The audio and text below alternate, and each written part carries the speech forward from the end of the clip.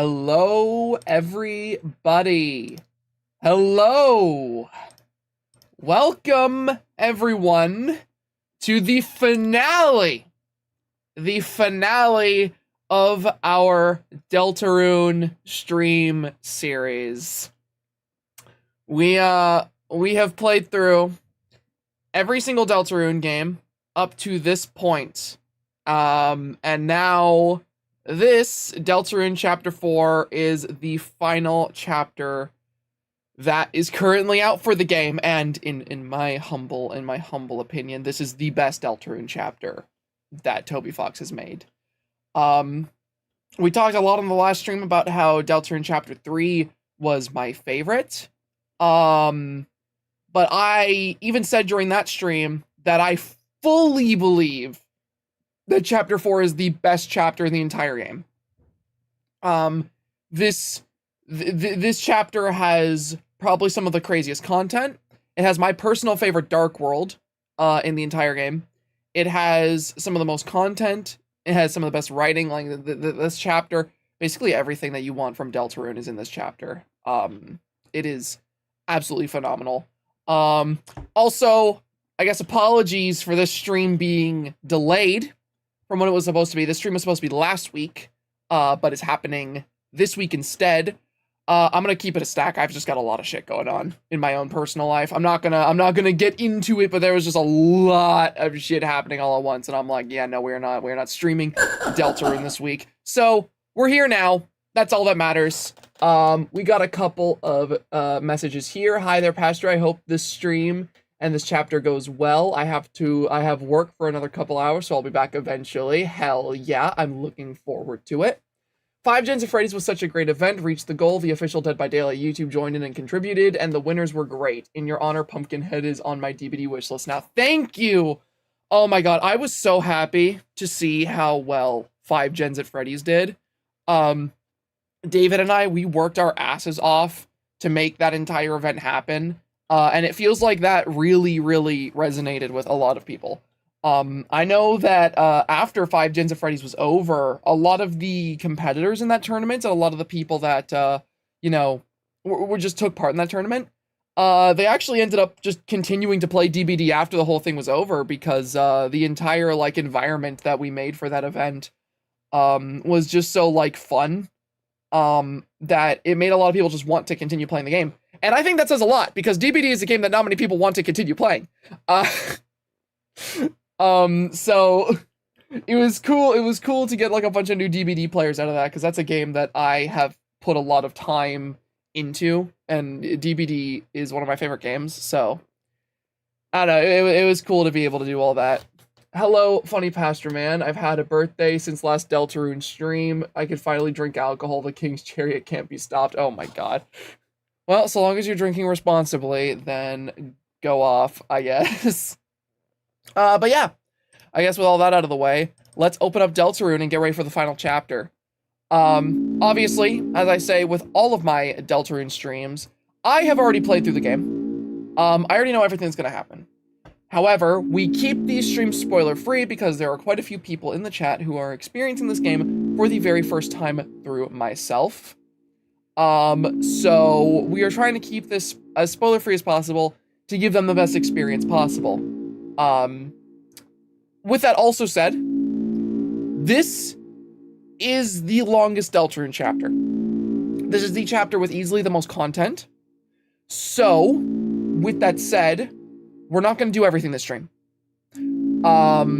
This stream is already going to be an incredibly long one.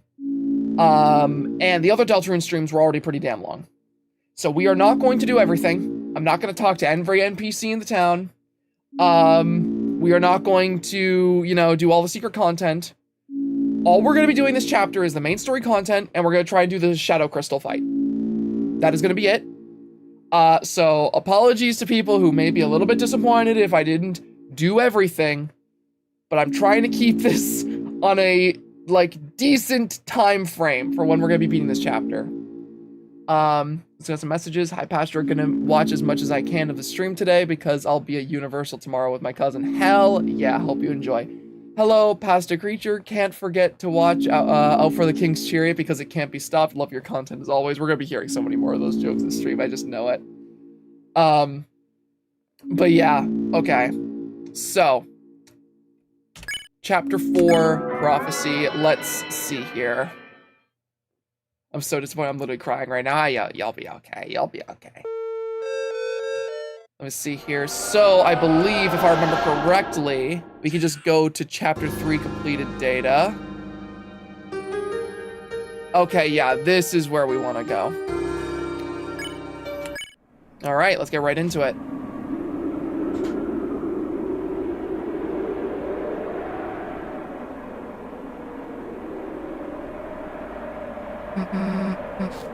The night. The roaring night. The one who's making the dark. Yeah, because last stream, chat, we, people who were there for the Deltarune Chapter 3 stream got, very well acquainted with the roaring night. We finally met the knight. And the knight, showed up right as Tenna was giving us Toriel back and ended up fighting us, knocking us out, and taking Undyne into the bunker. That was where we ended, so this chapter starting with us sealing the Chapter 3 Dark Fountain. The one who's trying to destroy the world. So, that's our enemy. Up until today, felt kinda like no matter how serious our adventures got, they were just part of another world. But now, someone's taken Undyne into the shelter. The real shelter. Chris, we have to do something before she's...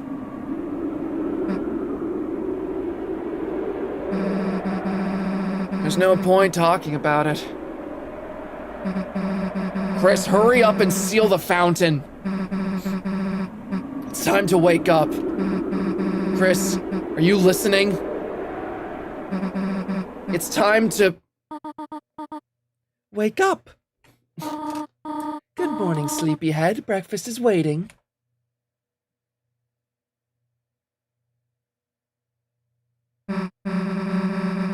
Chris, hurry up or someone will eat it. Yeah, we're just back in the light world now. Oh, Chris, you were sleeping like a puppy. Did you rest well? Come to think of it, I had some very strange dreams. Oh well, no more TV just before bed. Tenna! Oh! Oh! Chris, how the hell did you sleep through breakfast like this? Butterscotch pancakes? Infinite omelets? Living like this has gotta be a sin. Oh, sinning. That reminds me. Susie, how would you like to go to service with us today? As you know, as you reach the end, I will say my only major annoyance with Deltarune is the Chapter 4 select menu. Why the fuck is it 4 different windows? Sure. Oh, wonderful. Just let me find some clothes for you. Peachy. The hell? We have to go to church? Damn it, I knew these pancakes were a trap. Well, time for me to get the hell out. Chris, wait a sec. You remember last night, right? Undyne, that place she was taken to. The shelter. It's like, close to the church, right? It's probably a long shot, but maybe someone around there knows how to get in. I mean, if we don't hurry and save her, then...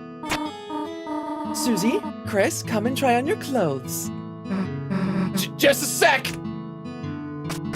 Hey, Pastor, can't wait to see you play my favorite chapter in the game so far. Got my Roaring Night plush I made to watch you play this. Hell yeah!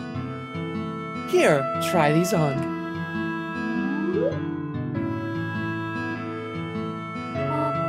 Sorry, Susie. All that fits you are Asriel's old clothes. Oh, Chris, does she not look perfect? Shout out to the old Undertale outfit on Toriel right now. Oh shit, I got a free 1-month message? Sick, I should use this opportunity to make a clever joke or a nice message. Oh shit, that's the character limit. Thank you. I'm sorry this is happening. Shut up, this is your fault! Well, shall we all, walk over together?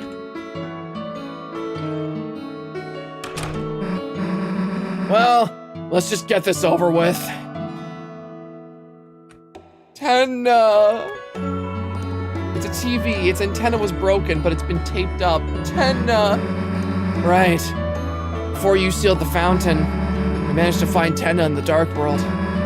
He was barely alive, but the Pippins and Shadow guys told me how to fix him. So I tried patching him up. Hope it worked out. Mom kinda wants to throw him out, though. Let's find a new home for him fast, okay, Chris? Okay, so yeah, chat, for those of you who were worried last chapter, Tenna is alive. We managed to recruit all of the Darkners in the previous chapter, and because we did that, we were able to put him back together. So, Tenna is not dead, he's just a little bit worse for wear. And this chapter, y'all are gonna have to help me remember when, but we're gonna have to try and find him a new home this stream. Because I know you can. I know you can find a place for him to live, and I know where. I just don't remember when in the chapter you're able to do it, because I haven't done it on my own personal save.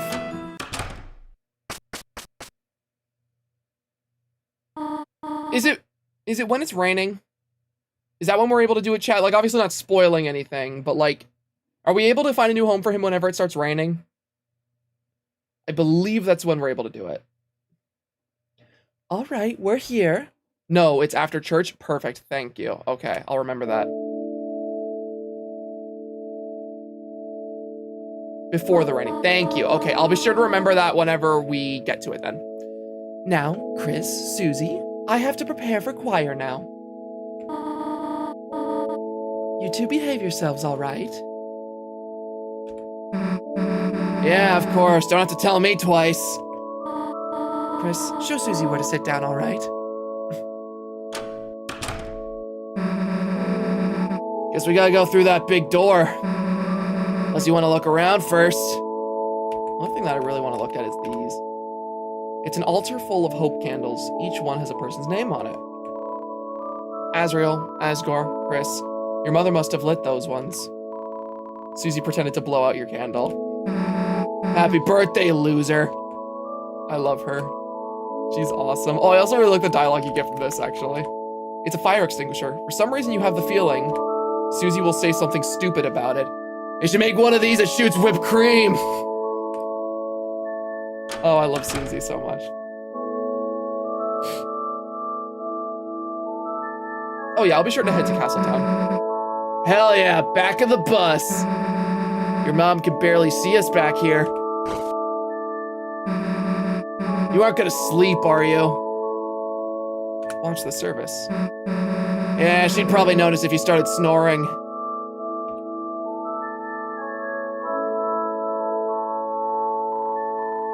Welcome, everyone. Thank you for coming again today on this glorious day of days. If you remember this guy, actually from the from chapter 2 chat, this was the priest who was praying over his father's grave whenever we went to go visit in chapter 2. Please stand for the opening song.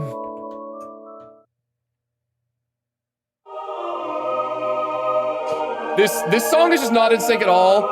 Heaven knows the story that we've borne from our hearts, of the shadows cutting deep, and the heroes that save us. Heaven knows the beauty of the soul, and weep to the majesty and pray we not forget the tale of Deltarune. Is that the name, chat? You may now close your hymnals. Hymnals. I don't know how to say that word, I'm just guessing.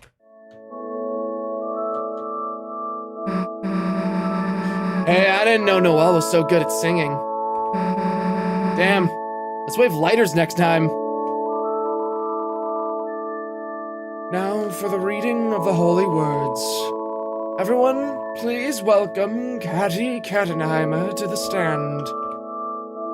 Hymnals. Ooh, wow, I really fucked that up. Like, hey everybody, what's up? Is this thing on? Lol. Catty, do you, have the reading papers? No, I'm like good. I like memorized it. You, memorized it? Yeah, like, so is everyone, like, ready to rock? Woo!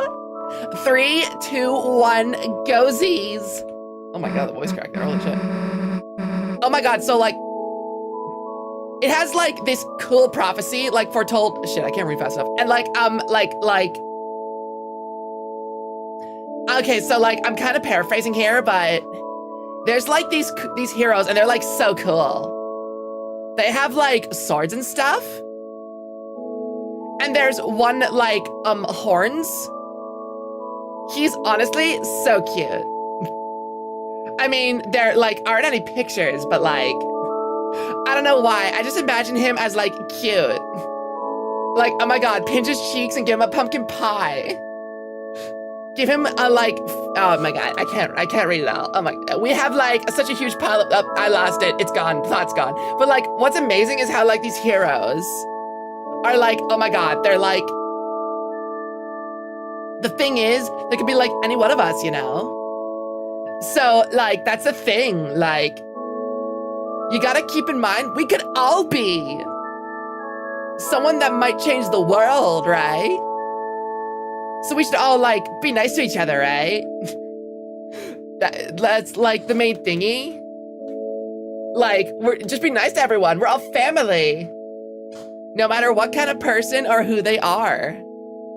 Like, we believe weird crap, but we're up, it's gone. You don't know who, oh my god, I can't read. Like, even maybe like, I'm actually a hero too. Like, maybe I'm keeping a secret from you guys. Psych, it's totally not me.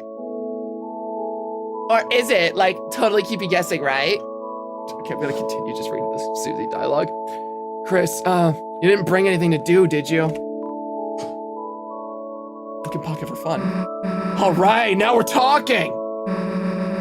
Let's see what the hell you've got here. Smellable stickers, some burnt crumbs, a nibbled pencil, a piece of CD. Nice, that should be enough. All right, let's mess with some stickers first. You inhale the sticker's aroma. It smells like marshmallows. Fragrant, but not overpowering. Now what? Put a sticker in a bad place. Huh? Hey! Who said you could put stickers there? You know what that means, dumbass.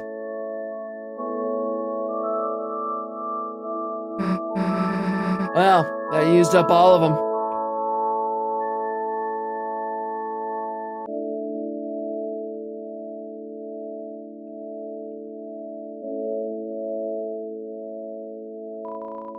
Thus concludes the first reading.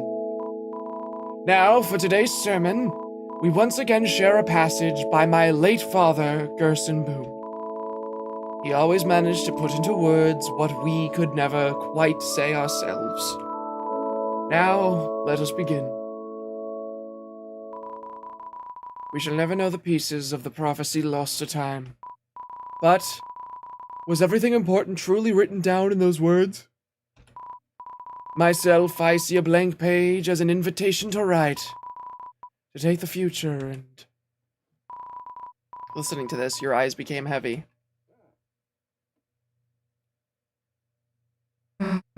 Chris, hey, Chris, get up! We don't have any time to waste. We have to get to the bottom of this.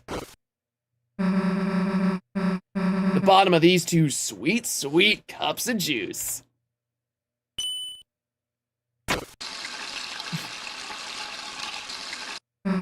Ah, church flavor. Anyway, you go ask around about the shelter codes. Me, I'll make sure there's nothing hidden in here. So, this is the part where we get to go and investigate the church and figure out what we need to know about the shelter. I already know who I need to talk to, what I need to do, but there's some people I want to talk to first. I mainly want to talk to Noelle. Hi, Chris. Kind of funny seeing you here without Asriel. Locked door. Huh? You mean, how I got locked out of my house? That's why I used to end up at your place sometimes. You know, you'd help me, break into my own room. Even then, my mom never gave your family a spare key. She never even kept anything at City Hall, either. No keys, no documents, no handmade gifts, anything. Everything important, she always keeps locked down at home. Felt like useful information. Hey, Christmas. Look who decided to crawl out of their little igloo. Noelle! Noelle, your singing has gotten so lovely. You, Chris, and Asriel should perform sometime. Huh? It would be nice to go caroling together. Chris will sing swears. Chris will sing swears. Chris will sing swears. That's good. So, the person we need to focus on is Alphys. Chris, a nice surprise seeing you. Darn, I need a drink, but Susie's over there, and if I go make my 25% red and 75% yellow juice combo, I know she'll make fun of me for it somehow. Okay, watch this. 25% red. 25% yellow. 25% yellow. 25% yellow. Whoa, nice juice combo, looks cool. Okay, but low-key, that's actually kind of fucked up. Why does Noelle's mother not care enough to actually make sure she doesn't get constantly locked out of her own home? Yeah, that's kind of messed up. Okay, now we have the juice combo. Hey, Alphys. My throat is parched. Chris, is that my special drink combo?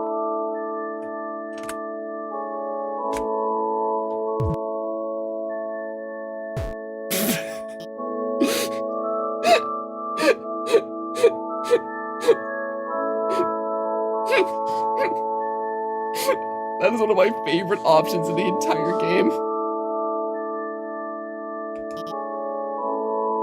Oh, it's so good. Did you want to talk about something? No! No, let's talk about the shelter. Huh? Shelter? Why would you want to go there? Put hay inside new house for Susie. Huh? Like she's some kind of horse? Wouldn't she just eat the hay? Wait, let's not seriously go into this topic. That being said, Chris, I don't think you should try to go in there by yourself. The shelter, it's a place for people to survive an emergency, right? But ever since I've moved here, it's been closed for some reason. Makes me wonder if, even if there was some disaster, whatever's inside there might be worse. Oh, of course, that's just my paranoia speaking. But I will say, I've only ever seen a couple head down there. Undyne and the mayor. So if you ask the mayor or Undyne to chaperone you, I'm sure that might be able to help you with your project. But by the way, in the process of asking Undyne, if you could tell her to call me back or text me back, or I guess just otherwise find out if she hates me, that would really help me out. She's sort of not answering my calls. Felt like you gathered enough clues to tell Susie. Okay, no, I need to say the best line in this entire chapter first. Also, wait, hold on, I got some super chats. Pastor man, I have been left in thine pockets, and thine back is bent. Otherwise, I would find. How art thee? I'm doing well, Rules card, thank you. Hey, Pastor, I was wondering if you might be interested in playing the game Dead Played on a small stream. I've never heard of it, so I'd have to look into it first. Ah, Chris, it is most wonderful to see you worshipping here today. And with a friend, too. Did you seek something from me? Bangin' sermon, my man! Thank you, Chris. Although I did see that it put you to sleep. I know I did not exactly have a flair for entertainment. That's why I don't write my own sermons or anything anymore. Favorite bit in church is the part where Susie lists the items are in the light world. I think it's cool that we know what some of them are. Yeah, it's really cool. Bangin' sermon, my man! I don't think my father would rest well knowing I was tarnishing his legacy.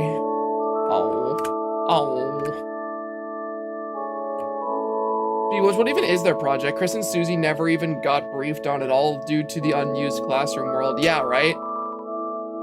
Tell Susie the info. Explain the clues. Cool. Let's hear what you got.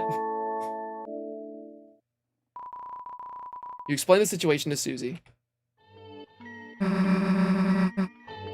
So the only two leads we got are Undyne and the mayor, huh? Bangin' sermon, my man! I guess if we think about the three symbols on the shelter, that pretty much tracks. One looked like the church symbol. Don't got that code yet, but it could be here. One looked like the badge the cops wear. So Undyne probably knew something too. One looked like a pine tree, and the mayor likes trees, right? I mean, there's one in City Hall. Maybe that's why the knight captured Undyne. Sorry, I was yawning, jeez. They wanted to take their code so they could get in.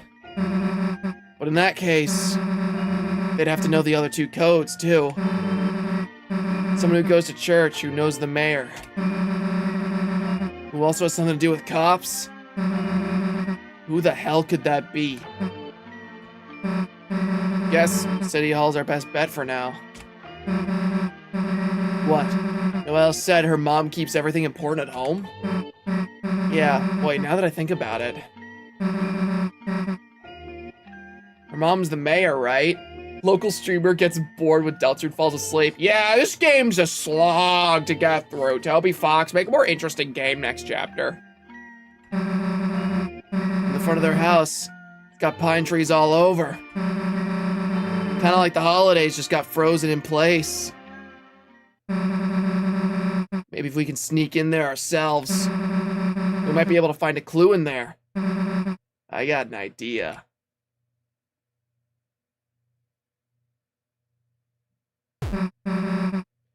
Hey, nice singing! Susie, how did you... Why are you... What brings you to, church, Susie? You know, juice. Oh, right, sure, that's why I come too? Right. Yeah. Looks like blood. Definitely, that's why I'm always drinking it? Yeah, too bad they just ran out of blood. Where, are you going with this? Let me get straight to the point. Yes? Look, Noelle, you want to work on our projects together? You know, at your place? Huh? I'd have to ask, and my mom, I'm not sure if she'd. Yes, yes, we could do it, yes. Really? Damn, that was easy. Boom!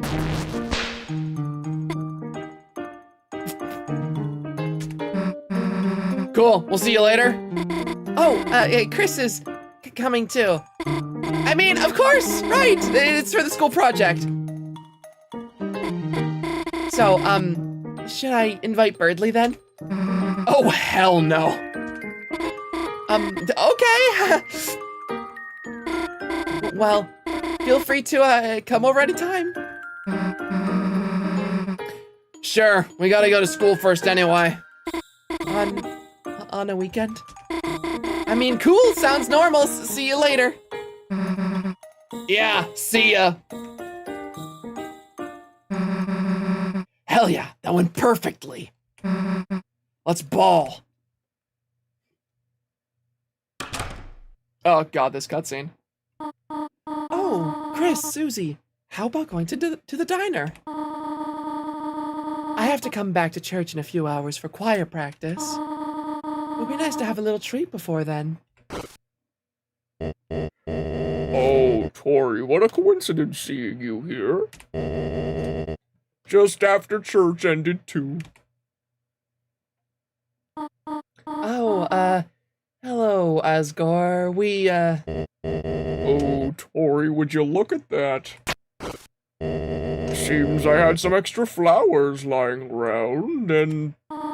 Asgore, I think I have to go. I'm sorry, can we talk later? Of course.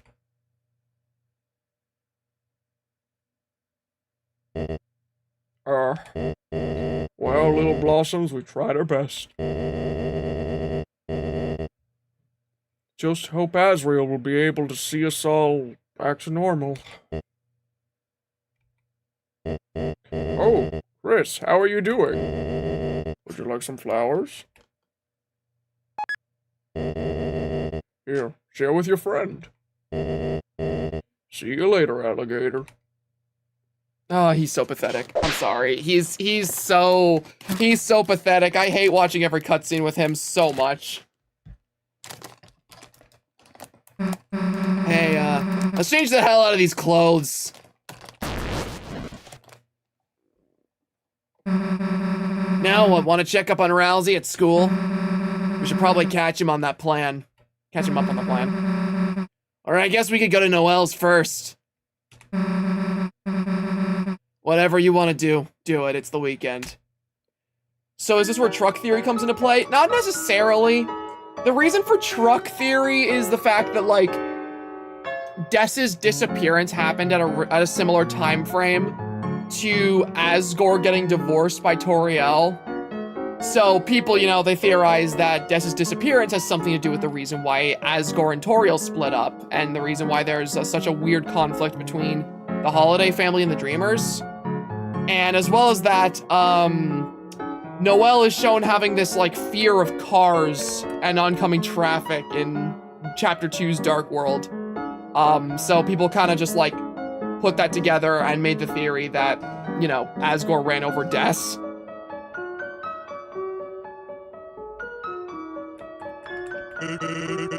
Yeah, don't mind me. Just fixing up this grill. Want a hot dog? Heck yeah! Wait, isn't that a cattail?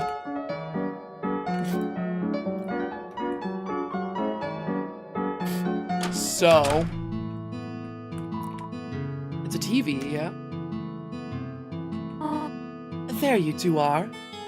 I hope you've been... Where are your church clothes? You know, we just kinda... Chris, Susie is the guest. Make an excuse for her. I ate the clothes. That's not helping, dumbass! Okay. Wait, we'll go back for Tenna later.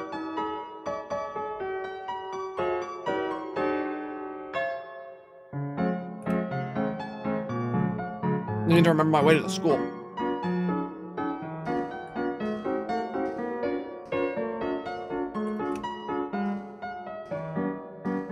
Thine king's chariot shall not be halted. Thank you, rules card.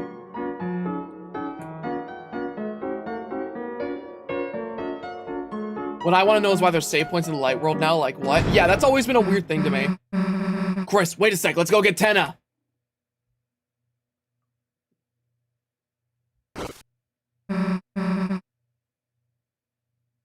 All right, let's go.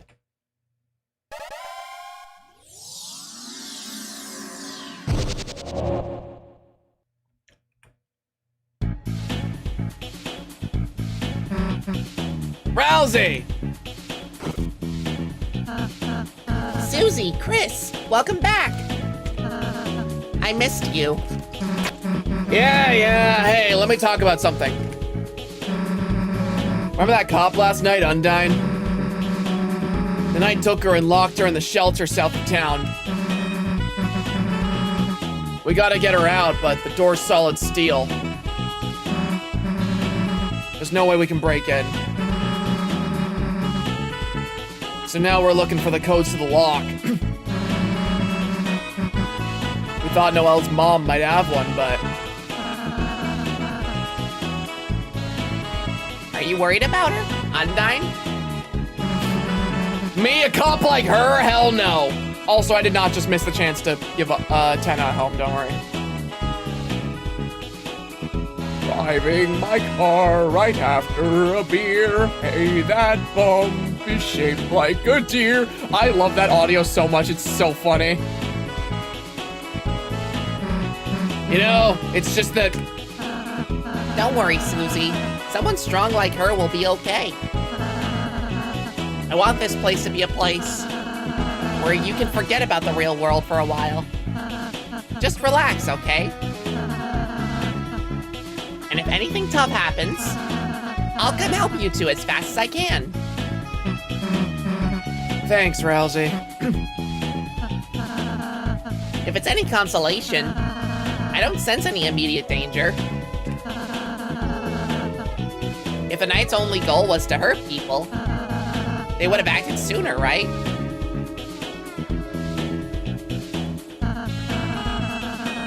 For now, let's make sure no one else gets taken. Yeah, alright. What's with you making me feel better? I like you too, Susie. Yeah, alright, knock it off with the stupid voice. Why, Uwu? I should not have taught him that. Honestly, he kind of had that coming. Man, if only we knew someone that can get into Dark Worlds and knows when they pop up. I know, right? Hi, Patch. Just wanted to say that you're one of my favorite content creators, and since I finally got my own bank account, I wanted to have this opportunity to have to give you my first ever donation. Oh, that's awesome. Thank you so much. We have a Lancer now. Also, yeah, check out how awesome the friggin' Dark World is now that all the friggin' people have been recruited. It's awesome.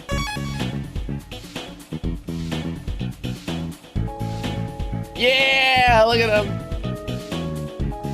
There's a couple places I really want to visit here. So we're all in agreement that Papyrus is the knight, right? Of course, David. I'm glad we went to chapter 4. Tenna's TV show is really bad. No wonder the mailman divorced him, bro.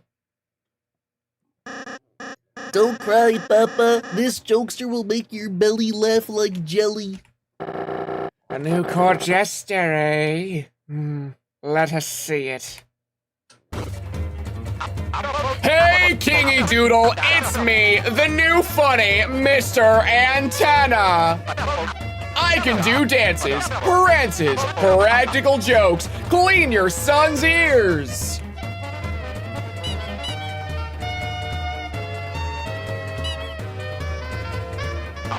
Hey, what did the playing card say to the television? Leave.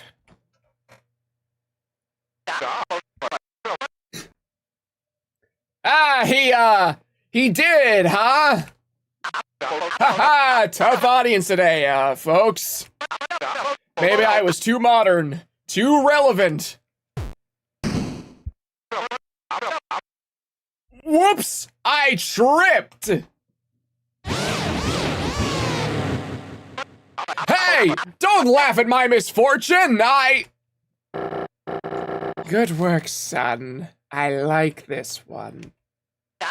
I mean, they like me. They really like me.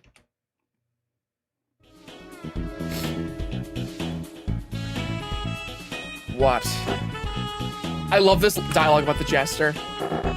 It was he, the clown, that told me of the night's brilliance. About the fountain's glory and how I would rise to power. Funny little man.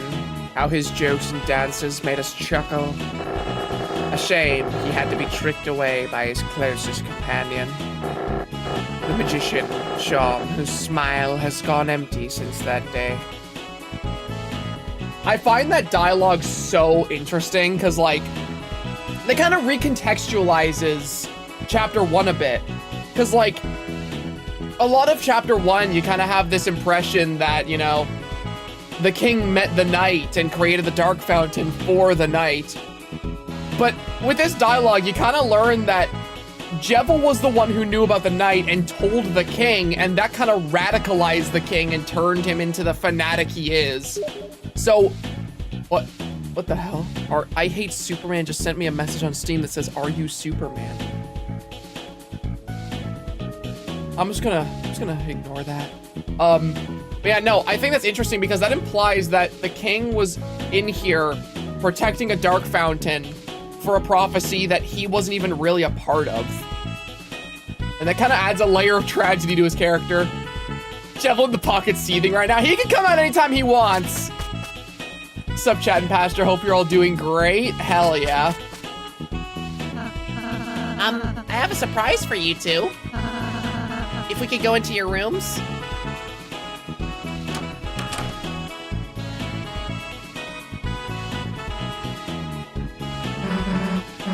Huh? Our rooms, they're combined? Just for today. I thought we could use the space. For a tea party. A tea party?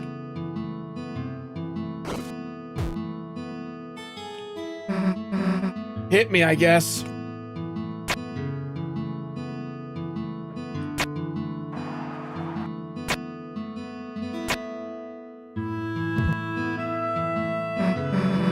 Hey, this is pretty good. Thanks. I got help from Swatch. Chris, would you like any? 2 lumps, please. There. And here's the tea. Tea party. Are you Superman? I can't disclose that. It's kind of funny. I always thought tea parties were for wimps.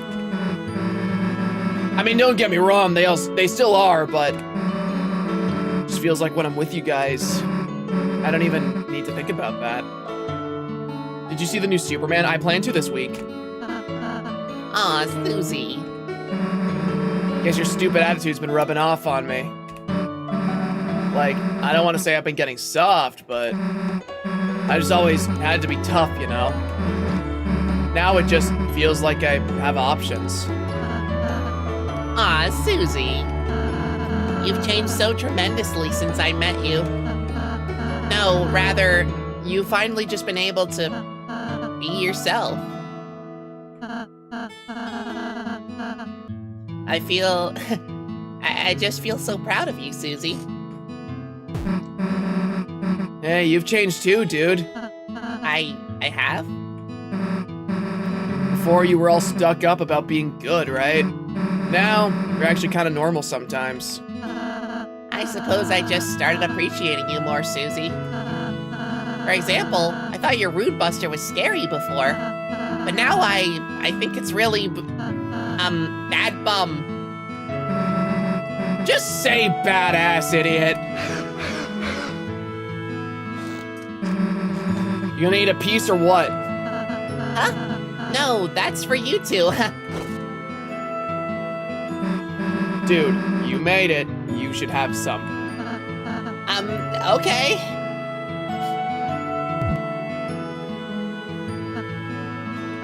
Oh, this is really yummy. Why the heck are you so surprised? I've actually never eaten cake before. Since I was making it for you two, after all. I can't believe it tastes this good. Huh, dude, you're such a weirdo sometimes. Just have the rest. No, I couldn't. I love these two options of Rousey, eat the cake, or that's my cake. Of course, I'm gonna be nice to Rousey, though. Okay, just, later. I'm a bit embarrassed about how much I liked it. Anyways, that was kind of fun. Thanks, Rousey. Chris, we should do something for Rousey sometime.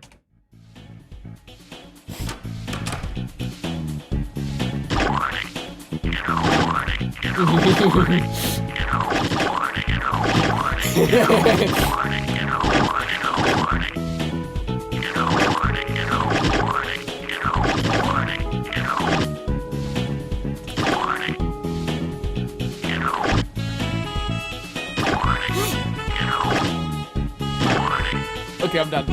One more. Okay, now I'm done.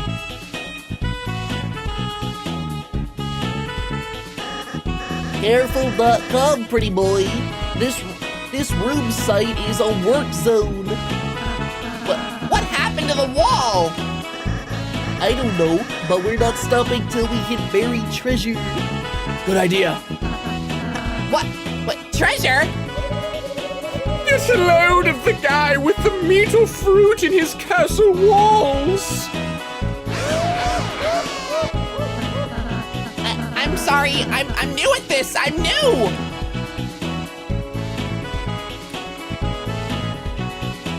Yeah, he does have a photo of Queen up on the wall now. That's really cute.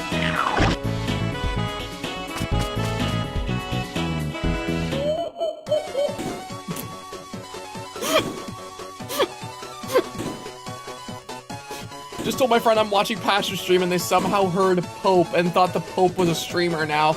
Yeah, guys, welcome to Pope Gaming. Today we're preaching the word of the Lord and playing Deltarune.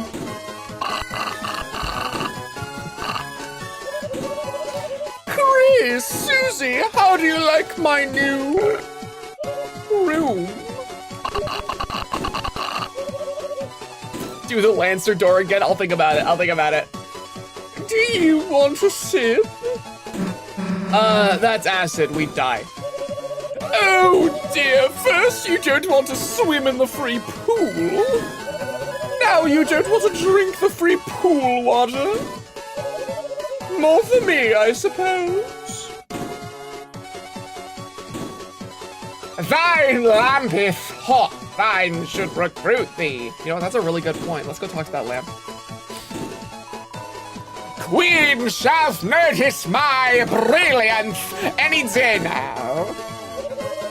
Something about that lamp's brightness level. It seems low. Hath she not noticed her lamp's bounciness beauty?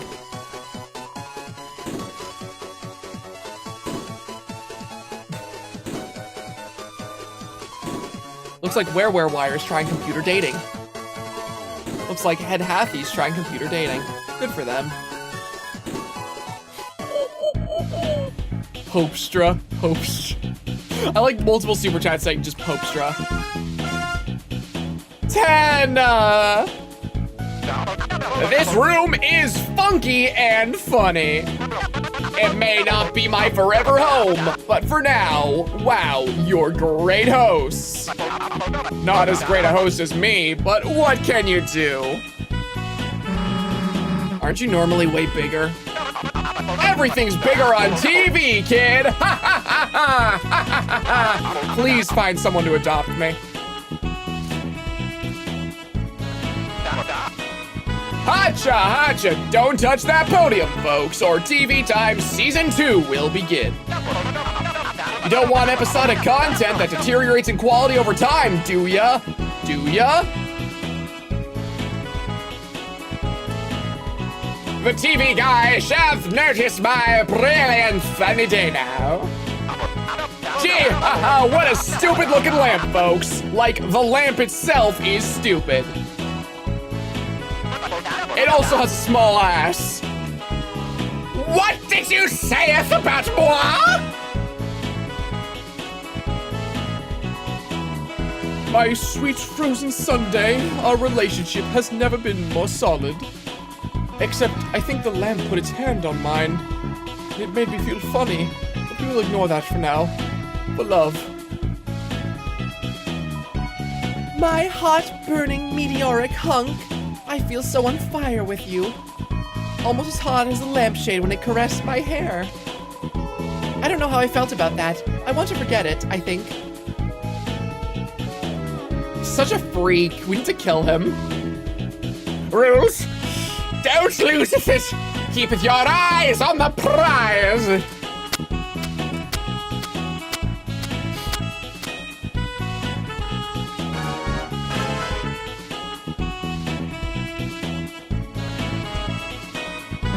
Hey, what's that room over there? Your room? Sorry, it's still really dusty and dirty, so So what? you can't go inside until I clean it. Come on, what are you hiding that's embarrassing? Last one there's a fresh egg. Susie, wait! Oh boy. Rousey's room.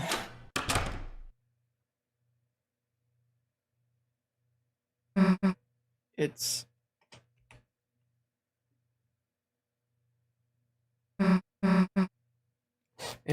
empty.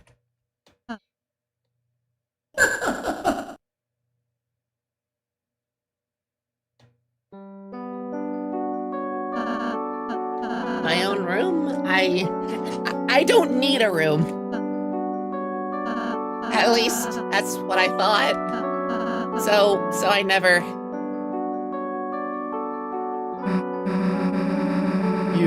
You live here. Why do we have rooms and you don't? Oh, well, I kind of read that wrong, but... Making you two happy is my purpose. If I think about it, there's no reason for me to have anything. That's the stupidest goddamn thing I ever heard. You see this stupid excuse for a room? I don't care what the reason is. Me and Chris are gonna fill it up wall to wall. Until you have the most badass room in the castle.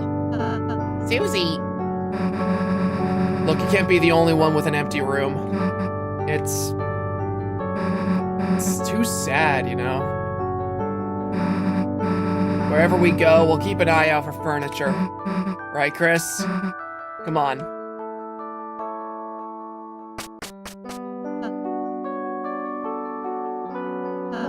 Chris, Susie is so nice. It makes my heart hurt. I don't really have any hobbies or interests. Baking, sewing, singing, those are all just things I thought to do for you two. But recently, I'm starting to feel like I'm developing my own opinions, my own likes, my own dislikes, my own desires, my own fears. Please tell me, should a Darkner be feeling like this? Picking this option is the work of Satan. I'm sorry, if you pick that option, I don't respect you.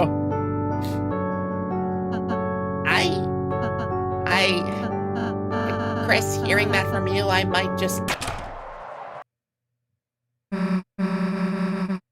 All right, furniture piece number 1. Thanks, Susie.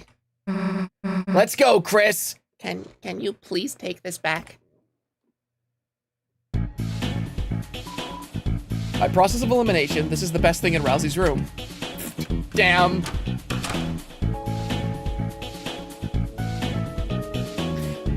I honestly had a small theory that Rousey physically stops existing when Chris and Susie leave. There's no doubt he's tied to Chris, just a matter of how connected they both are. I could see it. I personally think, though, that, like, I think that Rousey does continue to exist in here, but Rousey almost feels like there's no point to his existence without the others there. Which is hella depressing. Okay. Now, we're gonna go to a certain someone's house. And it's not Noelle.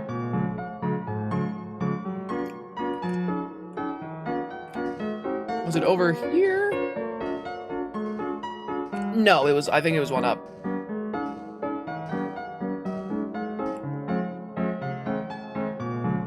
There we go. Whatever am I to do? This boredom, this and you? Oh, my, is that you again, darling? My only fan? Offer to give your TV. What? You want to give me your TV? I don't understand. Is there some kind of catch? It's scuffed, old, and the colors are kind of messed up. But it's, really good. It's a really good TV. I see. Could you bring it on by? Yeah, of course. Just wait a sec. Oh my, it's a handsome little thing, isn't it? What's the brand?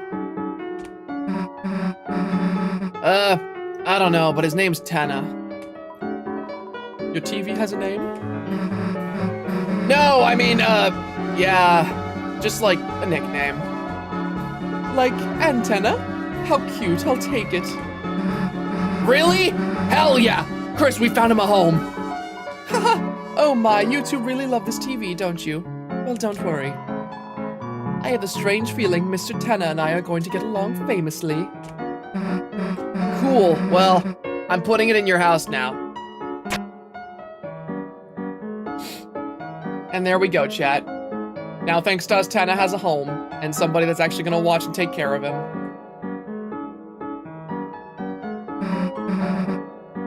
Alright, we made it. Yeah, everyone say goodbye to Tenna. Because of us doing that, he's not gonna be in the Dark World anymore, which, you know, that's sad. It's always sad to say goodbye to a character like that, but I think what's important is the fact that giving him to someone else like Metaton that's actually gonna get use out of him, that's allowing him to move on and actually, you know, continue to get used instead of being sad and clinging on to the dreamers who aren't really going to use him and just want to throw him out. So it's sad to see him go, but honestly, I think it's a really good thing for him. It's very bittersweet letting him go. Yeah, exactly. Because, like, whenever you have him in the castle town, obviously it's nice to have Tenna there because he's such a charming character. But, like, even when he's in the castle town, you can tell all he wants is just to find someone to take care of him. All right, we made it. Now, where the hell's Noelle? Ugh, I'm gonna get hungry waiting around. Chris, got any snacks? That works, I guess.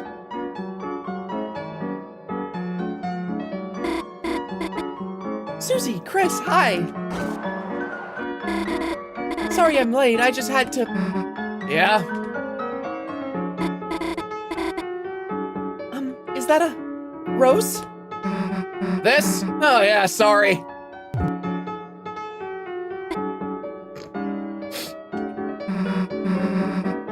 Oh shoot, did you want some? I can pick up the stem if you... No, it's fine. This way. What? Okay, whatever. I love that cutscene so much. Here's my house. Sorry, it's not much, but Girl, shut the fuck up. Girl, shut up. my house isn't much. My house isn't. Girl, the hell, it's huge. I'm already getting lost just standing here. Oh, really? Then, here, I'll show you around. Girl, you are the 1%. I'm sorry, it's not much. Shut up.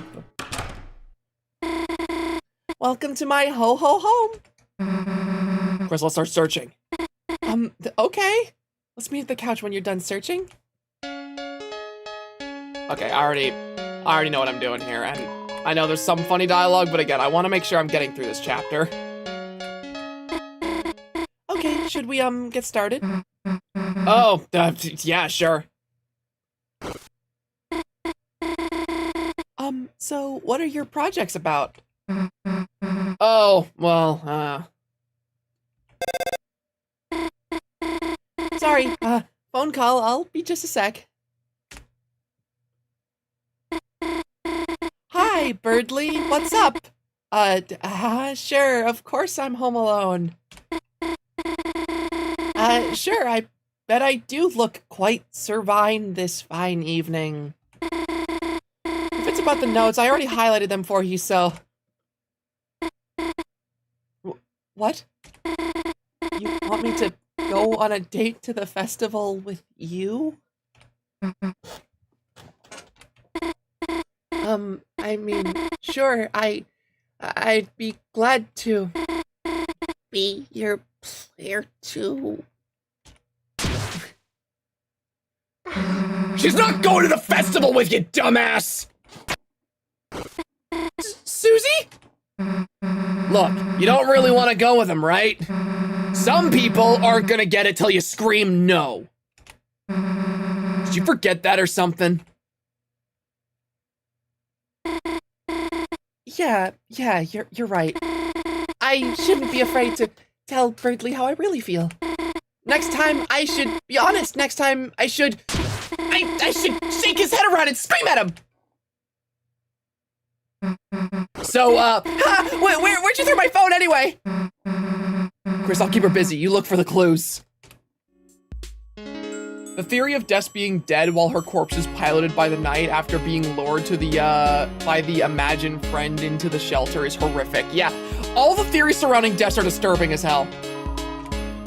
It's Noelle's phone. You can still hear a voice on the other end. Answer it. Yeah? You can still hear Birdly distantly talking to himself. Oh, sweet rotisserie Santa. The nightmare is become real. Susie hurting Noelle just to stop me from going with her. She's gone yandere for me. Oh, heavens to yikes, where's my Dragon Blazer's barf bag? But now that I think about it, she must be very lonely. A poor girl with no one to show her exclusive tips and tricks. Hello? Are you still there?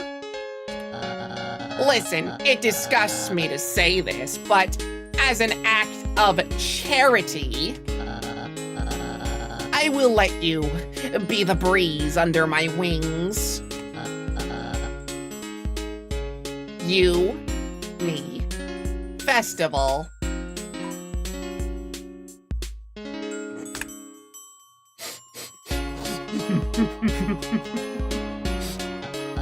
Chris? The phone, you? Chris, I have to say, I am flattered. But if you want my hand, you'll have to fight for it. On the day of the festival, you, Noelle, Susie, the lover who impresses me the most, will be my date.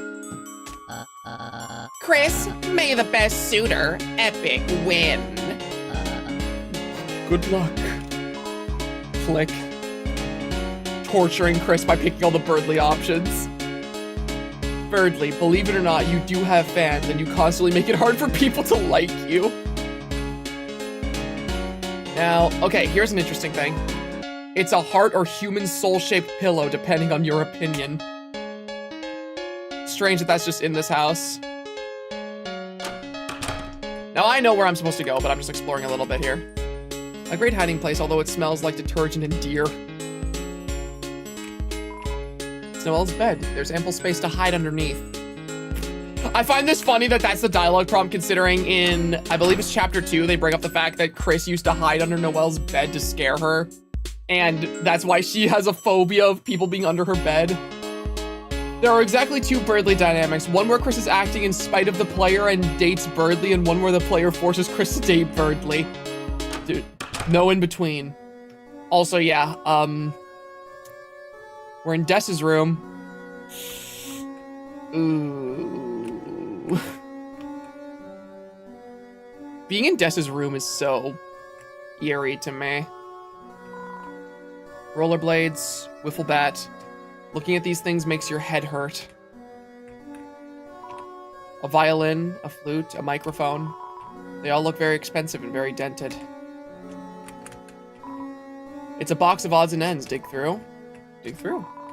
You dug through the box and found a couple of burnt lighters, rusted multi-tool knives, expired rations, walkie-talkies, loose binoculars, a pair of shoes fit for hooves, violent comic books, paintballs, a cracked hockey mask, frayed yarn and buttons, your brother's retainer, and old mint cans with unique leaves inside them. Okay, so, like, chat, we're all in agreement that, like, her and Azriel 100% had a thing going, because, like, no friends just keep the other person's retainer. I don't care how close you are.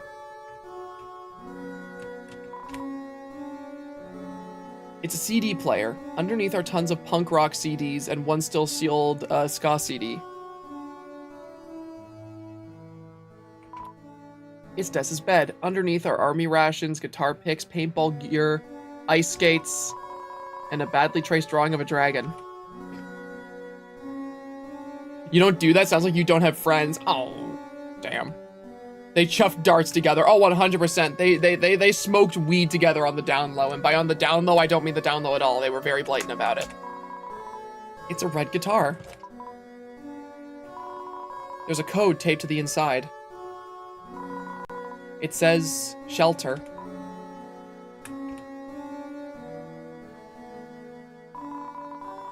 You lean down to look inside the guitar. You began to read the numbers in the passcode. 1, 2, 2.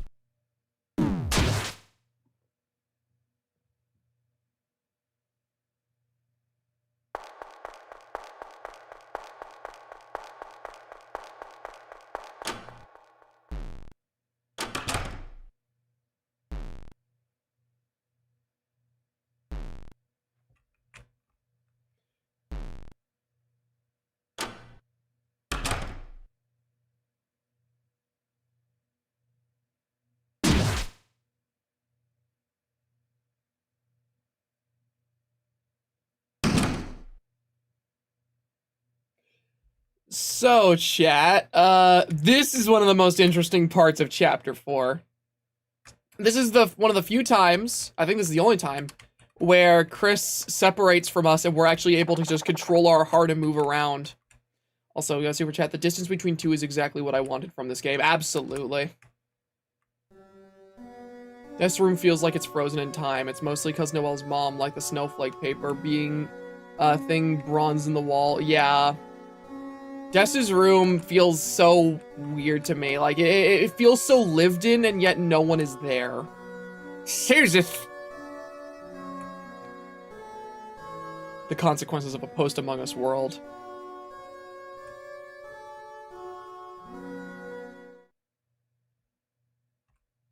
Can't go in here. Now, there are a couple little secrets that we can find while we're in this sequence crawling around in the vents as the heart. I'm just trying to remember where they are.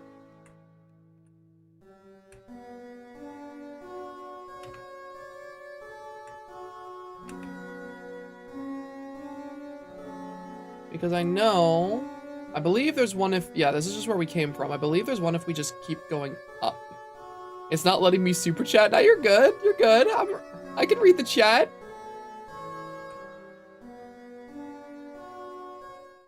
That's where I just came from. I did not beat the night. I struggled for like 3 hours and then decided, you know what, the stream's gone on for long enough. I'm just not gonna bother completing the night.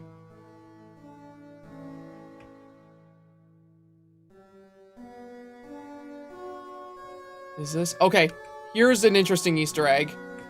So this, if we're going by the layout of the house, chat, is the room of the mayor, Carol, and Rudy. This is the parents' bedroom. And as you can see, on the wall there looks to be a, what's it called? It's like a cork board they use for like investigation purposes. I forget the specific name of it. But right next to the bed is a sword.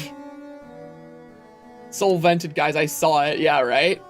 Theory board. Yeah, thank you. That's the term I was looking for. Post board. You guys know what I mean. Interesting that this is just in Carol's room. And interesting that there's just a katana sitting next to the bed. A lot of people see this room and they think, oh, this is absolute proof that Carol is the knight. I don't personally subscribe to that because it feels a little too on the nose. I think the theory board is definitely, yeah, like the person in chat said, I think the theory board is the more interesting thing about this room. I personally think the sword's a red herring. I personally think the sword being right next to Carol's bed is supposed to be misleading because I feel like that's just too, it feels too obvious what it's trying to imply, you know?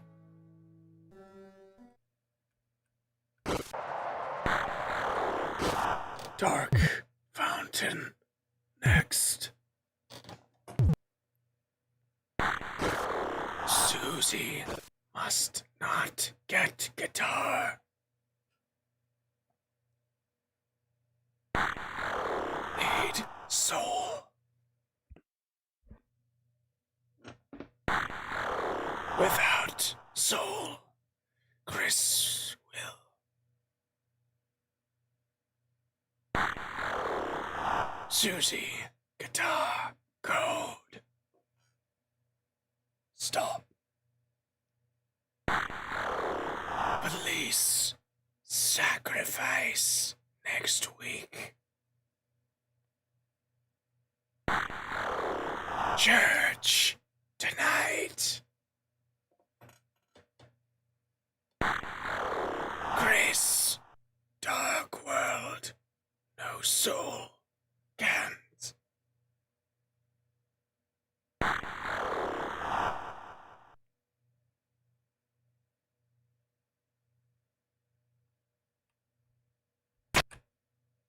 Chris, are you okay, Chris? Are you okay? You lying son of a bitch.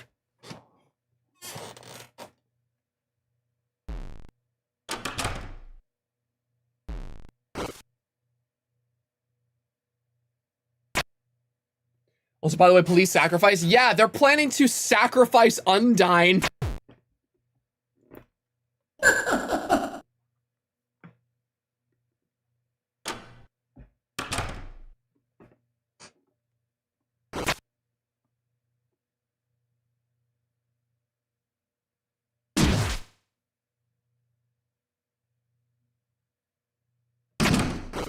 When I entered Dessa's room, I was so uncomfortable. Like it felt wrong making Chris go in there for me, mostly because of personal stuff, but it made my heart break to see that room perfectly preserved since Dess is gone. Yeah, especially considering you get to hear that, like, very, like, ambient, depressing version of the Lost Girl track. It feels so much like we just enter somewhere that we are not supposed to be, and it's heartbreaking. Something to sacrificing her to a demon or something makes me wonder, who are they sacrificing her to? That's what I'm wondering, is like, there's clearly something going on in the shelter. And Undyne is being sacrificed to somebody as a result of what's going on, but we don't have enough information yet. So wait, is this where, I know there's a secret somewhere here that I want to see. Okay, yeah. Dum-de-dum.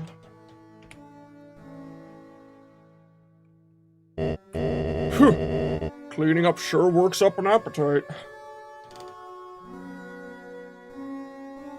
I wonder if the kitchen has any treats for me. No, not now. I could afford to take a break.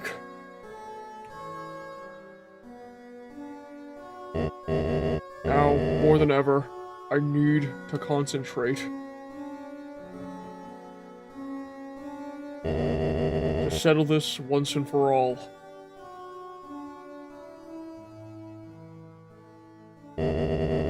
I've got to go look again.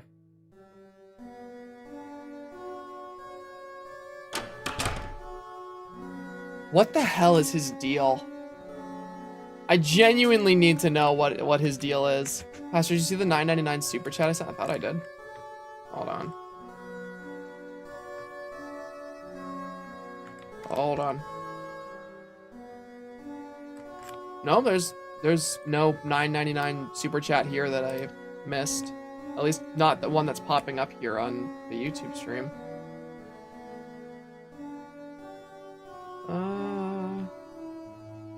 Oh, there it is. I had to check Streamlabs for it. What do you think the idea of the what do you think of the idea that in the weird route we'll have to refight the bosses, like Tenna tries to appeal to Chris, Queen trying to help Noelle, and King attacking us because you justify his hatred? I don't think it's likely.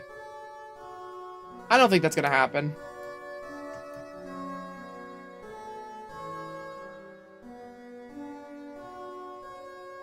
Yeah, that's such an interesting cutscene to me, because, like, what the hell is Asgore's deal? Where does Asgore fit into this entire game? Like, initially he kind of just feels like he's just this, like, sad, divorced dad, and that's kind of his entire character, but then you get moments like that, and it's like, it almost feels like Asgore in his weird way is in on it.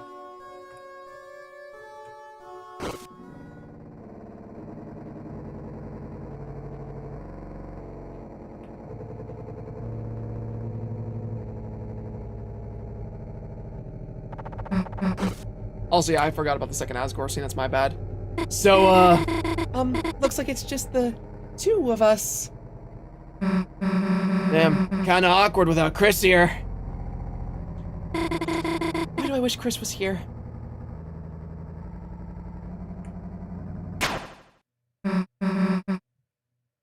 Dude, the lights. Did, like, the power go out? Ah, Chris! We know it's you doing one of your stupid pranks. Let's go fix the breaker.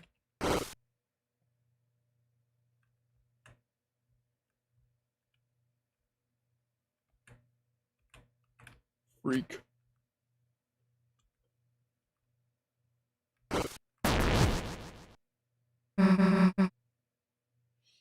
Oops, that tree. Sorry, Dad didn't clean the basement this year. Anyways, the breaker's down here somewhere.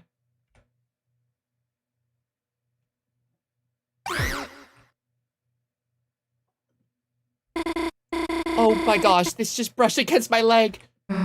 What the hell is that? It's an angel doll. It was goddamn moving.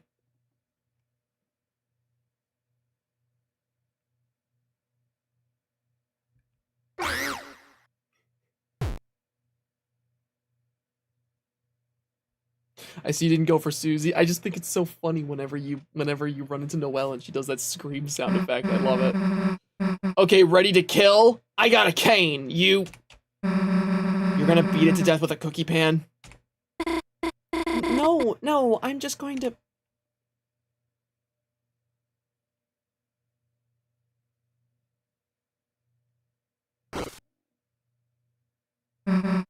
Huh? Dude, you got guts. There's probably just like a mouse underneath it, right? It's nothing to be afraid of. Character development! She is not scared of mice anymore. I just realized the symbolism of the soul hiding in the angel doll. Okay, yeah, I wanted to bring that up at some point. Because, okay, like, obviously the prophecy mentions the angel. It mentions that the disaster that gets brought about is, I forget the specifics, but it mentions that the angel is what we're trying to deal with. And so far, we don't really know who the angel is. A lot of people subscribe to the theory that Noelle is the angel, but I do find it very interesting that our soul gets put in an angel, like a little angel decoration as a means of hiding in this cutscene. Thank you. The 3 heroes will banish the angel's heaven. That's what the prophecy says. And I find it very interesting that, you know, we're in an angel costume.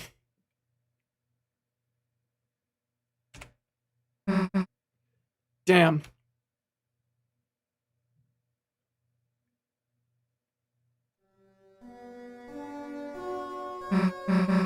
Dude, wait a sec. Huh? Something else followed us from the basement. Huh? What? The severed hand! Susie! Oh, you meanie. Heh, gotcha. Okay, what do we do? Throw it out? Let's think about it first. If it's a mouse, it could be as cute as a pet. Cute as a pet, could be cute as a pet, not as cute as a pet. Alright, and if it's a severed hand, I'll keep it as my pet. Wait, let me raise it too. sure, we'll raise it together. Could you guys stop being gay and let me out? It's funny, I was so nervous earlier. I've never actually hung out with you, you know? Let me out! But so far, it just kind of feels like I don't even know why I was nervous. It just feels like I already know you. Let me out! Yeah, I feel the same. It's pretty cool. Freedom! I guess. It's just strange. It feels like you're the same as in my dream.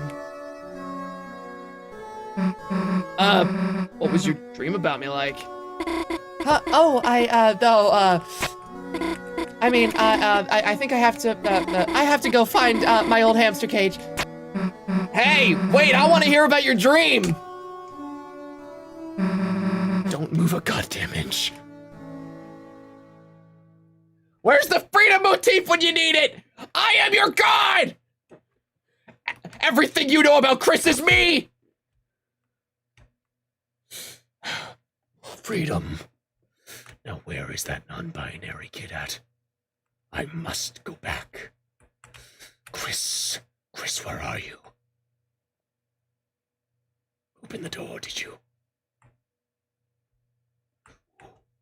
Ooh, Chris is nowhere to be seen. Maybe I can get that code. Ah!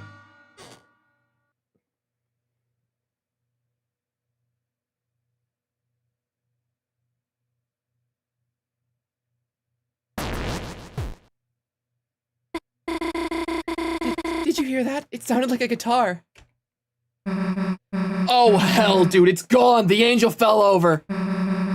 That thing could be anywhere.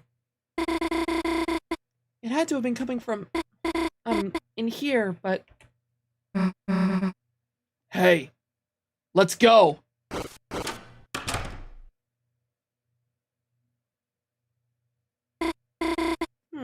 It's quiet. Yeah, well, it's probably scared of us. Susie, touching that isn't... Let's just chill out. If it's gonna come, we'll hear it.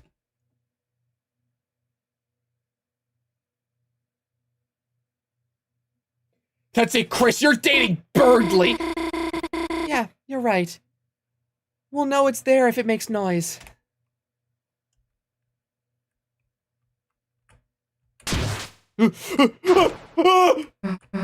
So, what happened next in your dream? Help! Ah!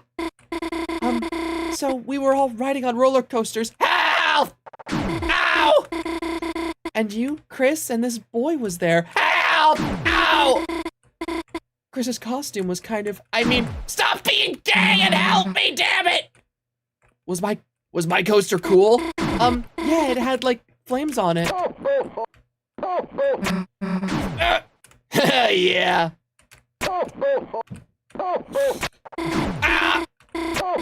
Honestly, the boy was strange though. Huh? Why? He looked a little like Azrael. Please! You know, Chris's brother, but not. Yeah, I mean, he does kind of look like Chris's mom. Help! Huh? Ah! I'm being beaten to death. From, well, you just said he would. Ah! Right, it just makes me wonder why. In the end, I just got so overwhelmed I stopped questioning it. Yes!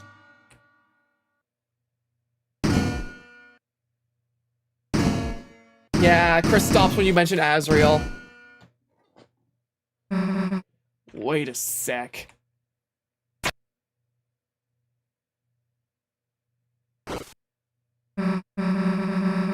Dude, stop making so much goddamn noise! You're supposed to be searching for clues, dumbass!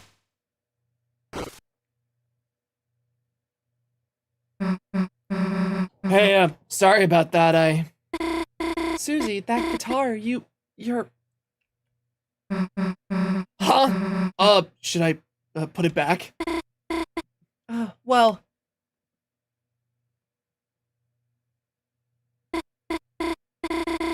No, it's... I think you should play it. Me? Sure. Sure, I can give it a shot. Let's, just go somewhere else, though. Okay.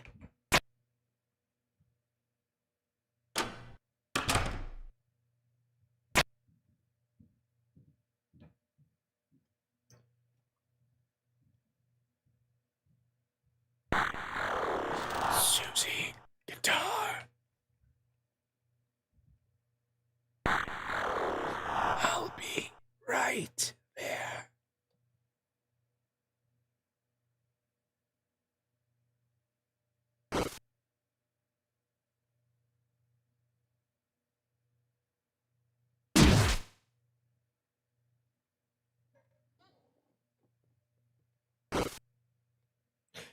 All right, gang, let's go.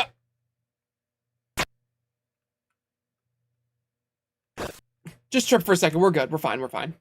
Let's send Nick to the principal's office and have them expelled. Exactly. No, it wasn't intentional. Nick, how could you? How could you? Hey, just so you know, me and Chris were in a band. We good. We're okay, trust. So don't be surprised if I'm pretty good.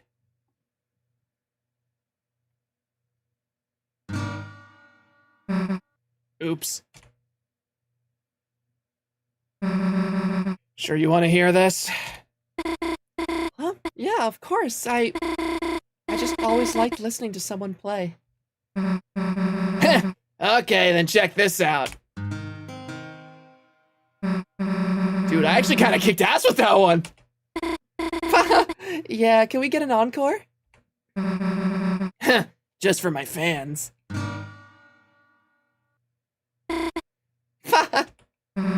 Shut up! That was the remix! Man, today's been awesome. Not to be weird or anything.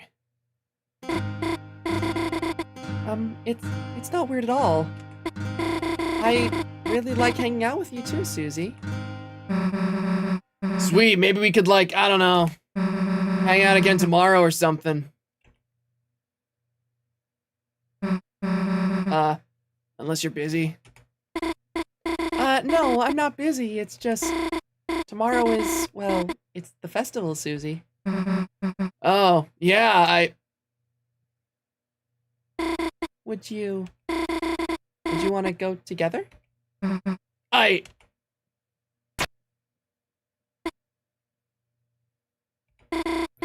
The lights?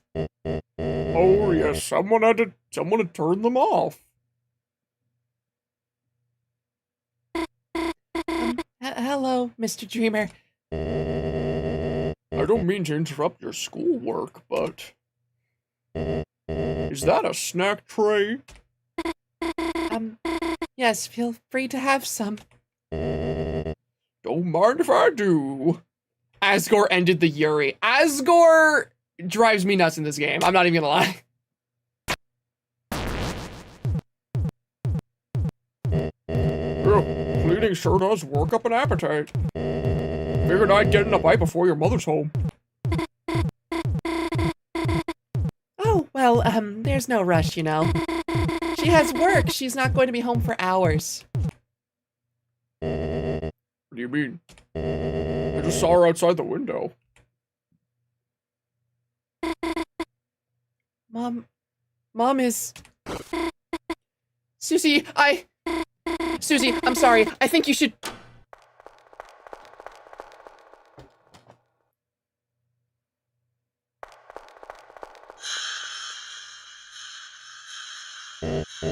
Hello, Carol.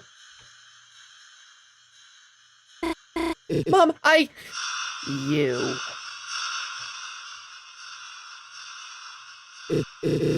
Get your hands off that guitar.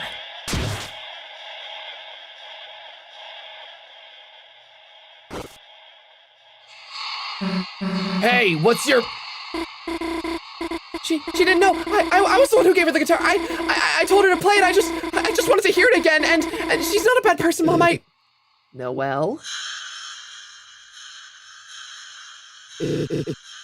Kitchen. Now.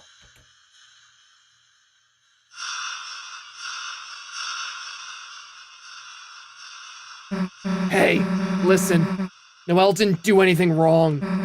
It's my fault. I took the guitar and... Leave. What? You are not welcome. Leave. And don't talk to my daughter again.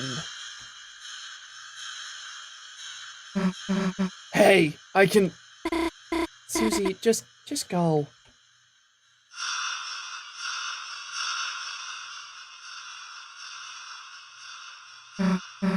Well, guess who's taking your daughter to the festival tomorrow, jerk? I'll be in the kitchen.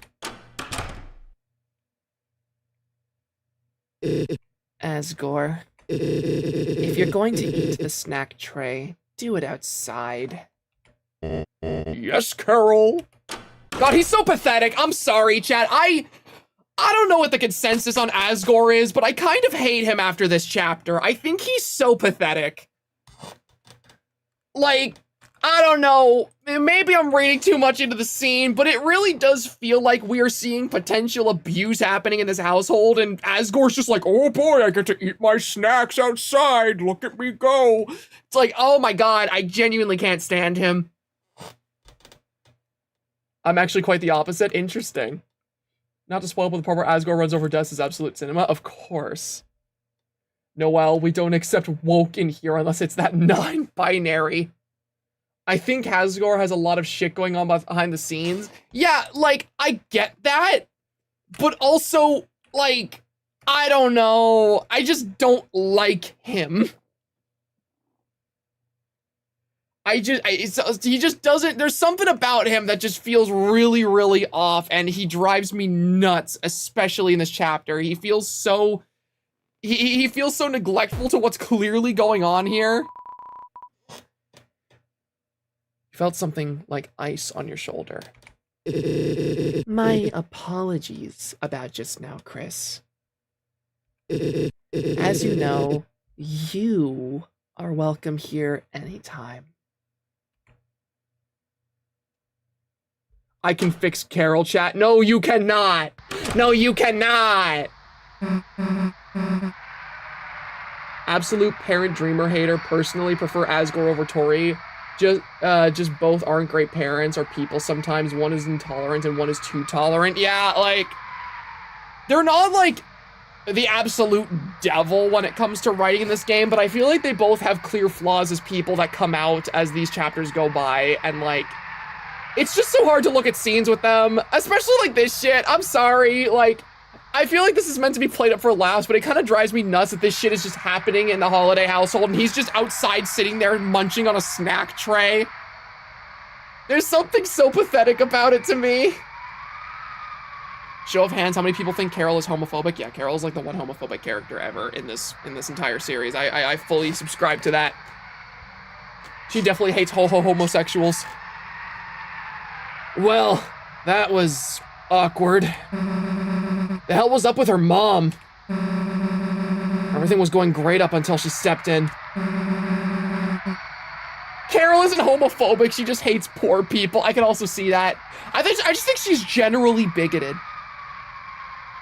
She also looks like the Grinch. Pastor, I mean, he's a disgraced ex-police officer. Carol has him by the balls, holding up his business for favors and other purposes. Yeah, that's what I mean when I say he's pathetic. Like, he's genuinely really pathetic to me. Then the room dropped like 5 degrees. The code! Chris, we forgot about the code! Damn, it's all her fault.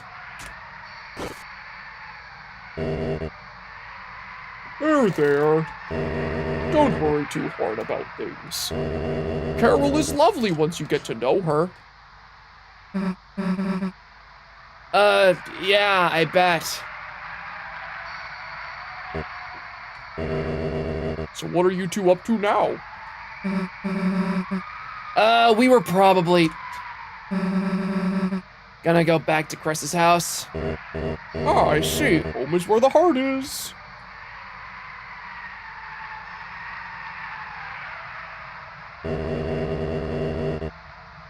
May I offer either of you a cheesed cracker? You know what? Sure.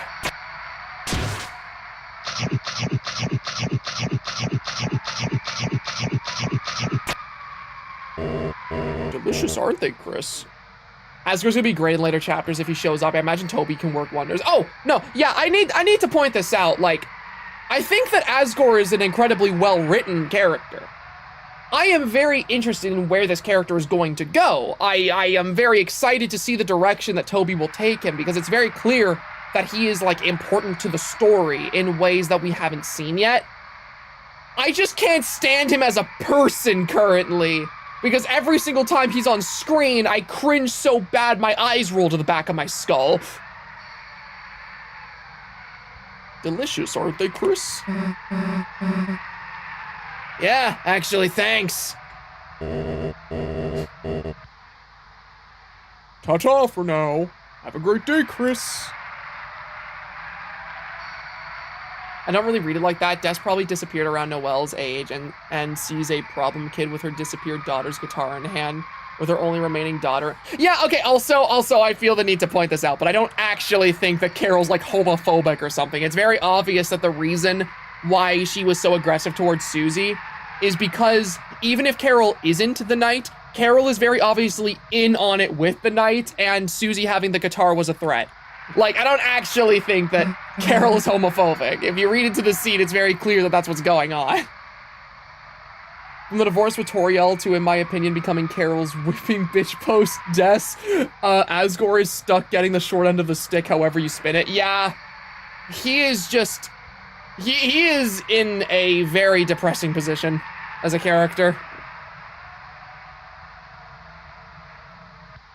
Also, Susie Soul holding her dead daughter's guitar. Yeah, like, obviously, if she comes home and sees what's going on, even outside of the context of Carol working with the knight, if you come home and you see some random stranger holding your like, missing kid's guitar, that's gonna piss ya off.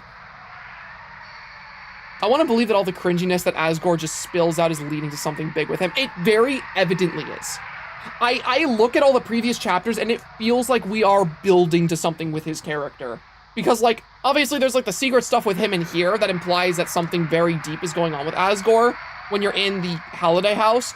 But there's also just, like, little bits of dialogue that, to me, feels like they heavily imply that we're going to get something very important with Asgore soon.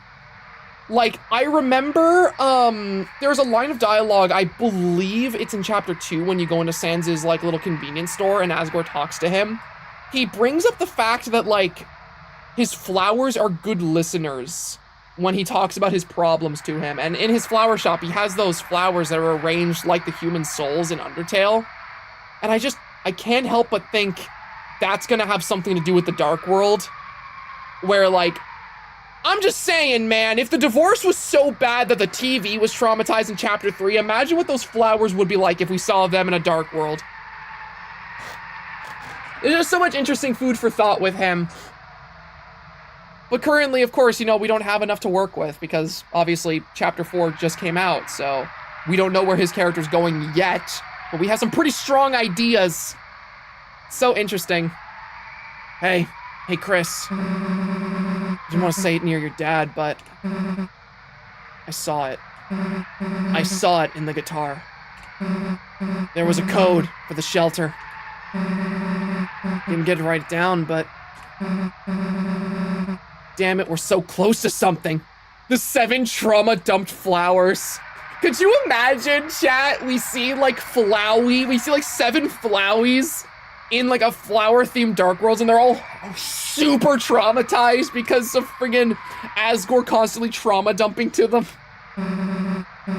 Guess we just gotta try again tomorrow. Yeah, Susie, it's 12:25. Come on, Christmas, Susie. Oh, 100%, chat. The code is absolutely 12:25. Like, without a shadow of a doubt. Well, what the hell do we do now?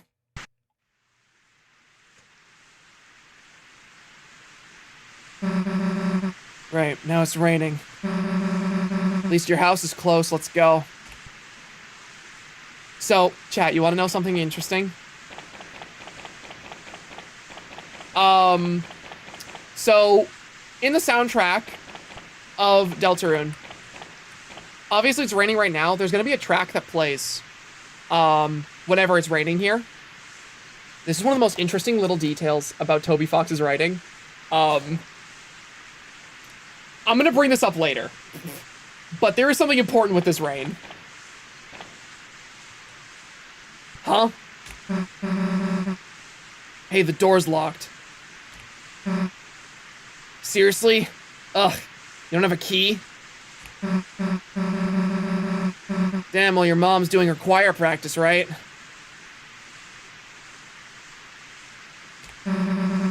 Guess we can go to church and bother her for it. Yeah, no, sorry to kind of like bring that up and then immediately like say, oh, we'll focus on it later. There's a piece of music that's supposed to play accompanying this rain that I thought was about to play now, but it plays later. But it is one of the most interesting pieces of trivia in this entire game. All right, let's go to church to go get the friggin' key from Toriel.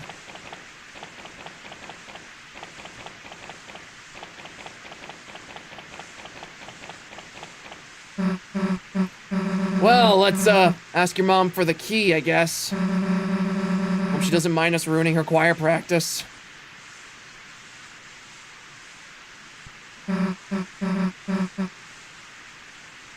You'll get her, right?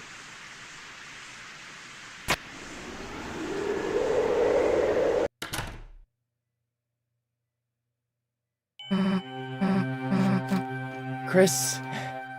Hey, Chris? I don't think they're having choir practice. So, chat, we are an hour and a half into the game, and we're only now getting into the Dark World plot. Chapter 4's Dark World is the church, and for those of you who haven't seen it yet, I'm so excited to introduce you to this Dark World through me, because this, in my humble opinion, is the best Dark World in the entire game. I think this is easily the coolest Dark World. It is my absolute favorite one. That goddamn night. making one right where everyone can see. Chris, let's think logically, right? There's no way they can get out of there without us seeing them. If we just wait here, we'd be able to catch them leaving, right? We aren't logical. You're goddamn right we aren't. Added a god in there because it's church. Hey, you think you can scare us? We'll show you who really rules the dark. Come on, Chris.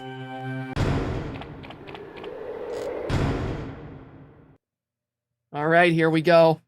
Best dark world in the entire game. Also, soon you're gonna hear my favorite track in the entire game.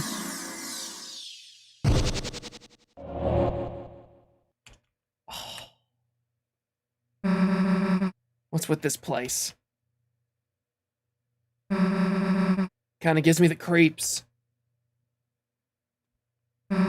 Let's go. Oh man. A scent of glass and incense. A certain power steals within you. God, this dark world is so good. And you guys are also gonna meet, like, probably one of the greatest Deltarune characters of all time in here.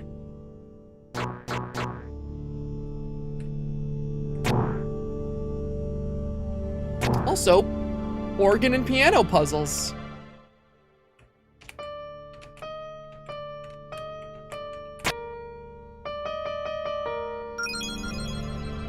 So this track playing right now, by the way, is not my favorite. There's a track coming up that is like literally my favorite track that Toby Fox has ever composed. Chris, hey, wait, look! The fountain's just up there.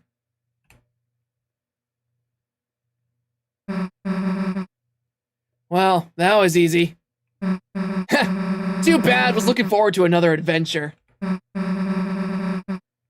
But guess we gotta do what we gotta.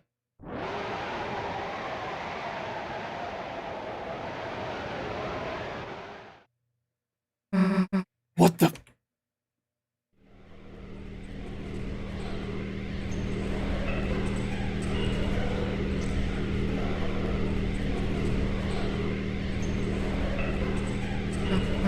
You!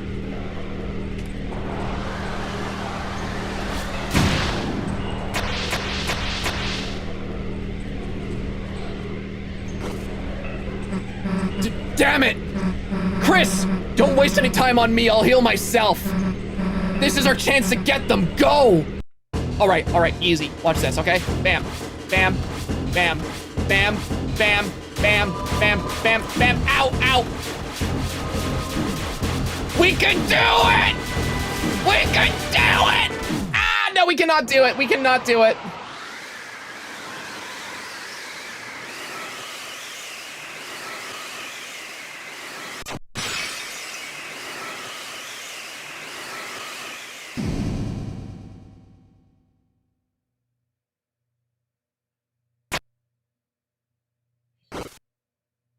Spamming bastard. Damn it. What is it doing here? I guess it made the fountain and now it's looking for someone else to... Let's go.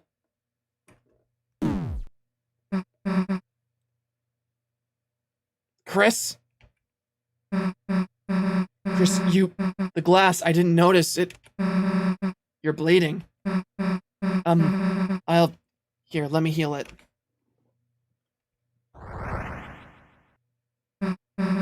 That wasn't enough, huh?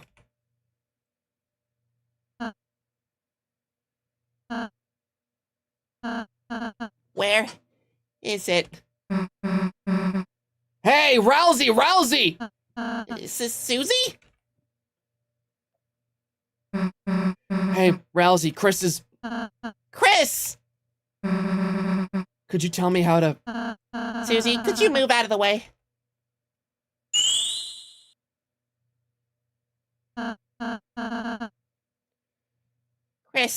Chris, are you okay? I tried to heal, but... Susie, I know you were just trying to help, but if someone's really hurt, don't try to fix it alone, okay? Yeah, okay, got it. Oh.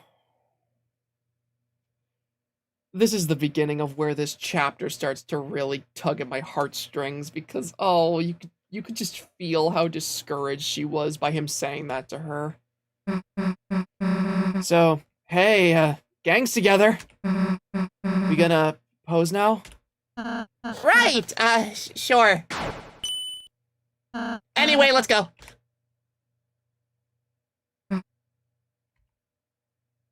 Yeah, so chat, Rousey is hella suspicious this chapter. Okay, here it is. Wait, I'm just gonna shut up for a minute and let this play. You guys need to hear this.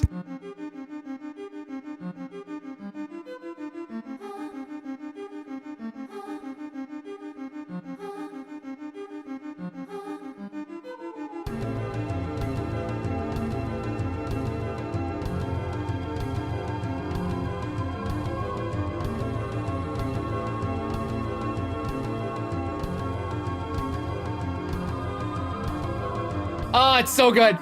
This is my favorite track that Toby Fox has literally ever made between Undertale and Deltarune. There is something about this specific track where every single time I hear it, it just, The first time I ever heard this track, I was so overwhelmed with emotion that I actually started tearing up. This thing is so beautiful. The prophecy which whispers among the shadows. This is the most gorgeous piece of music. The legend of this world, Deltarune.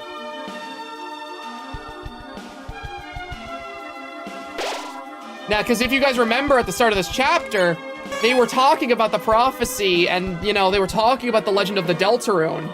So now that we're in a dark world themed around the church, now we can actually see the prophecy that Rousey talked about all the way in chapter 1. Hey, what are these weird things we keep seeing? That's the prophecy, Susie. A world basked in purest light, beneath it grew eternal night.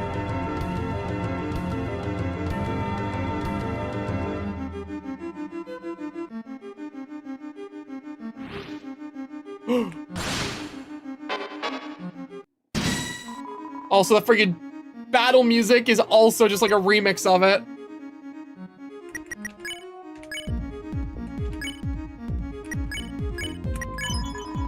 Everyone encouraged Gwei?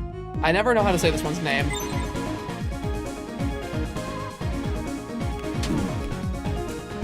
I know they're like, I know they're based on like, I believe they're based on some kind of like Japanese like symbol or depiction of a ghost. If I recall correctly, I believe that's what their whole thing is.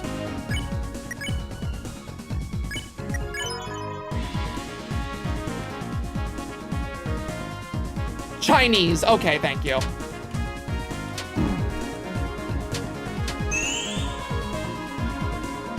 I find that so interesting because they're like a Chinese ghost, but they're also very clearly supposed to be candles.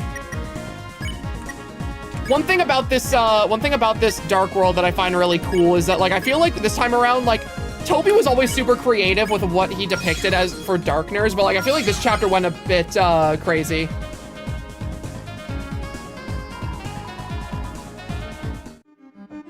Like I feel like with a lot of the enemies here I have to really try and figure out what they are, and I think that adds a lot to it.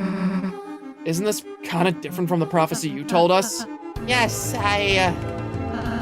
my version was more of a summary. If fountains freed, the roaring cries, and titans shake from darkened eyes. Yeah, there's supposed to be like the candles at the church. It's really cool.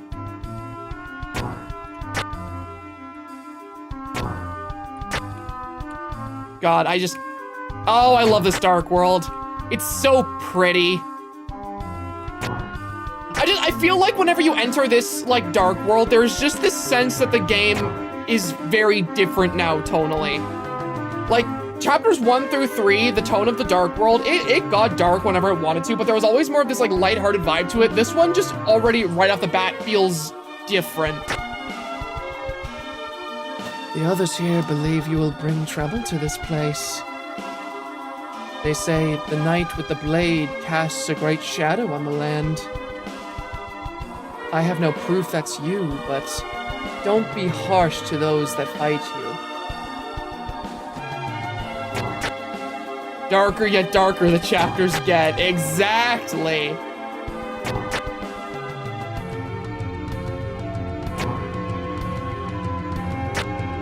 Also, there's also just a significant shift here, because I'm sure you guys have noticed this chapter doesn't have like a villain of the week like the previous 3 did. Chapter 3 had Tenna, and then right at the end of chapter 3, the Roaring Knight shows up and like completely and totally changes everything. Because chapter 4 doesn't have a Tenna or a queen or a king. It's just us going after the Roaring Knight. Jockington grows the beard. Yeah, there's no goofy comical villains this time around. It's just us and the Roaring Knight.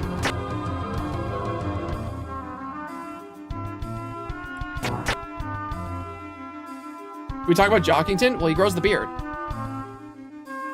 The light and dark, both burning dire, a countdown to the Earth's expire.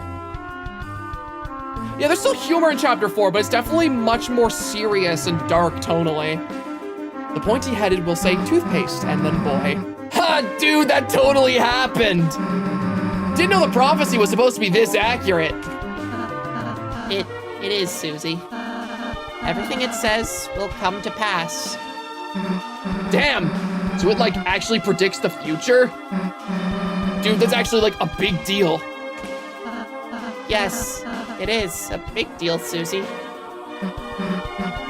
There aren't anywhere I do anything cool, right? Hey! Dude, did you see that? Someone's sneaking around. Chris, keep your guard up.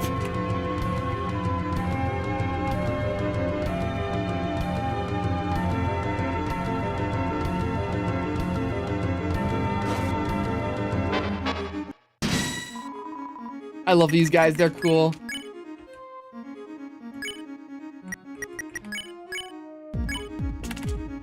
Oh, right.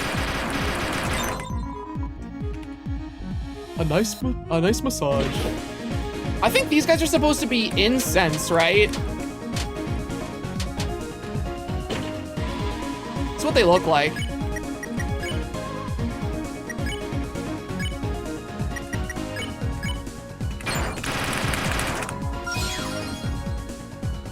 Yeah, okay, they're supposed to be incense.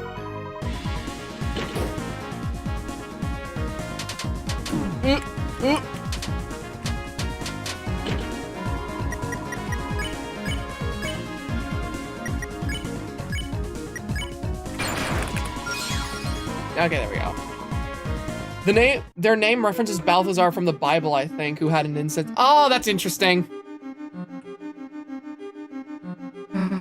Hey! Hey, that's us, right? Yes, Susie, we're the heroes of the prophecy. Yeah, guess you said something like that, huh? Still, kinda cool to see us up there, you know? Kinda makes me feel like... Huh? Hey, who the hell's messing with us? No answer. Let's be careful. Oh, this part's so cool. You guys see that? There's someone following us.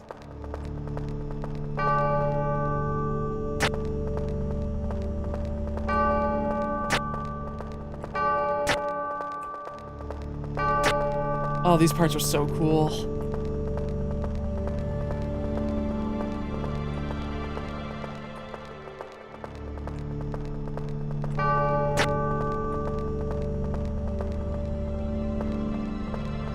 And they're gone.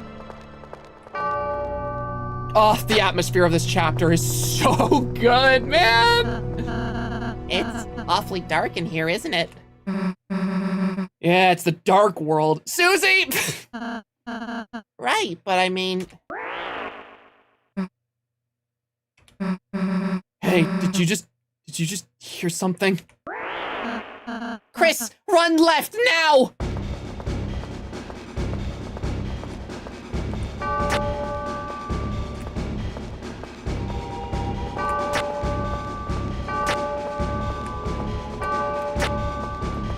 I'm forgetting my directions.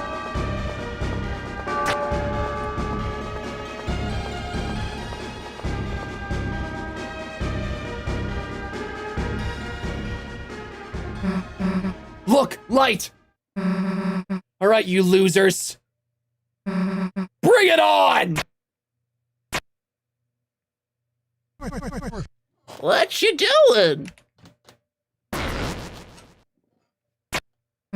Who, huh? What the hell are you doing? Looking for the light switch.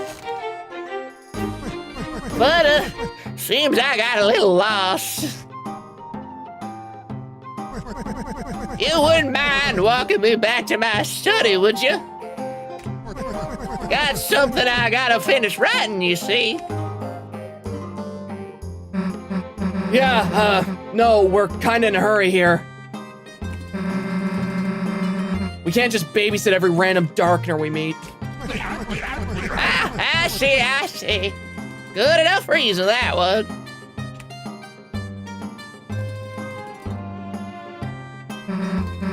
So, anyway, we'll be... What's a darkener, anywho? You mean you don't...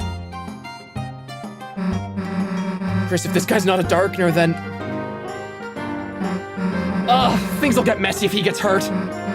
Fine, you can go with us, just don't slow us down. All right, you got it, little missy.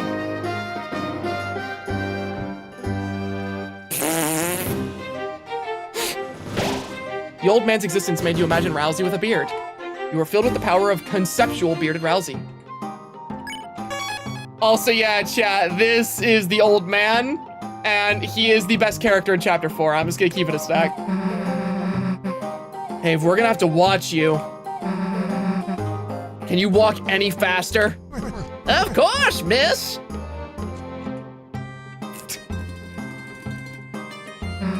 You know what? You guys handle the old man, I'm gone. I, should go follow her. Gee, guess I better catch up too. Right off the bat, he's fucking with us, chat. He's fucking with us.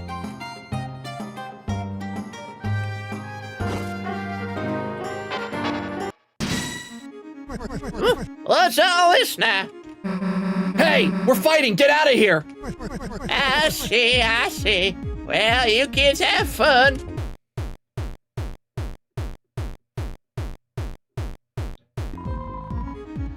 All right, let's act like... Whoa, old man. Ammo!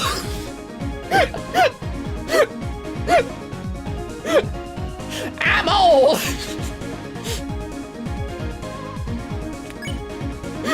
Can we get some I'm olds in chat?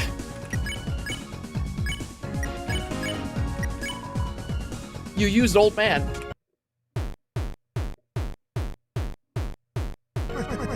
How's it going? You winning, kids? Not now, old man. We're in the middle of this. I was about to... Dang it, you made me forget. Susie forgot what she was about to do. Her move got canceled. Now you go easy on them, you hear? They're still learning. The enemy's attack power went down.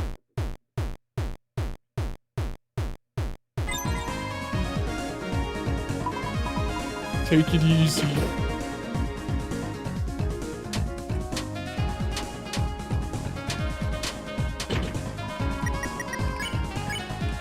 Bring back the old man. Chat, those of you who don't know, like, anything about this old man, he is gonna become your favorite character by the end of this chapter. I'm just gonna keep it a stack.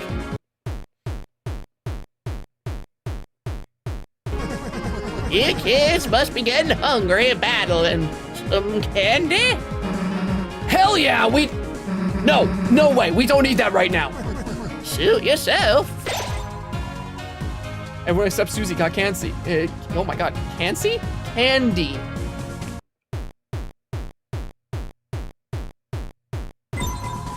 He is already, I love him so much. I love old people, he's so nice. Oh my god, you're gonna, just wait, just wait.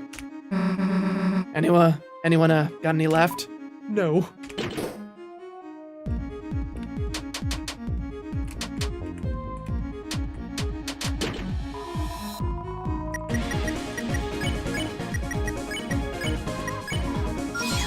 I'm Kenzie. That's my name.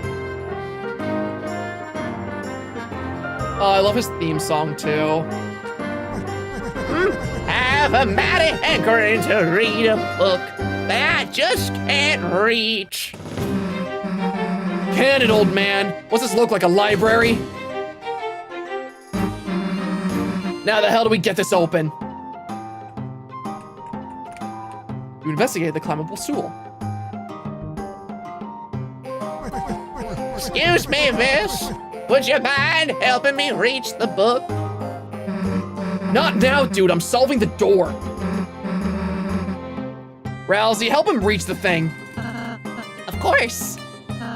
There's something you can stand on right here.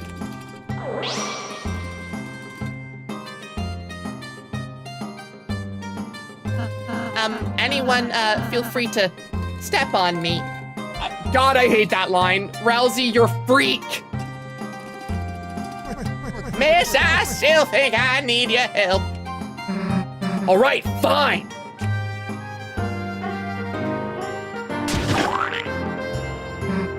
Here, will you take this and... Hey, the door opened, let's go. Much obliged.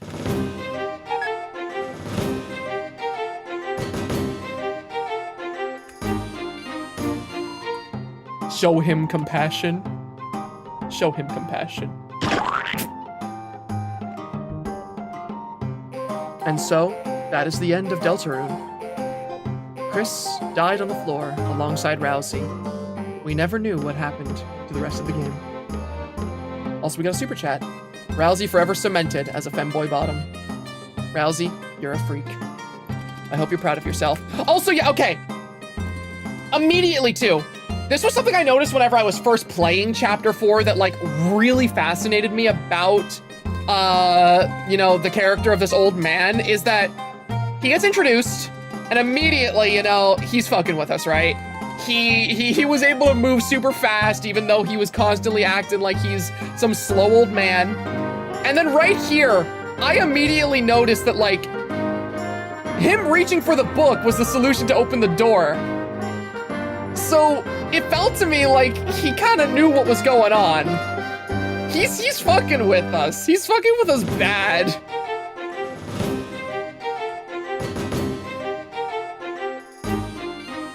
I need him to keep up with us. I don't want to run too far ahead.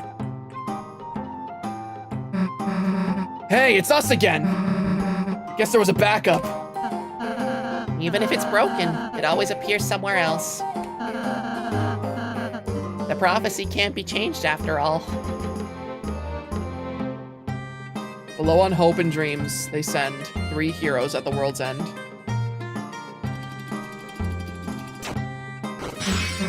Hey, what gives? Also, yeah, how do you get ahead of us, right? Like, Oopsie daisy, darn my clumsiness. Yeah. damn it, you broke it again, didn't you? Well, we were following that prophecy so closely, I couldn't quite see where I was going.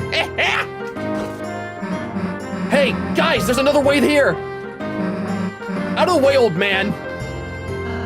Susie, don't run ahead so fast. Got something to say to me? You broke it on purpose. Me? Why do you suppose I would do that? You don't like prophecies. Well now, a fairy tale is a pretty little thing. Ain't it nice to believe a glimmer here and there? I just think those words shine a bit too bright. A path so blue, it's all you can see. So I say, why don't we go in between the lines? It's darker there.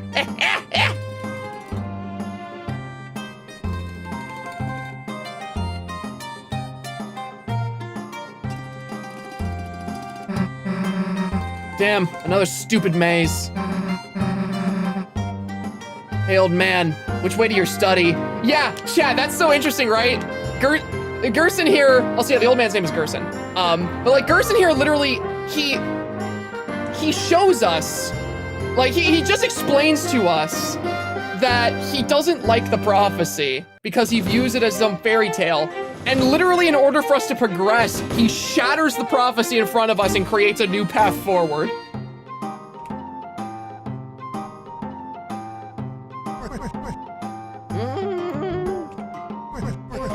Left it was.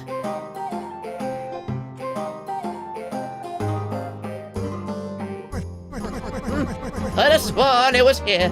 Let's try up. I'm gonna be swearing if he can't figure this out.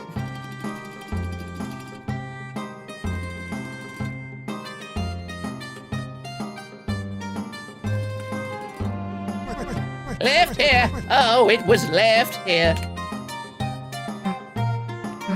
I'm going right.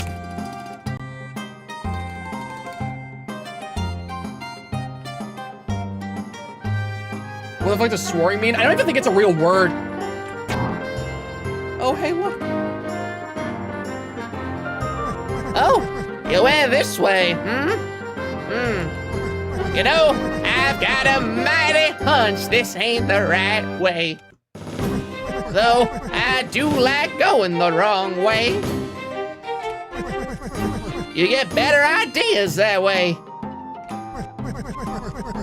Now, what do you think? Where do we go? No wrong answer. Further left. Making your own path, I see. Respect, respect. Well, let's go on.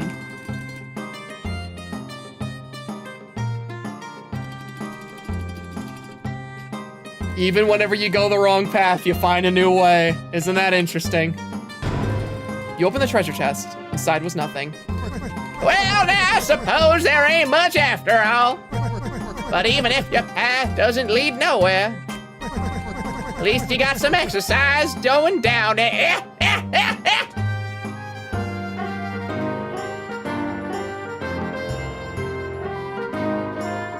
For some reason, you felt healthier to a minuscule degree.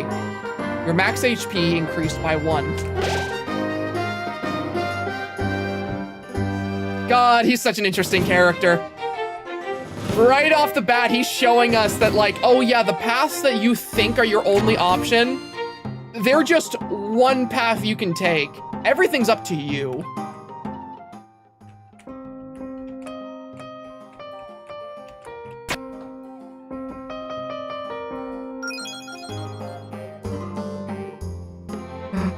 Damn, took long enough. Also, notice how the wrong paths he was taking while goofing around ended up giving us the pieces to the piano puzzle.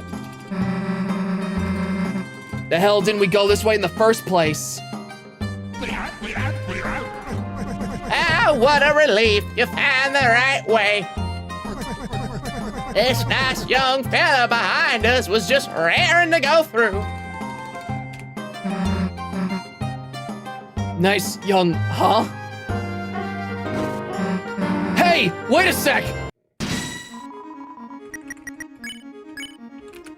I'm old!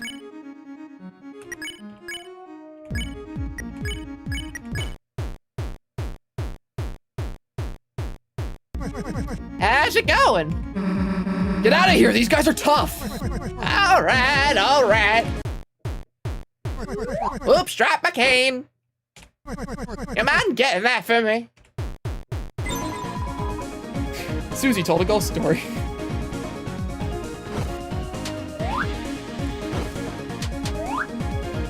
The cane's telling us where the attacks are gonna be. God, I love this character. I'm old!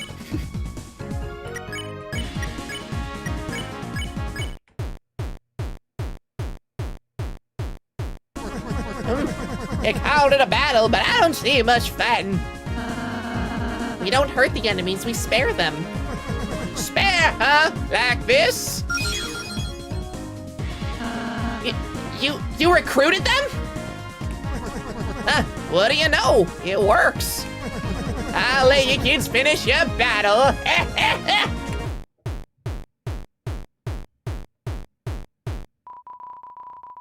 But the battle was already over. The old man received 438 dark dollars.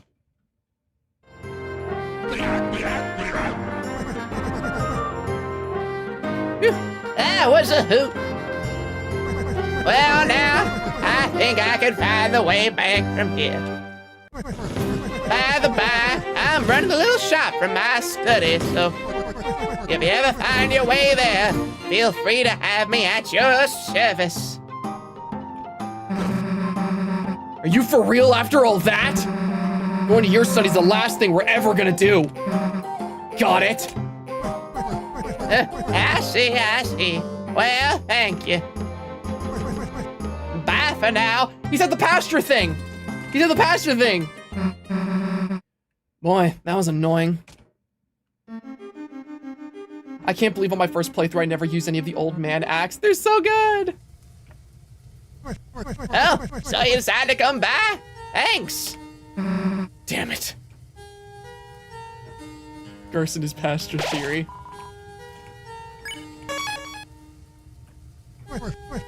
Oh, interested in my wares? Don't be shy, take a gander.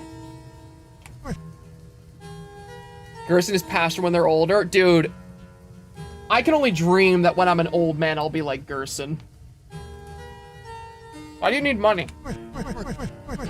Oh, it ain't for me. It's for these fellas. I gotta feed my sweet little recruits, don't I? Yeah.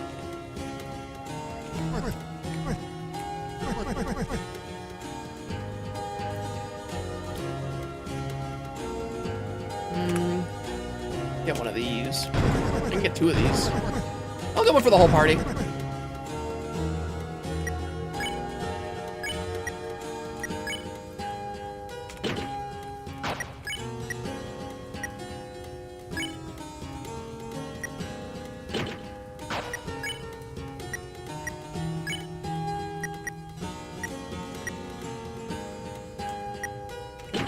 There we go.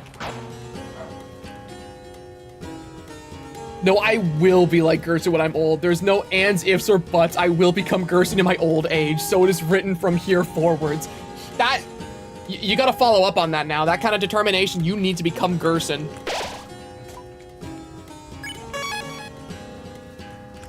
What's this? Legend of the Magic Axe, read it? Yes. The axe which next beyond the pyre awakes from rest by golden choir. 3 tunes bekiss the dulcet wire. Words are hard for me, chat. Which whispers in the darkest mire. Huh. Sounds like there's some sort of cool axe. Rousey? Huh? Sorry, maybe the old man knows something about it? Nah, screw it, we'll find it ourselves. So, this is a cool little thing, chat. So, there is a side quest that you can do throughout this chapter to actually get this axe that it talks about, and we're gonna try and do it. Because the axe is very, very good for Susie, and I want to try and get it for, you know, future playthroughs of Chapter 5. So, yeah, we're gonna do that whenever we're able to. Welcome. A pleasure seeing you youngins here. What you need? Talk about the magic axe. That plaque up there about the magic axe? Yeah, it's a really cool side quest, and the axe is very worth it. Oh, the young miss wanted to chat about it, did she? The hell did I say that? I see then. I'll just talk to myself about it a bit then. Legend has it, there's an axe hidden in these walls. And whoever wields it will have great magic power. But it ain't just hidden, it's locked away by some doohickey, yes sir. Maybe if you search around, you might figure something out. That magic power thing, think it'd work on everyone? Well, it's worth a shot, ain't it? Of course, let's try and find that axe if we can. So yeah, currently, chat, we are not able to access this side quest because we need to wait until we're at a certain point in the game. But once we hit in the point in the game where we're able to like properly do the side quest, I know all the steps to do it, so we'll get that magic axe. It's pretty cool. Didn't end up doing this side quest on my first run because I didn't know where the area I was looking for was, even though I had been to it before. Yeah, it's pretty cool. But for now, we are progressing. Hopefully no book-themed wizards attack me. But that would be absolutely ridiculous. Oh no. All right, now this is gonna be the part where, my reading comprehension is about to be put to the test here. We're gonna see if Undertale fans really can read.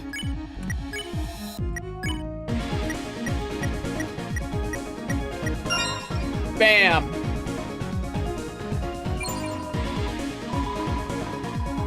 It was the best of times, it was the worst of times. Ow! You are going to proofread, and you are going to spare him, and then you are going to spare this one.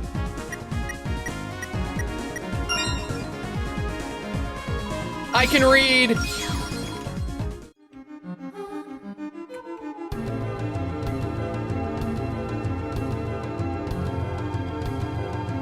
La Jupo Vi... I don't know how to say that. The game that understands. I don't know what you're talking about, but thanks for the super chat. Pastor isn't an Undertale fan, he can read, you're right. Okay, I forget. What do I get for throwing a lot of this in?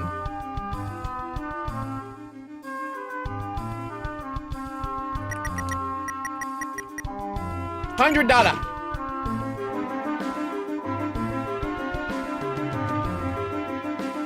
Whoa.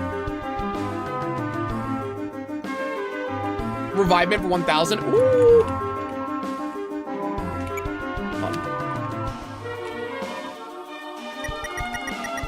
I want a revivement.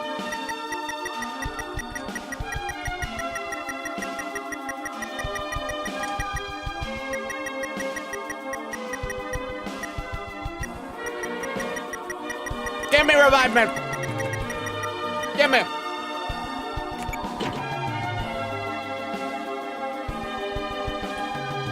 I feel robbed.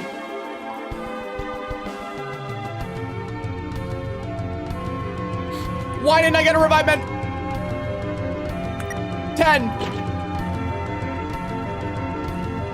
Leave and re-enter. You. Kinda weird that you throw dollars into a fountain. Didn't have any change?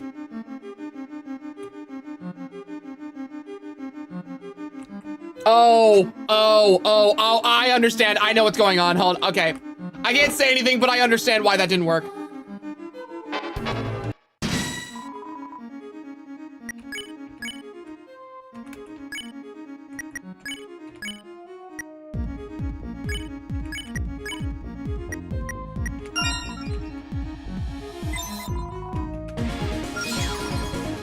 There we go.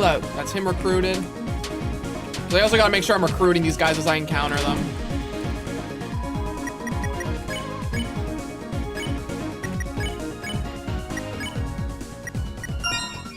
There we go. And that's all of those guys recruited. Chris's 201 HP is killing me. It's awesome. Okay. So... Okay, I'm not gonna do like all the secret stuff for this chapter, but I really do want to do that. I really want to do the telescope because I think it's funny.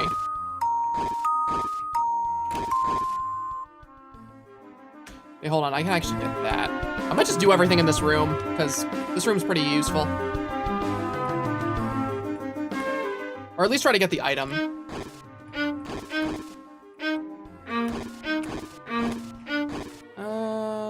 Oh, okay, yeah, no, I understand, I remember.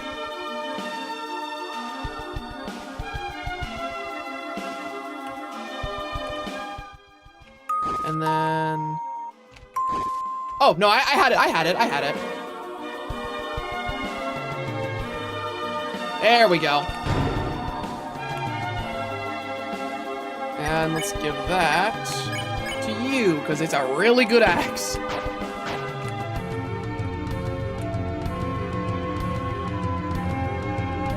And then I'm trying to remember how I got to the telescope.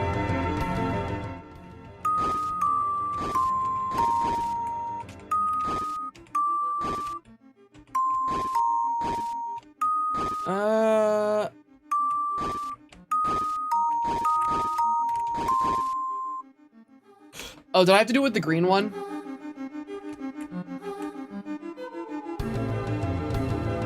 I think I had to make the bridge with the green one.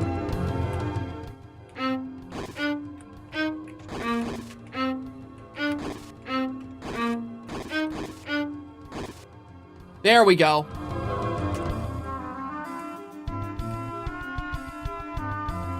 Okay, perfect. It's a telescope. Observe Susie.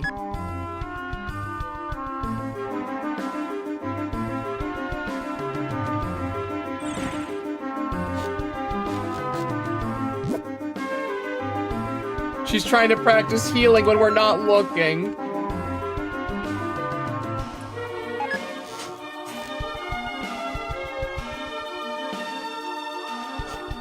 And Rousey's just being a little baby.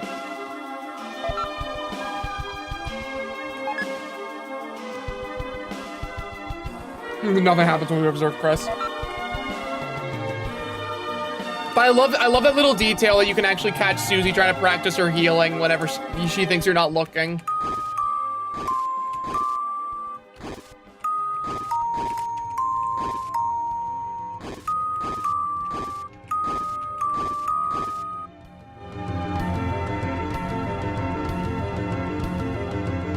Okay.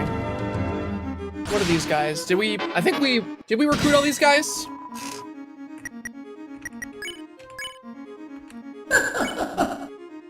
Gonna watch the stream back after I finish you playing Chapter 3. Thank you so much for introducing me to this series. I've had so much fun watching you play it. Hell yeah. Super happy that people have been able to experience this game through me. Because, like, oh my god. Deltarune is one of the most important games to me ever. So there's something really magical to me about the fact that, like, people are actually able to experience it through me and have, like, all the stuff we're doing be, like, their first proper exposure to the game. There's something really cool about that.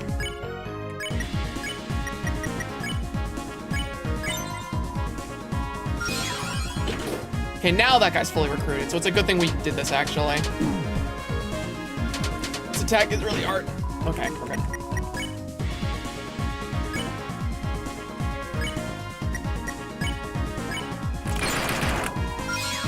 And there we go, that's all of them recruited too. So we're doing good for recruits.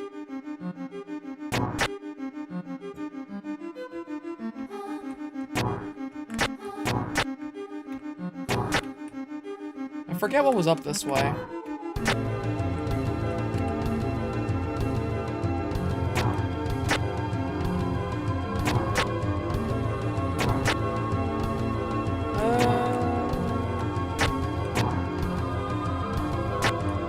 Ooh.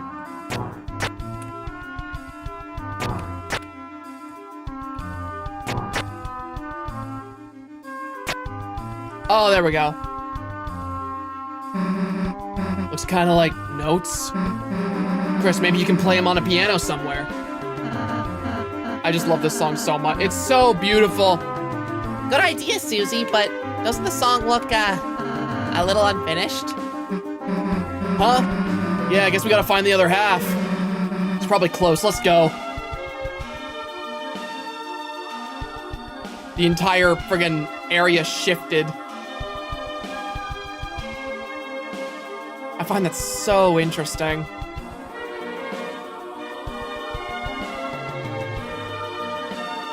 All right, let's go. Okay. Do I still remember how to do this?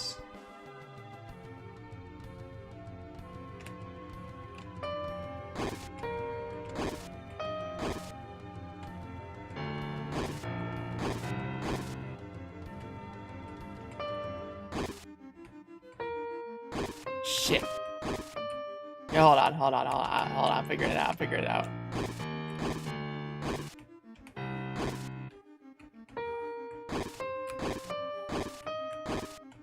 There we go, I got it.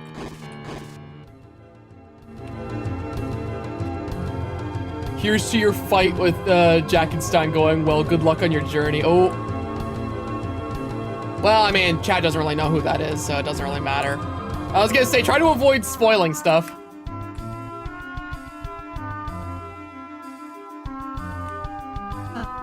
Oh, Chris, it's the second half of the melody. Now you just need to play it. Yeah, unless there's like a third half. There isn't.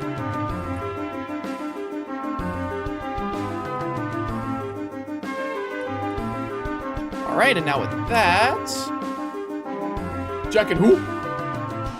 Don't worry about that. Don't worry about that. It's just a made-up name.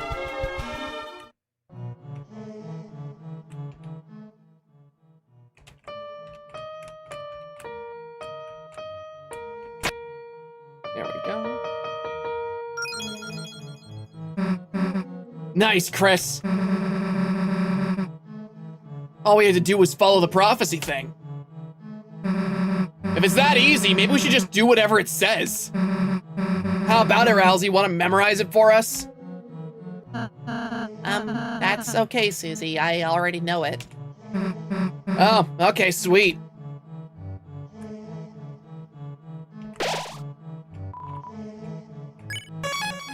All right. Ooh. My favorite part of this chapter is coming up, chat. Hey, Rousey, if you know the whole prophecy already, why didn't you just say how to do the piano? Huh? Well, I just thought, isn't it better if I don't say anything? Why?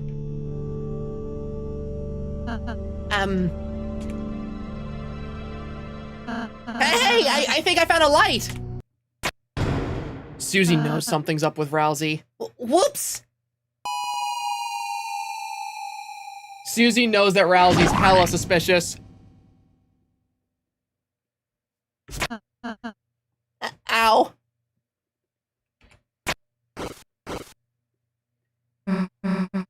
Here, let me...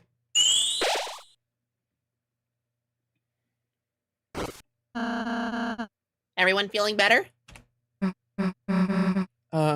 Yeah, thanks. Chat. My favorite part of the entire chapter's coming up. Light.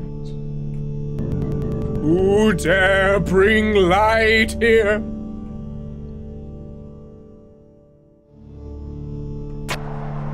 Did I just see Mira from K-Pop Demon Hunters in the corner? Yeah, Bonzi's profile picture on Steam right now is that. Go back. You shouldn't come here.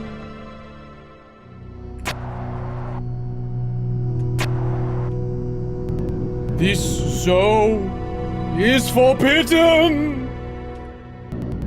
Continue, and you may find yourself spooked in the dark.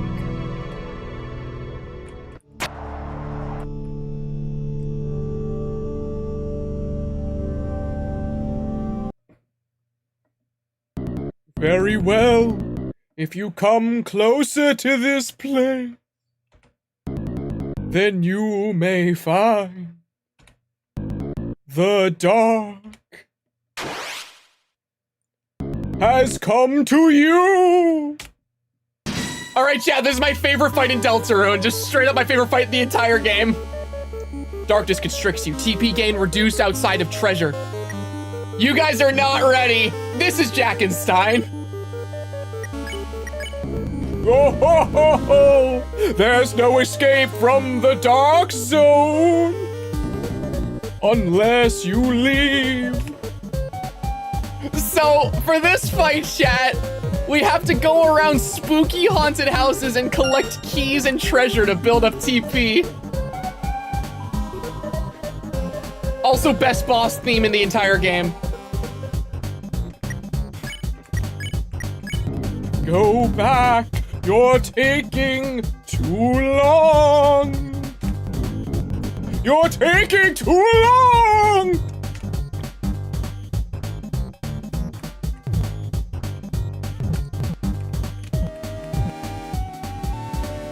Give me that precious treasure.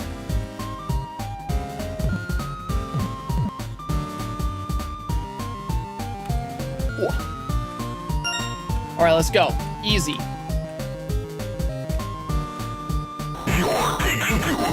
The pumpkin! The pumpkin! Okay, so here's the gimmick, chat. We have to collect treasure in the haunted house, but he summons a big evil pumpkin to chase us whenever we reach a certain point. So it all started at the Spencer Mansion. Also, thank you, Emily Snow, for the super thanks. What the heck was that pumpkin? That was scary! Just kidding, that was mine. This is the best fight ever. I have no bias. This is the best boss fight ever designed.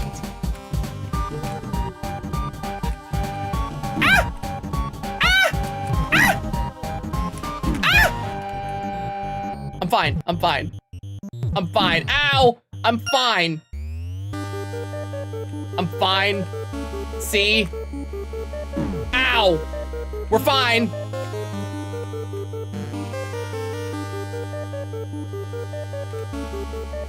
See how easy this is? Oh shit, I'm getting lost. Hold on, hold on, hold on, hold on, hold on, hold on, hold on. There we go. Oh, ah, oh. Hopefully I'm not taking too long. Oh my god, please. There we go. There we go. Ah, shit! No! No! We're fine. What is that? What are those things? What are those? What are those? Get them off my screen! They're little freaks! Little freaks! I must unleash the light. I have to get rid of them.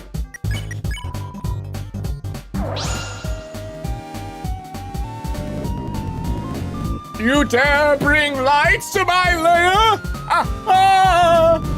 In this place of true dark, light has no effect on me. You're too bright. Mamma mia.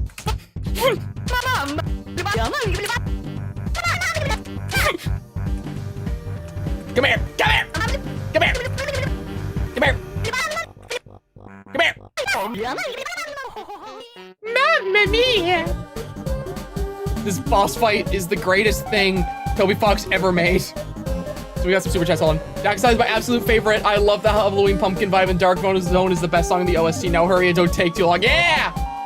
When the long is too. When the long is too. Yes, no bias here. Can't see any biases here, none whatsoever. I have no biases. This is just objectively the best boss that Toby Fox ever made. You're using more time than what is needed. Nah.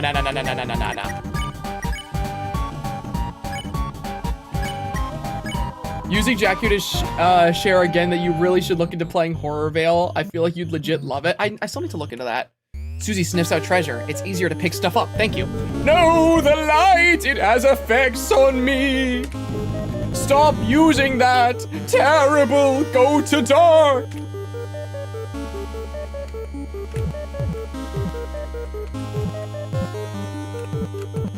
Thank you, Susie.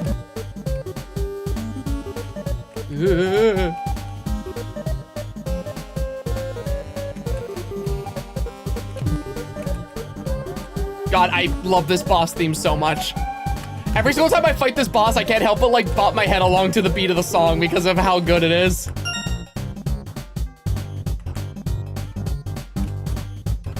Okay, let's get out of here.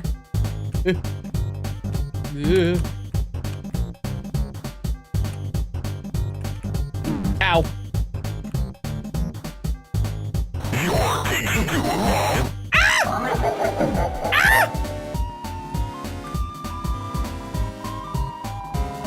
This would make for a great video, you know? Oh, man. I hope somebody thinks of that. I hope somebody makes a video about this specific boss fight. Go back before long. Go back before long. What the resolution stretch? What the hell? Ow. That's kind of weird. Oh.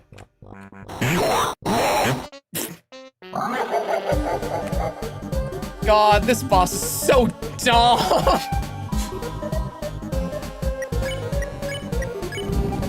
You didn't go back. Brownie face.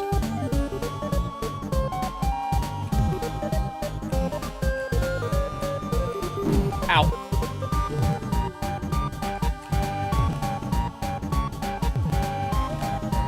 Ooh, okay. Ooh. Give me the treasure. Give me the treasure. Ow. Ow. Ow. Please, I just want to leave. Easy.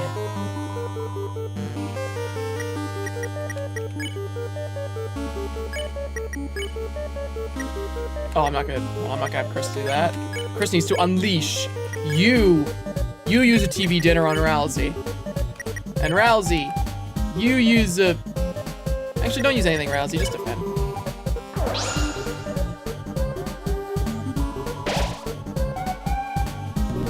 No, not the light! It burns! To think my own pellets would be used against me. You appear to be taking an absorbent amount of time to complete the task at hand. I'm sorry. Mom, mommy. Mom, Come here! Come here! Come here! Come here! Come here! Come here! Everything seems okay. No more Mr. Nice Guy. Instead, Mr. Very Nice Guy. Leave.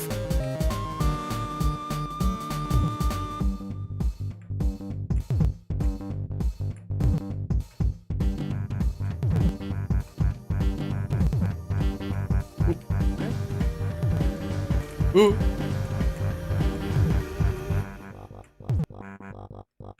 Okay.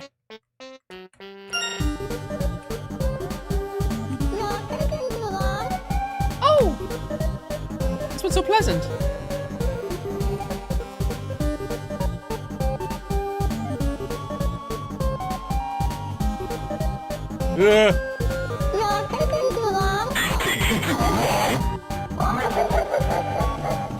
Oh my god, okay. I can't believe I actually did that hit list there. I mean, hit list run's still going good. Ever since chapter 1. This fight is such a meme. The whole thing is one big shit post. Enough! My patience runs thin! No more keys. Dress in humiliation.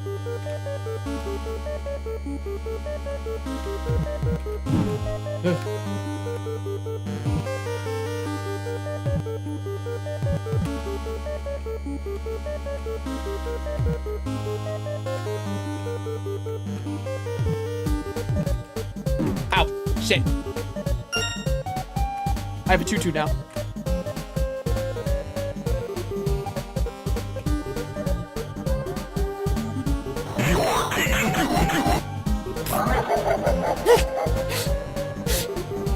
Oh no, I dropped it. Shit, I lost my tutu.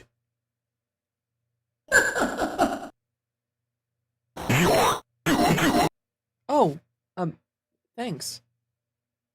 Oh, okay. There's an animation I saw on Twitter of Jack-Aside doing a little jig to the boss theme, but I think you'd enjoy it. I saw it. It's so good.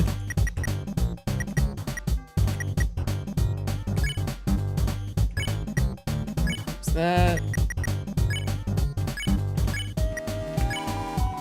Susie sniffs out treasure. Fool that you are! You realize not what frightful forces await you. Tonight, on the most haunted of nights, I shall inflict you with my greatest curse. The same thing I was using the whole time! Oh boy. If I collect enough treasure, we should be able to just end the fight here.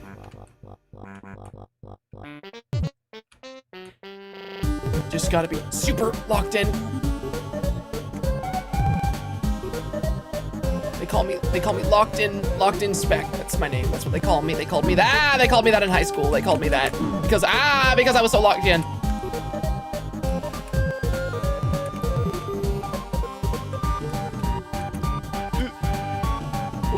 Okay.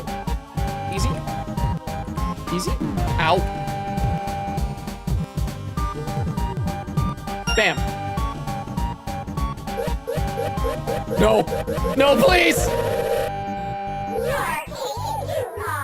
No! Not the tiny ones! Out of the way! Oh, it needs to get out! Okay, we're fine.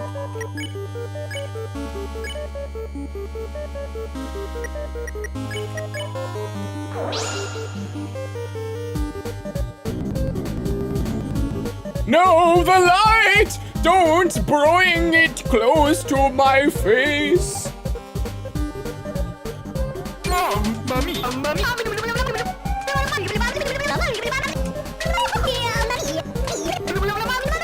on, sit still. Sit still.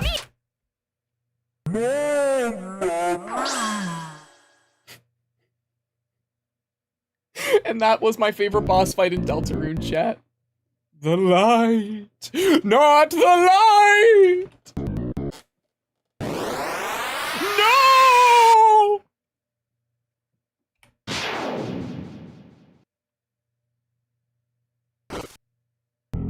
No, don't look, I'm too scary!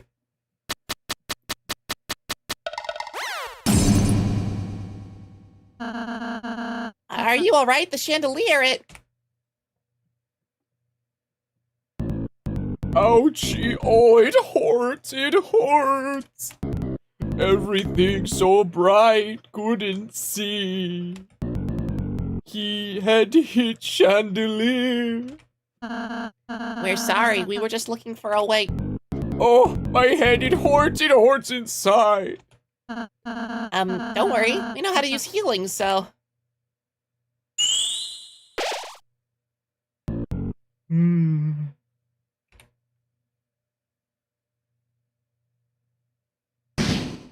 Oh, it still hurts. Huh? Sorry, I guess I'll, try it again. Maybe I could. Susie?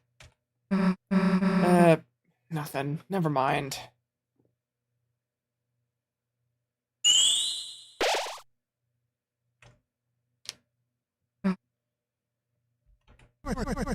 As the adventure hero. Old man? Shouldn't you be busy writing a letter or something? Shouldn't you be helping that pumpkin fella? Nah, Rousey's got it covered. I quit. Wait, what? You know, healing, that green sparkle thing. So you don't like doing it? Well, I don't know actually. At first I was really excited I could do it. But like, I sort of realized I just suck at it.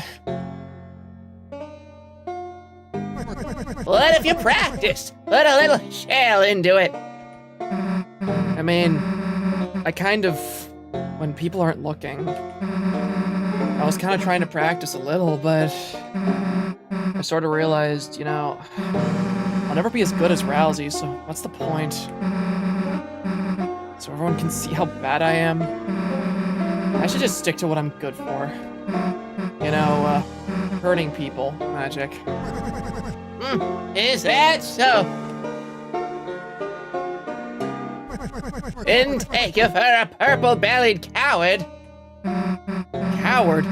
Hey, what do you mean by that? You're afraid of making a little green sparkle. Look, just casting it isn't a big deal. Alrighty then. Here, What? I pricked my finger with my pen earlier. If you're not a coward, give me a best shot.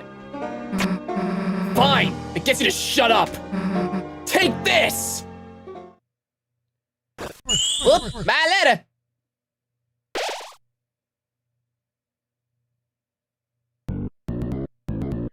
Oh, the ouchie! The horde! It's gone!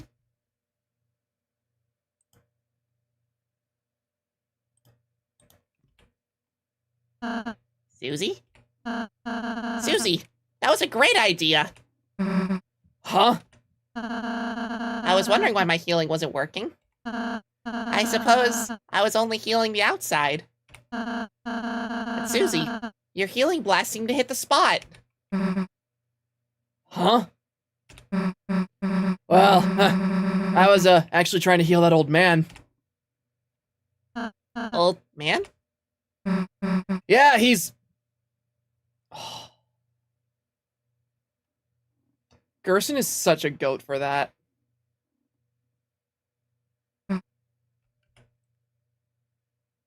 Huh, guess he left. Well, Mr. Jack is better, so let's go on our way. You girl, you helped me! Hey, it was, You three, my friends! Me name is Jackenstein. I was bullied and hated by the others from my large and ugly body. Look at my precious innocent child. He's the sweetest. He's the nicest boy. He's everything. I was banished to the dark zone only to appear on festival night. I wear this mask because my true face scares even myself. Did you want to see it? Yes. Cover your eyes. Actually, it's kind of cute. Actually, it's too scary. The point is, you three are more different than the others. Yeah, his head's a candle. Isn't that funny? You are kind, merciful, and most of all, you don't know how to climb. Take this, my friends, my climbing set. It's too small for me. So now, chat, we have the ability to climb. And since we can climb now we can do the little side quest to get that axe.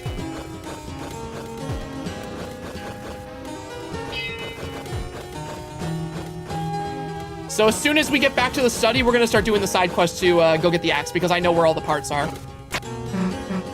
Hey, Chris. Can't guarantee it'll make it be any good, but, you know, feel free to ask me to heal again if you need it. So yeah, now we're back in the study.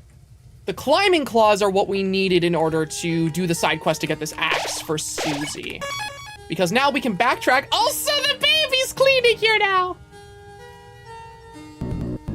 Friends, thanks to your bravery, I faced my horrors and escaped the dark zone. Now I clean house for old man. Kind old man gives me a drink called tea. I never forget friends. How can I help? Cute. What? I don't know. I don't know that. Oh, he's blushing now and he's sweeping faster. I adore Gerson and Susie's dynamic. I love Gerson being the best mentor to her to be a better her, and it makes my heart so happy. I know. He acts like this foolish old man who's constantly fumbling around, and yet every opportunity he gets, he's pushing Susie in the right direction and helping her be better, and I love him for it. And speaking of helping Susie be better, we are gonna get that axe for her now. Because now that we have the climbing gear, previously in this chapter, there were multiple places we could have gone that had climbable walls, but obviously we couldn't access them before because we didn't have the climbing set yet. So we're gonna go and quickly get those.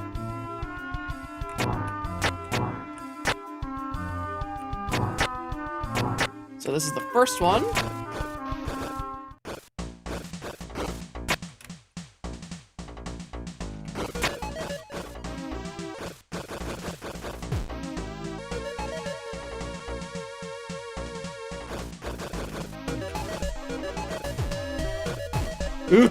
Okay.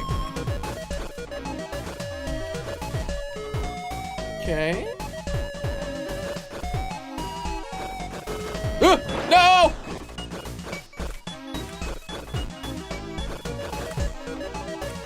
Goodbye. Okay. Also, yeah, this track goes nuts. No.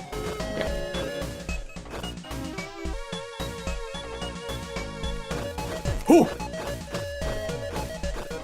I got them schmoves. Oh shit! I spoke too soon. I didn't move. I didn't move. Hold on. I can save it. There we go. Okay. Look, I got excited. Okay.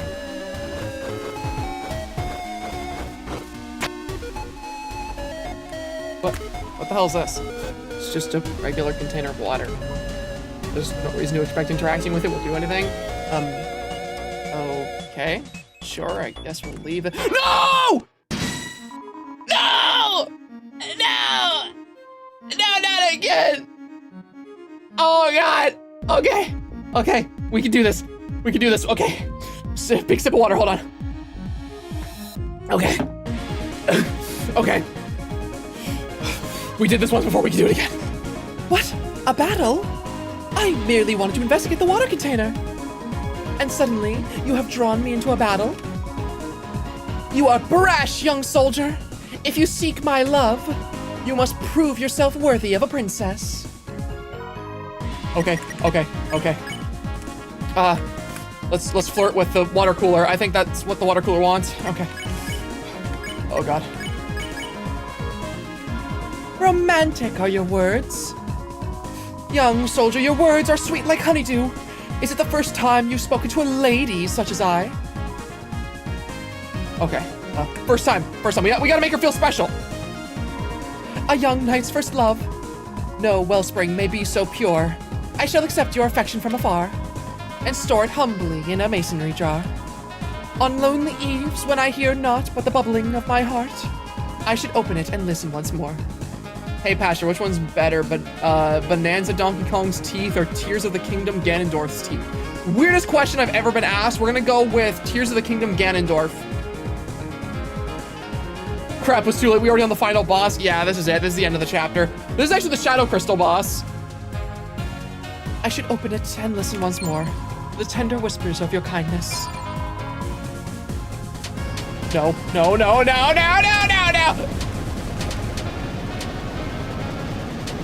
It's okay.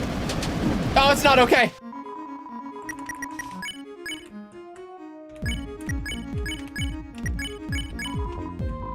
Romantic are your words. Young knight, your words were accepted once before. Already, they are bottled up in a masonry jar. Where aged with time, they will one day be opened in a far season to blossom with the whisper of old grapes. Continue babbling, and the chalice shall overflow into turbulence and lose all meaning. No,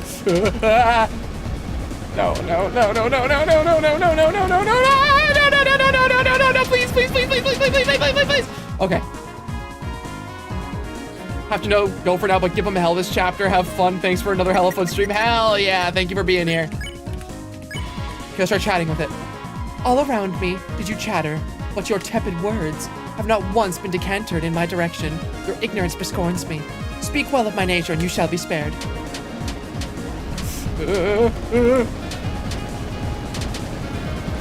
Please!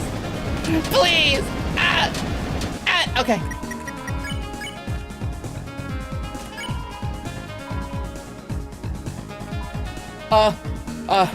Let's talk about flowers. The bluest flower, a disciple of my speech, shy to no camera, and a specimen of elegance and kindness. Should you meet, please give my regards. It seems your affection has caused some change in my form. Ah, it's breaking! What? She's beautiful! But she hurts! Hello, Miss Mizzle. Nuzzle.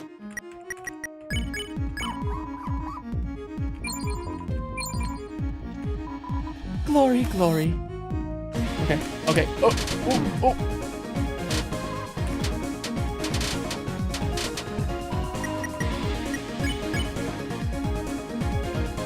Okay, we got this. She's tired. Glory, glory. Okay. I like you much better when you're not a water cooler. Easy, okay. We broke her curse of being stuck in a water cooler. I assume that she isn't holy elemental because holy. I know, right? Okay, so this is how we get our hammer, our axe or whatever. So what we need to do is we need to find a golden organ, and with each of these areas we can play the notes that are shown here. So this is one piece of the golden organ song that we can find. Damn, water coolers were pretty ladies all along. That's why you gotta kiss your water cooler. Hammer, I keep calling it a hammer because it looks like one on the picture. Hold on.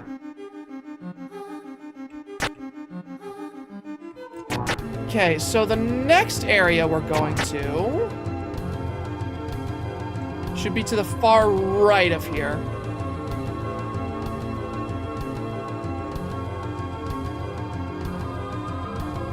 There should be another climbable wall right about here.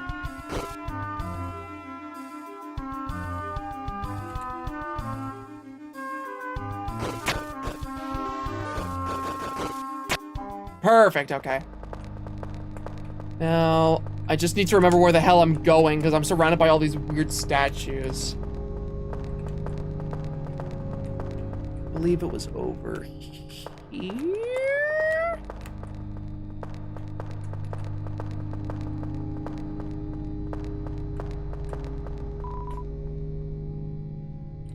Should be up there, up north. Okay. There we go.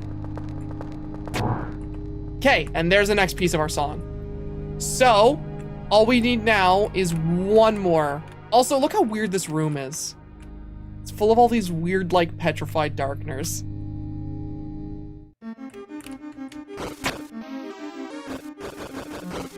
That room is really weird. Okay. Now, we just need one more and we should be able to play the song.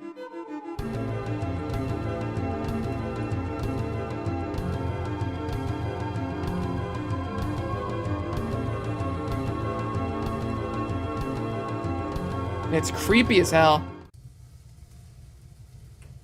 Okay, and the final one should be just up here where that waterfall was with the hidden doorway.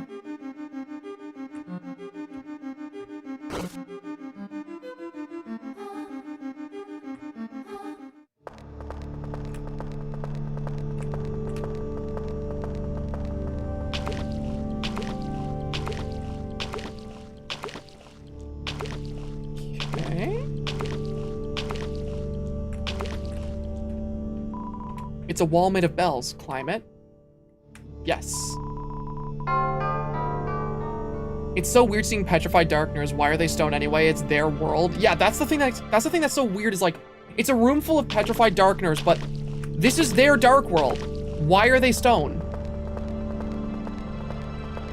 It's so strange to me. Also, this room is so fucking creepy to me.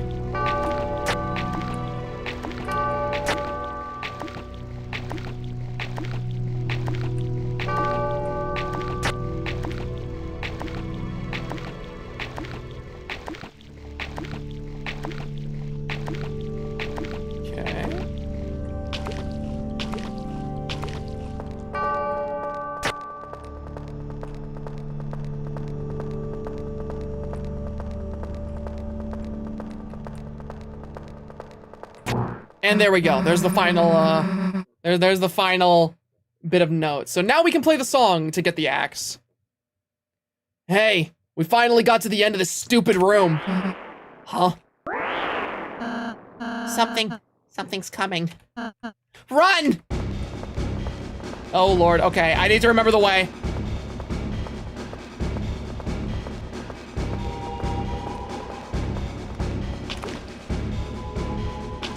Oh, this is the worst.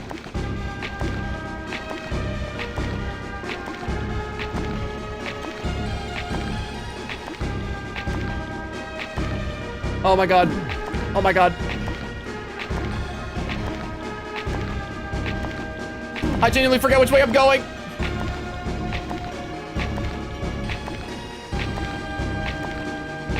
I already struggle with directions whenever I can see. Hey, wait a gosh darn minute. What are we running from?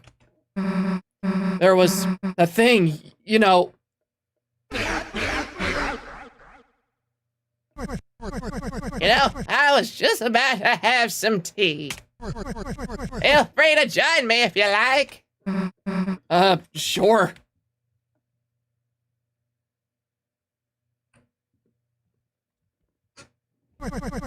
Fancy a drink? Yeah, sure. Sure, why the hell not?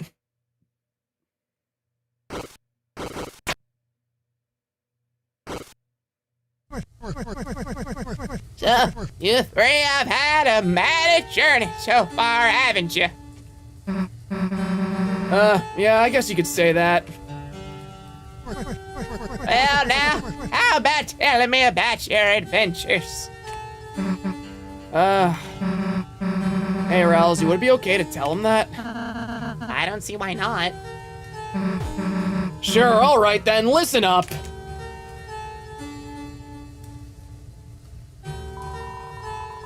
Susie animatedly explained all of your adventures so far.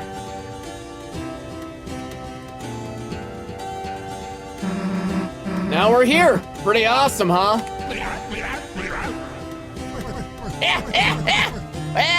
Well, what an excellent tale.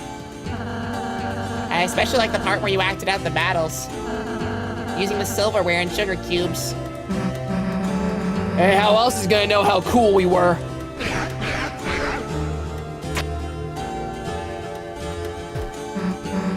Well, thanks for the tea, old man. We gotta go get back to our hero stuff. Will you come by my study later? Yeah, sure. Not like we got a choice.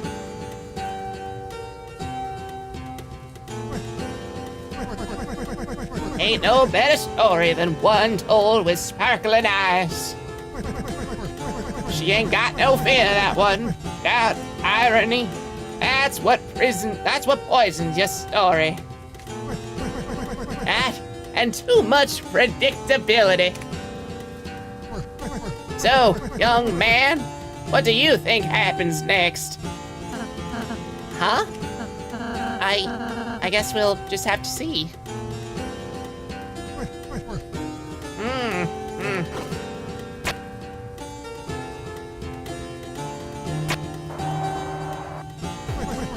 Drink up, it's still hot now. Thank you. You, I noticed you haven't touched your tea yet. Close your eyes.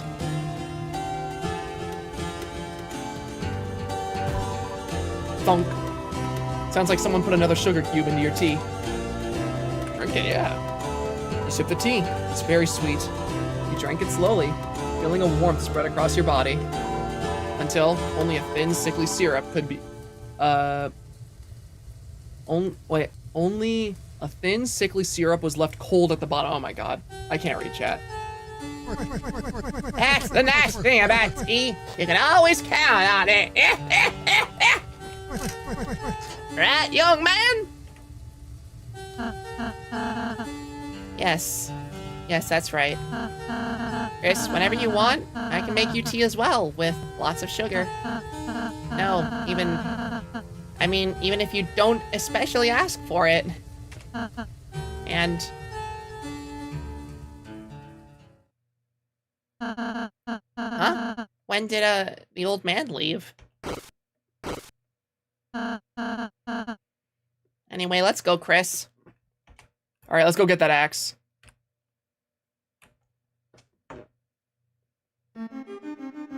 Because once we get our hands on that, it's going to help a lot with later this chapter.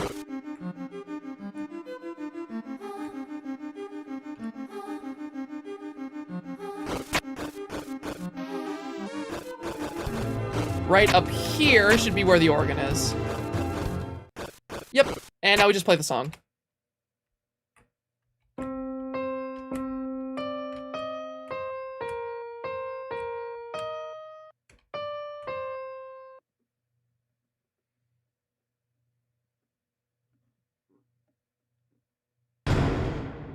And there we go.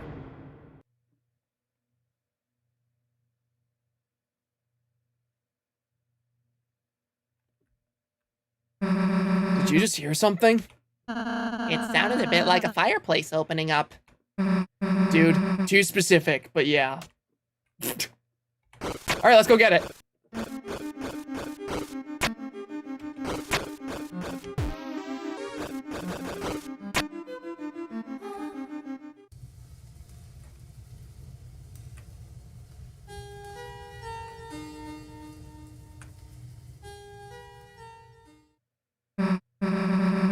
Damn, so this is the magic axe, huh?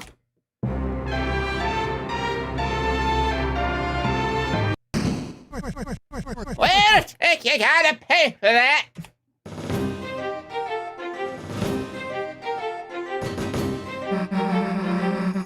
Pay? The heck are you talking about? This is still the inside of my study, ain't it? Nothing else was free, so why'd you think we'd start here? Good one. I'm taking the axe now. Don't think I'm serious? Check the price tag. Huh? Price what? It says it costs, $999,999,999. Didn't realize it was still on discount. But I know you worked real hard to get here, so how about a trade? If you, and you alone, can best my challenge, I give it to you for free. Knew you'd say something like that. What do you want? How about a haircut? A haircut? All right, sure. Which hair do you want me to cut? Oh, any of them. They're all too long, see? Just get one and I'll give it to you. All right, I'll start with your beard.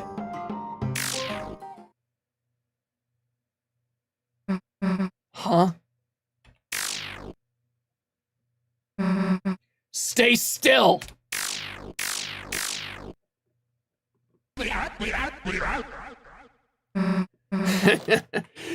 I get it. You think I'm gonna go easy on you, huh? What the?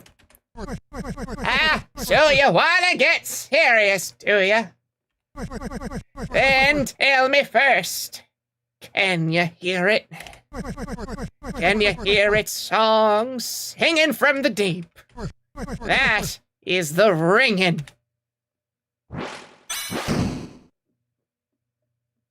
of the Hammer of Justice.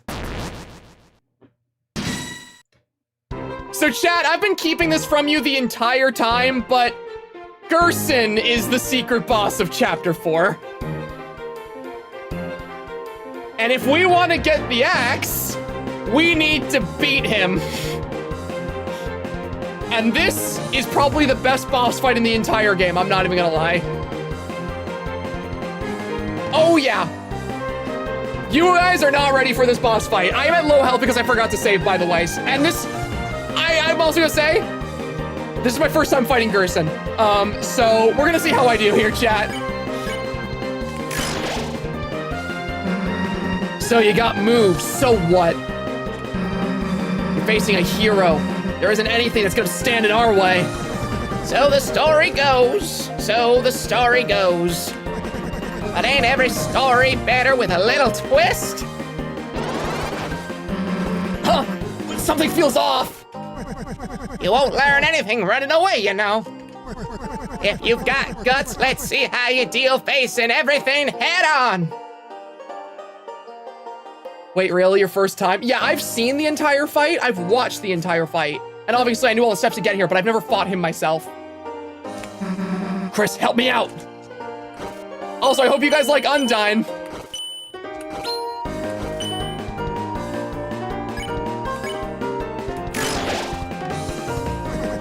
As long as you're green, you can't run away. Unless you face danger head on, these bullets will do you in.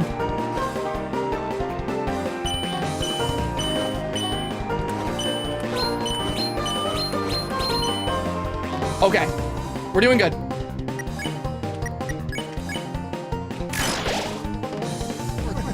Did you ever hear that old tale? Yes, the old tale based upon the prophecy. Lord of the Hammer. I think I heard about it. What happens?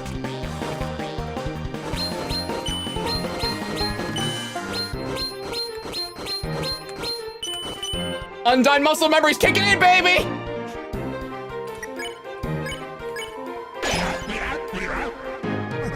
Chapter 1, The March of the Dark King. The heroes defeat the king and stop the dragon.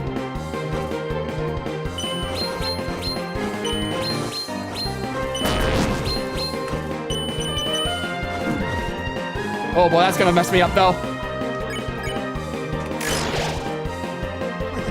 Chapter 2, The City of the Shining. The heroes do battle in chariots to save the queen. God, this is... I genuinely believe, Chad, that this is the best Deltarune fight.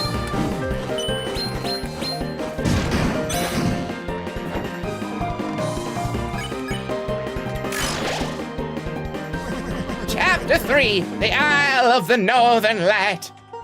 The heroes travel among the islands and catch a glimpse of a lost land.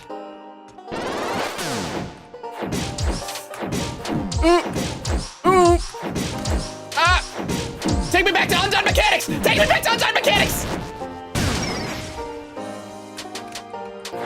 Okay.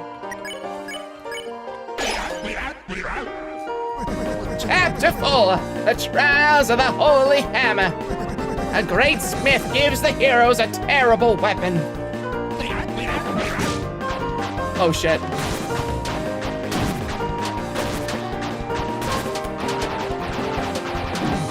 Ah shit!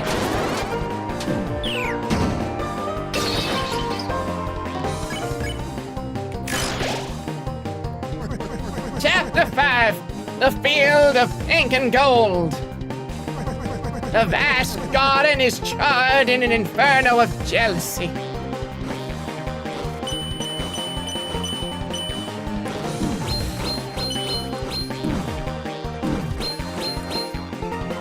Holy shit, the friggin' diagonal's hard.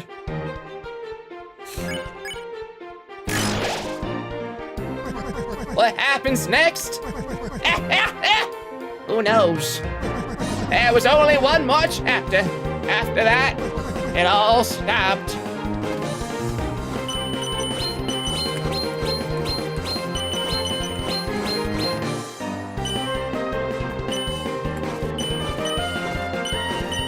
Okay, okay. We're doing good. We're actually doing very, very good. That next book, it never did get written. The story, it became so grand, so overwhelming. Some say it swallowed up the author itself.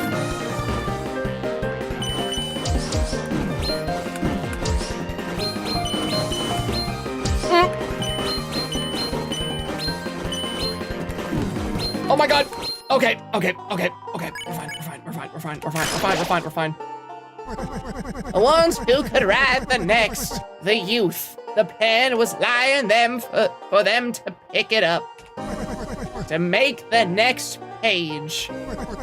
They never did.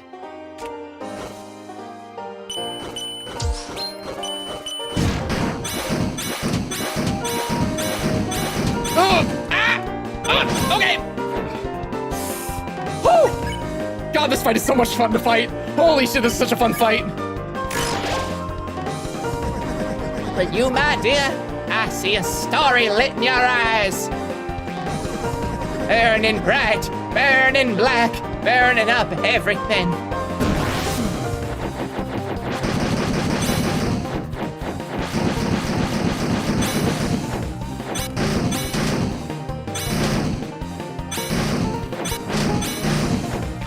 Okay.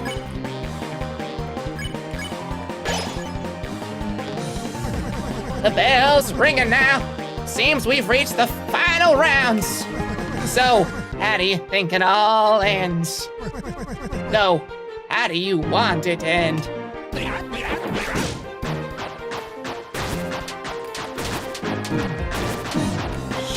Shit. Oh my god, okay. Oh my god. An ending, huh? If I could choose, I guess I wouldn't have an ending. It's just better if stuff goes on forever, right?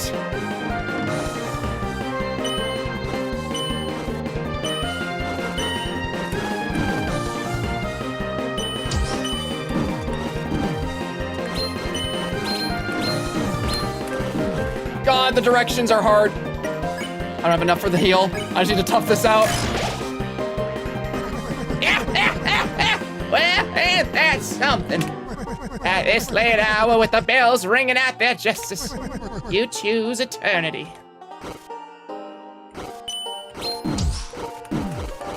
Shit! Oh man, that was such a good first attempt.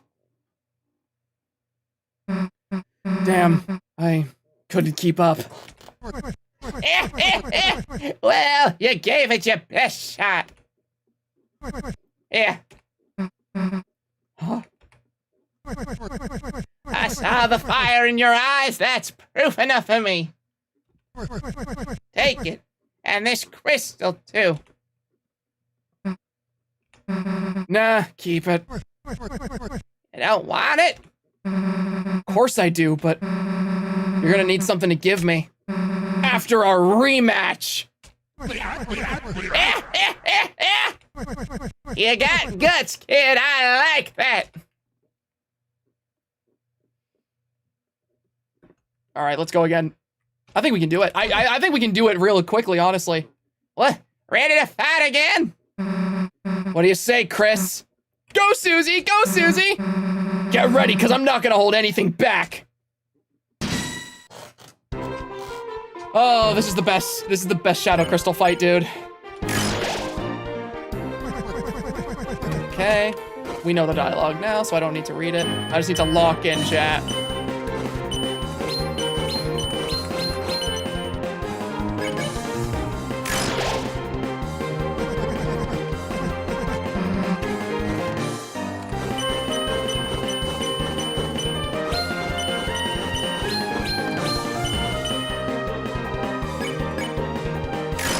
We got this.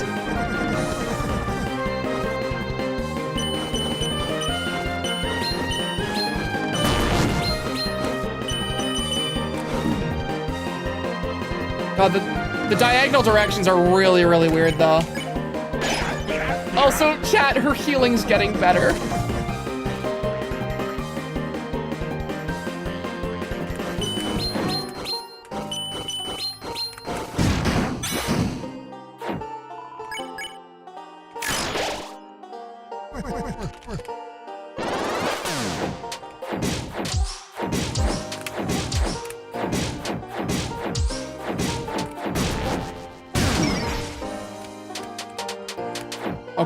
That was good.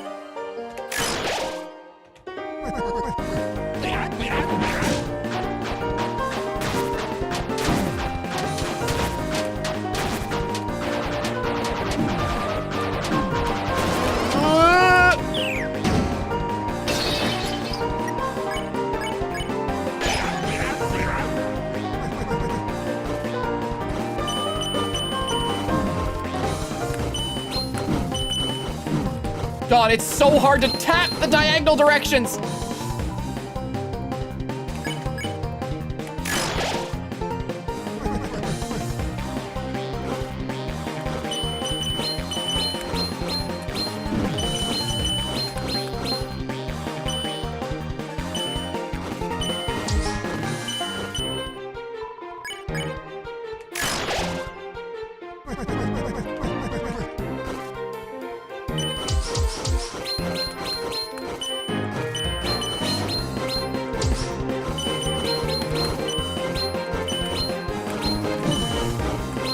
Okay, holy shit. Okay.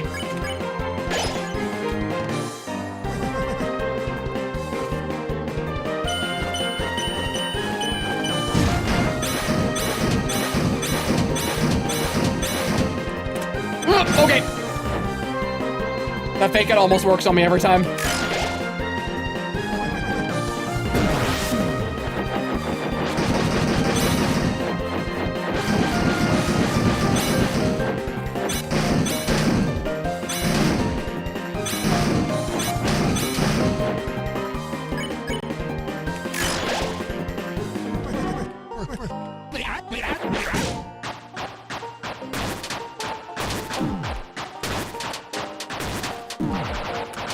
Shit.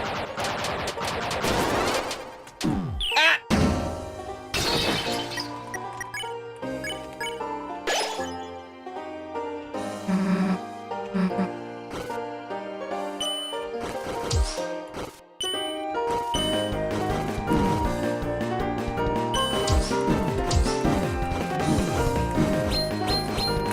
Ah, it's so overwhelming!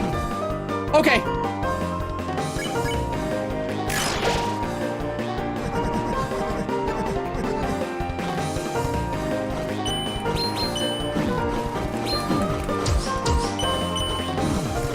Shit! Oh my god! Oh my god. The contrast between all the other secret fights in this one is so interesting. The others were driven insane by the crystals and became desperate for freedom, but Gerson, he didn't need that shit. Yeah, that's the beautiful thing about him.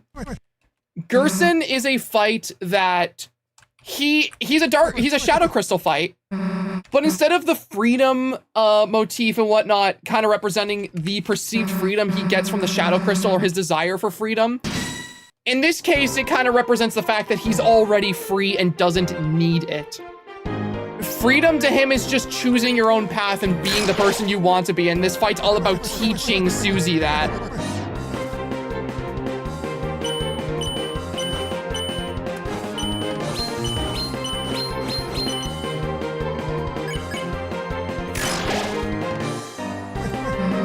Okay. I just need to get better at doing the diagonals.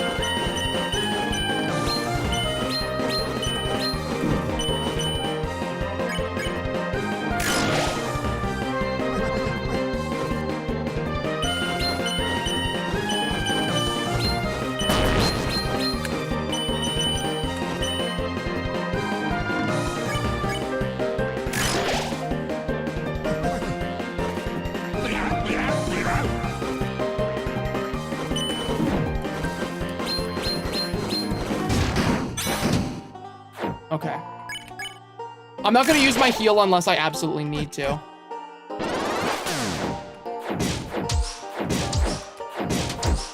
Ah, shit. Ah, shit. This attack is so weird. See, now I want to use the heal.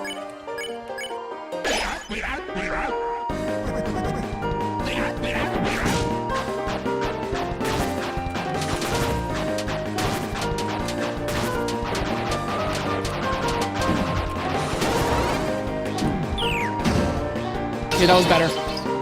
The nice thing about this boss fight is that he does percentage health.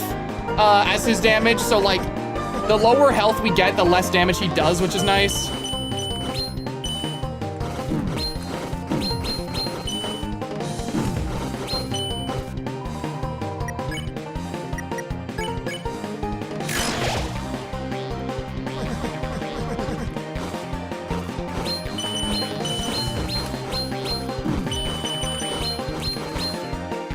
Okay, I'm starting to get a grasp of the diagonals here.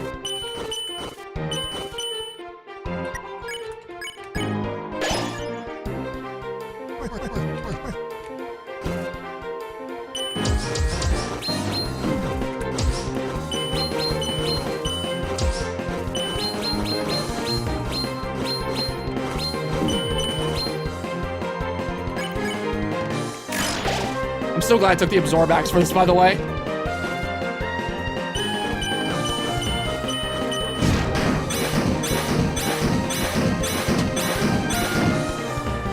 Oh shit!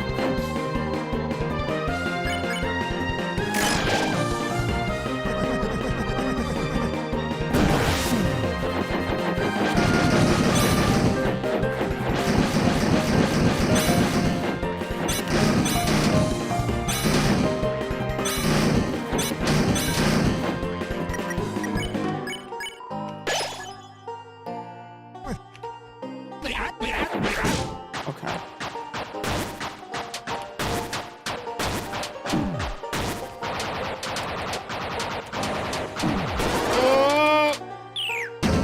Okay, not great, but we survived. We survived.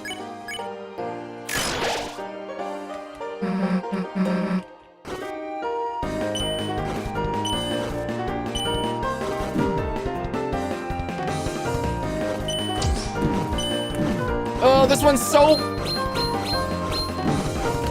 Oh my god, I don't know what to do against that one.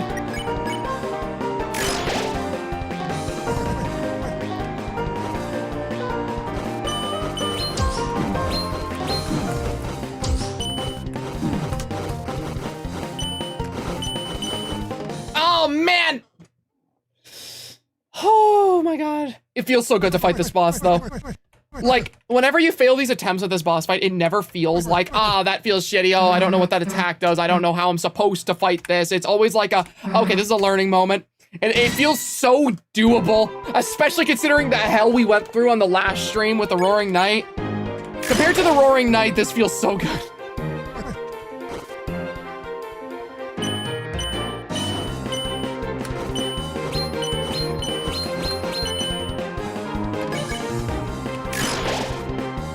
I have to give him a haircut!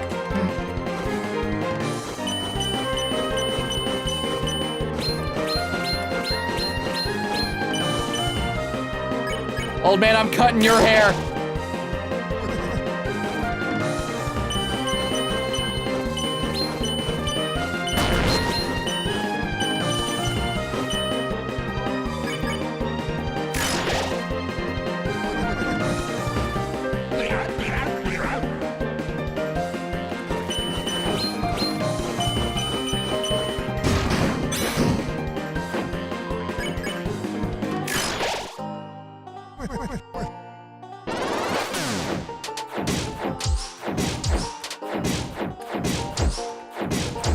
That shit.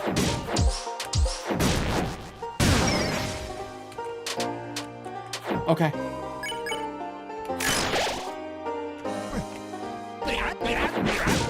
God, this boss fight feels so good to fight.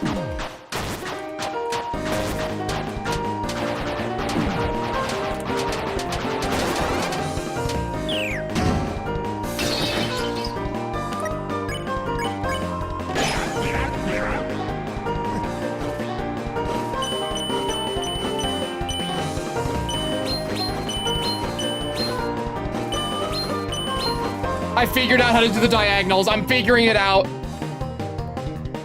So she's gone from Barbarian to Paladin with heals. It's awesome. Tension Bit unironically carried me in the Roaring Knight fight. Oh my god, yeah. That item is so good for that fight.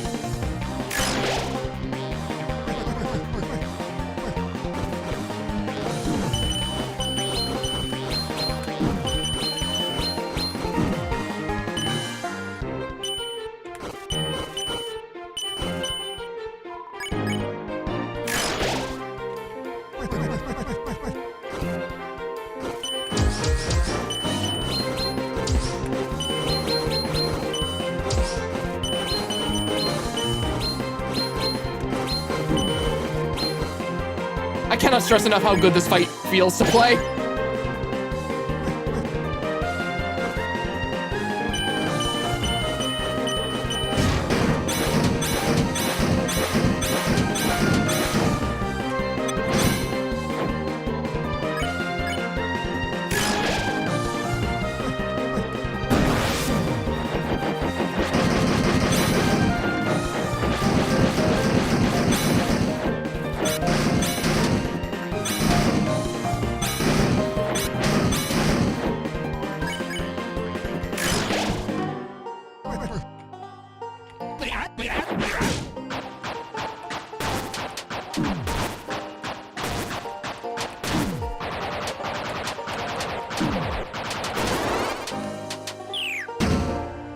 Okay.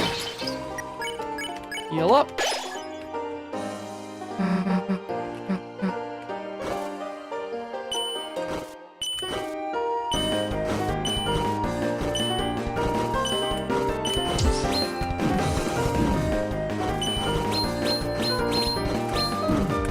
Okay.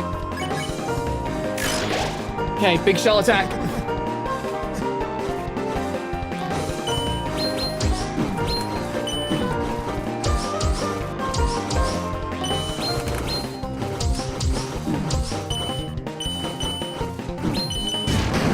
Okay, this is the furthest we've ever made it.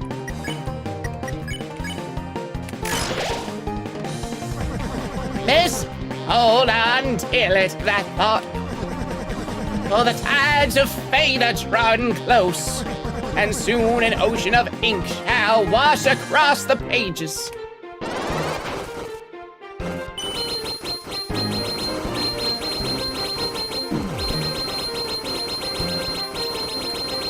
Ah!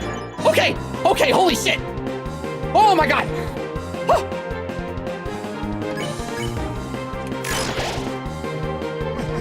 But there is one thing that can overact the dark. A white pen known as hope. Miss, I believe that is what you hold. Me? Nah, Chris has the pen. My weapon's like a hairbrush or something. Also, I definitely should have healed. I just got really excited. This is about to be rough. Is that so? Is that so? Yep, now shut up and give me the axe.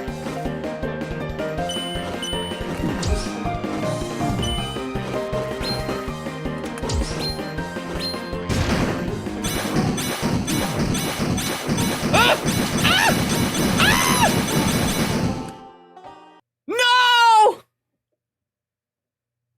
I should have healed. I would have had that if I healed. I would have had that if I healed. I was too excited. Oh my god, why did I have to go and get excited fighting a boss? Why did a boss have to go and be good? Okay, we go again.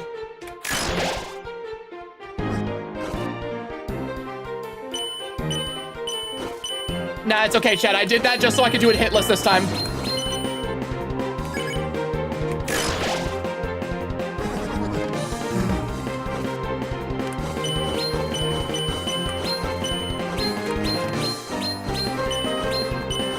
My commentary's about to become shit because I'm about to lock in really hard, so like, I guess enjoy this quiet gameplay.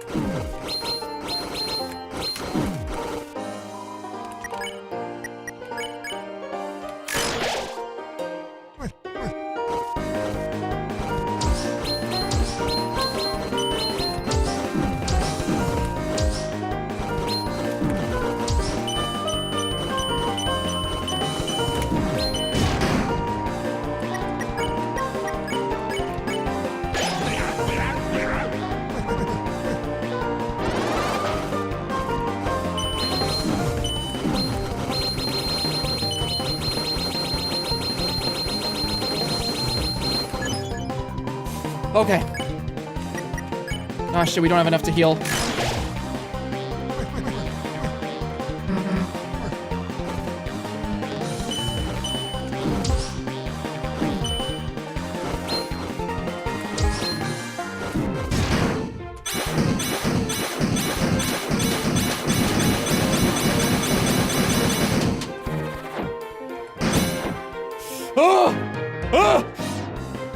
Okay, it's over.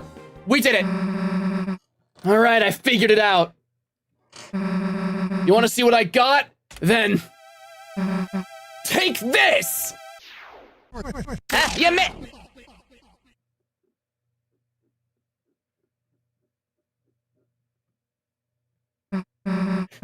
How's that, old man?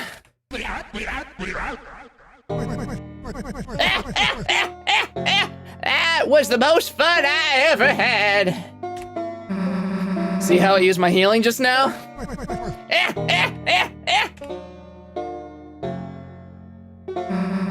Guess this is mine now, huh? Justice Axe was added to your weapons. And take this, too. For some reason, I found this weird piece of glass in my desk. Felt like someone really wanted me to use this thing. But it didn't interest me, so you can take it. Shadow Crystal was added to your key items. Knew it was worth having a rematch. Perseverance. Each time you get a little better. That's all I wanted to see. I can't think I'm gonna be the toughest thing you'll face. But next time, you'll be ready.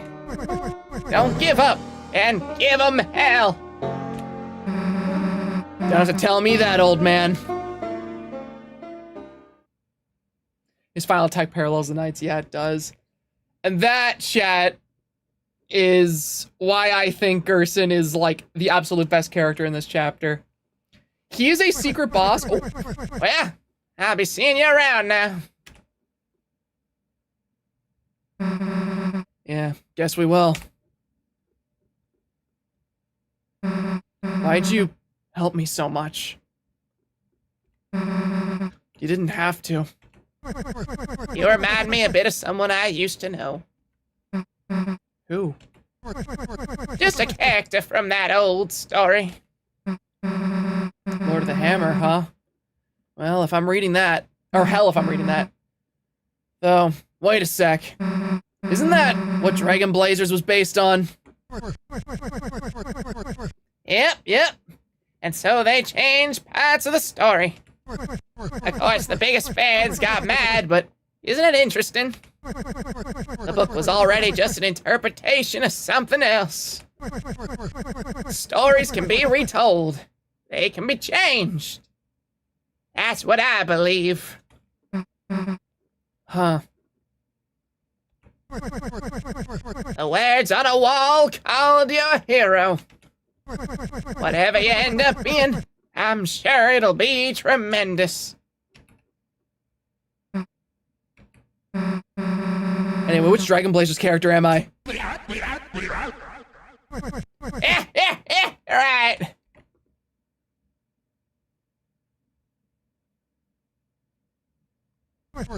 You are the dragon.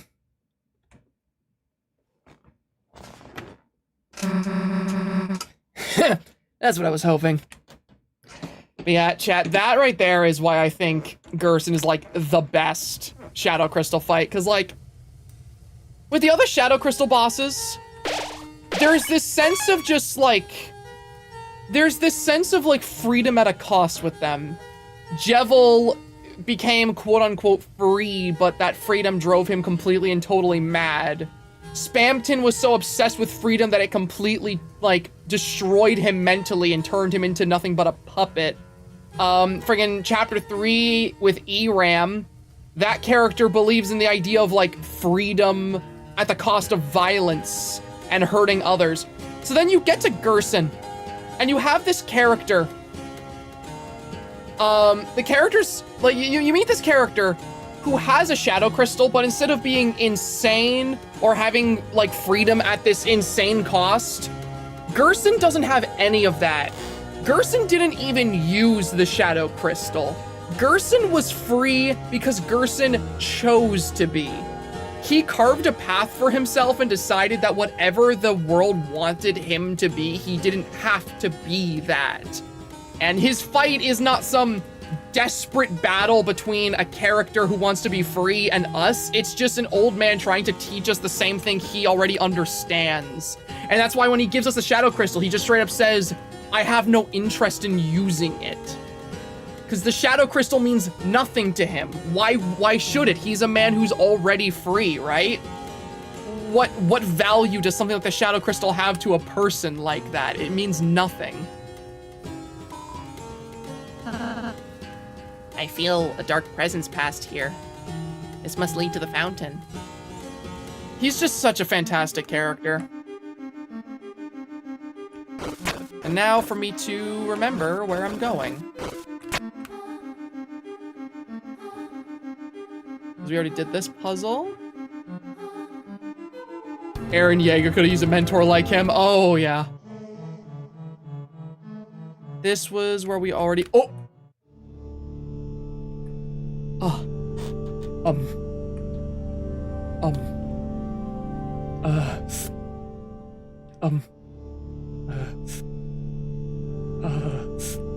Hi. Hey. How's it going? Let's tell him a joke. What's worse than rousing a trash can?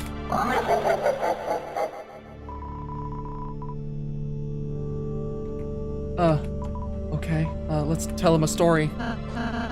Well, once upon a time, there was a lonely kingdom. And in it, there lived a prince who had scarcely known anyone else until one day.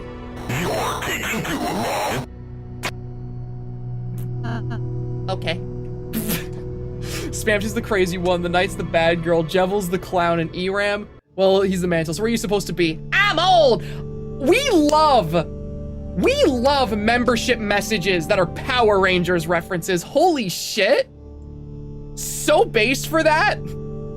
If y'all got that reference from that membership message, then y'all are real ones, okay? We love Power Rangers in this household. I'm Scottish! Such a good scene. All right, let's see here. Where was I going?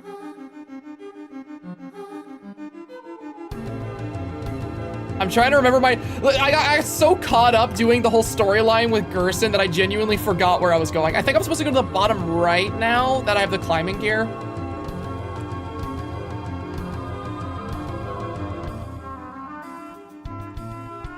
Never watched much of it, but I know that part. You gotta get on that. Power Rangers is the best. Power Rangers is like literally my favorite show ever.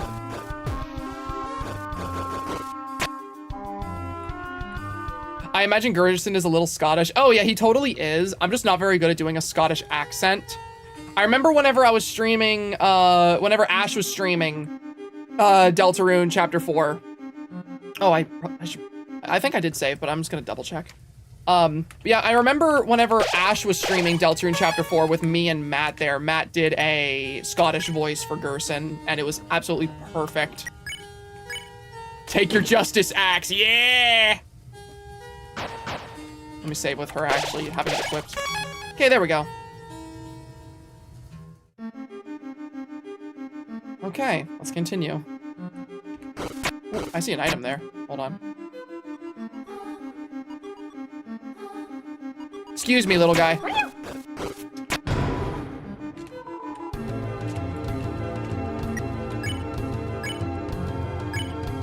Nice. Okay.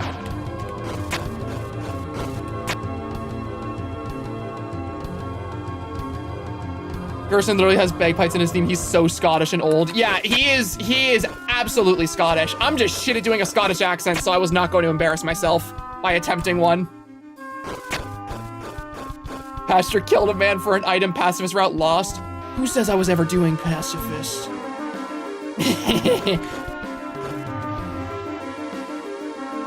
right, let's go. It's been a while since I watched Power Rangers. Last thing I saw was the live action film back in 2016. Oh.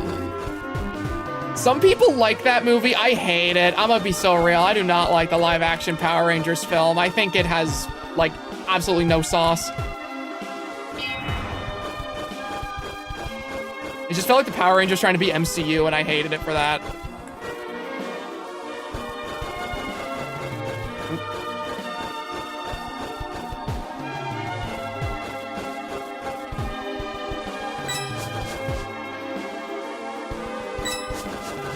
Okay, nice.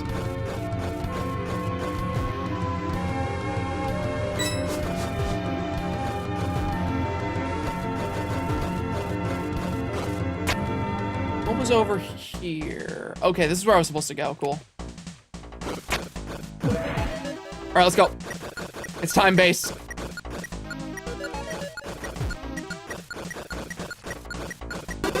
Easy.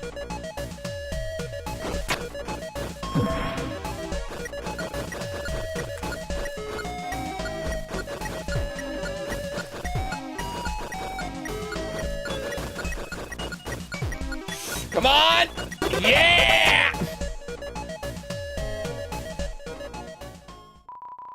You dare awaken my lady from her peaceful slumber? That's just the Lancer voice. Hold on. If you shall press further, then we shall have no choice There we go. That's more unique. but to duel for her honor. On guard!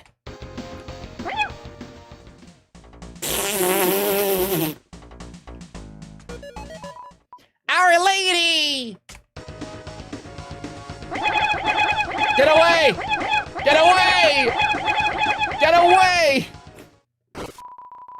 What are you guys doing? You woke me up.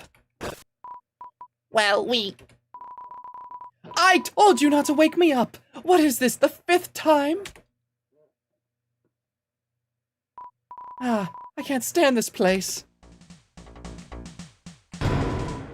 Power band.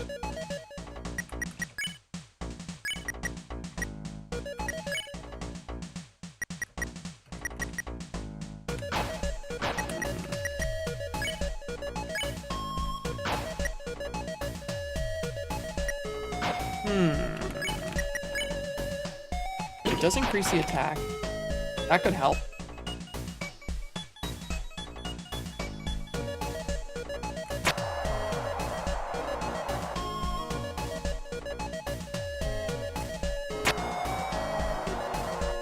Okay, I believe we were supposed to go more to the... We were supposed to go more up. That was just an optional thing we just did.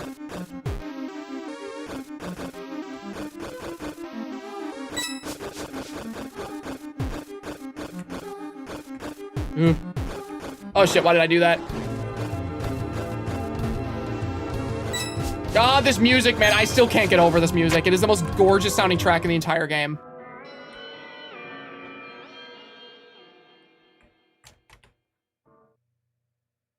Yeah, I got nothing. We don't know the notes you've got to play, right? Maybe the answer's somewhere around here.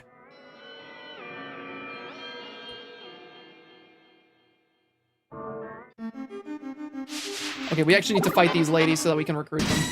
By the way, what'd you think of the weird route in Chapter 4? It got too vile for me. I'm never going to touch it. Just going to check the cool fan art. The weird route in Deltarune Chapter 4 is the darkest this game ever gets. I'm going to be so real. It is genuinely horrifying.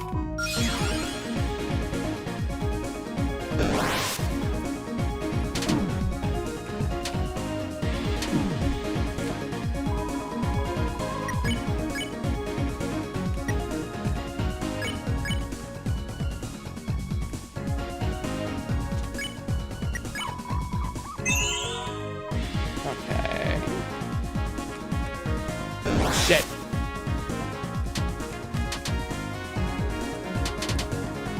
These enemies are cool.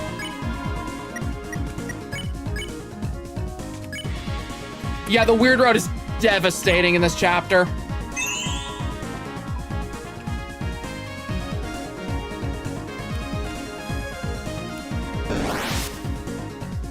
Well, at least we get to spare her anyway.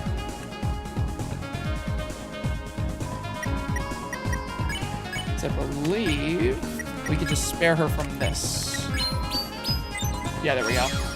And that's all of them recruited. Perfect.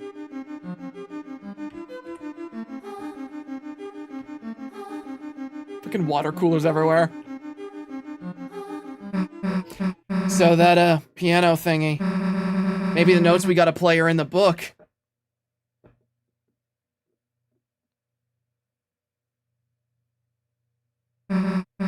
Hey guys, there's something weird about this one. Looks like the one that the old man...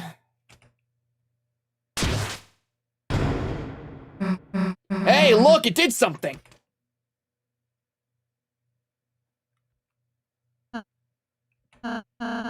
Chris, rather than following her, why don't we just close our eyes and think about what she might be doing in there? Rouse, you're so weird. But I really want to see the cutscene.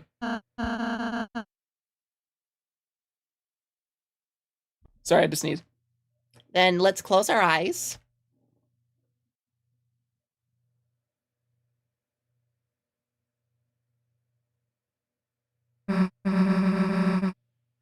Guys, I bet it's in here somewhere. Guys?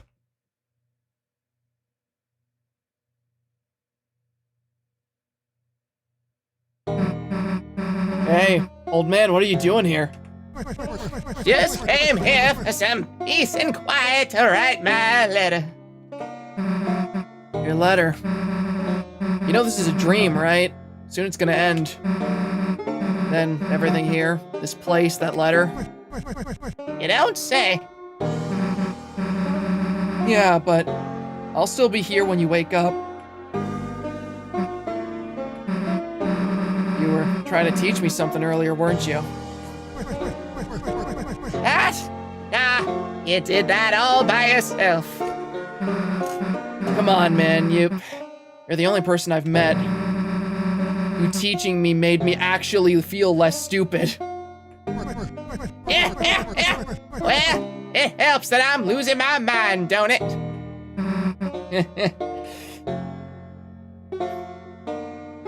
So, see anything with music notes on it? Oh, you mean this thing? Yeah, that thing, cool! I bet Chris can memorize it and... Yeah, pen and paper. Wait, you want me to copy all that? Plus, if I got your pen, how'll you do your letter? The important part's already done. Besides, what good's a teacher that doesn't give homework? Screw you.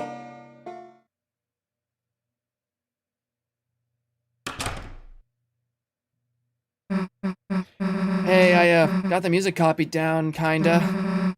Might not be perfect, but, Rousey, where the heck were you? I was, I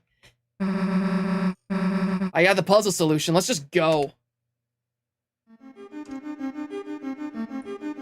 Rousey is so suspicious. Because every single time Rousey's had us close our eyes and imagine what Susie's doing, I can't help but feel like every single time now Rousey's just been doing something behind the scenes and we just haven't been able to see it. Because it's very evidently what's going on here now. Alright, Chris, with this, we got it in the bag. Sheet music was added to your key items.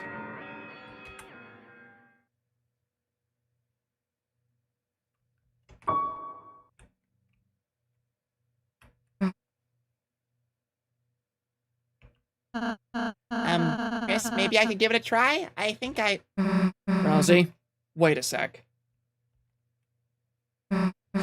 Chris, today in church when you were asleep, your mom said you used to play good. I don't know why you're pretending you can't now. Maybe you're, like, embarrassed or something. But, like, you know... Chris, you should play.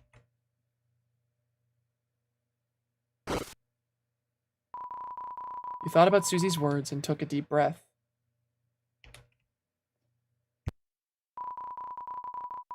Your hands began to move on their own.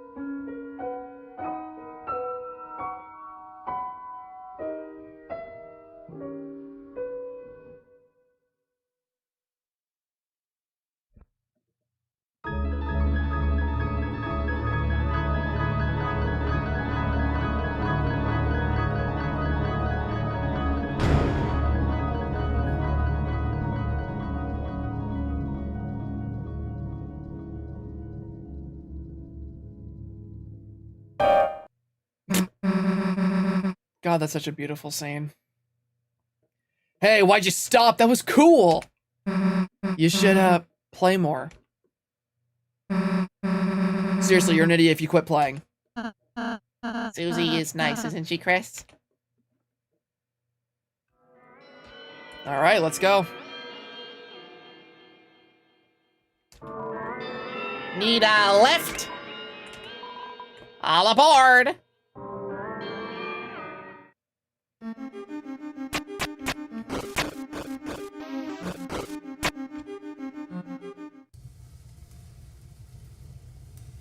All right, let's go.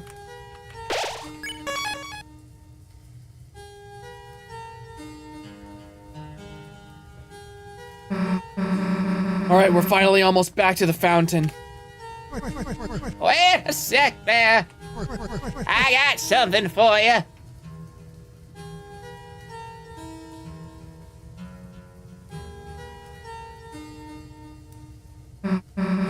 Hey, we're about to end this dream, so... Good timing. I just about finished my letter. You mind delivering it for me?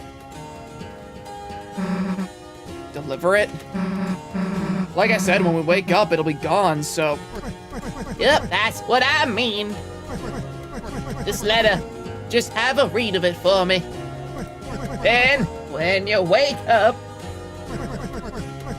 write it all back down, okay? Me? Rewrite all of it? Why don't you just... This old man's gotta get some help remembering it.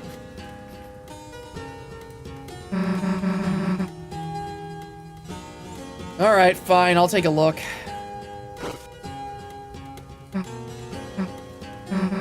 Okay, got it. I, might miss a few things. You sure you want me to do it? Long as you got the point, the words don't matter. Okay, sure.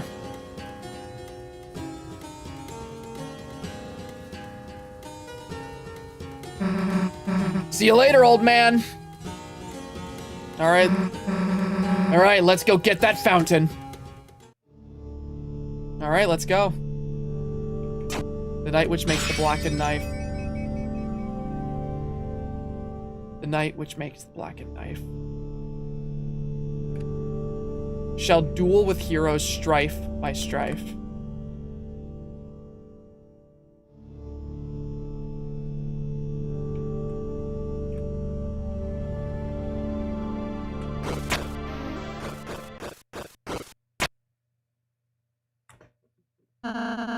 We should be able to get to the fountain from here. All we have to do is climb up this... Huh?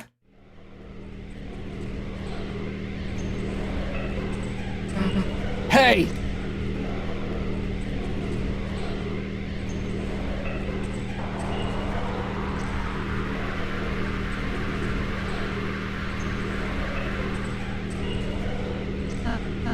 The knight! Damn it! You are stopping us this time! Susie, wait! All right, let's go.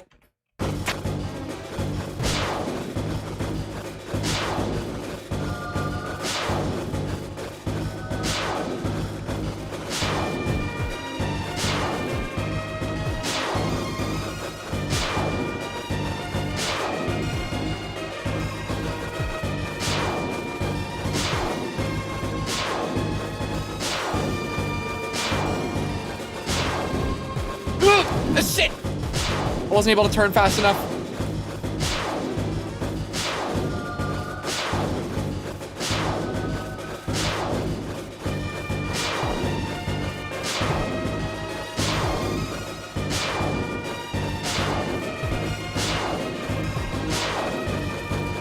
Also, if you guys noticed at moments like this now that the freaking chase music we've been hearing from Chapter 1 has the same leitmotif as the Roaring Knights boss theme.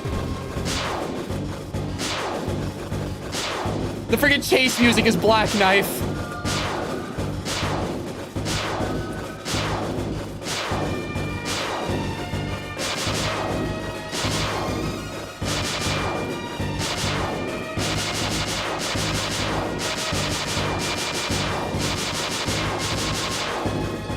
Nice, okay.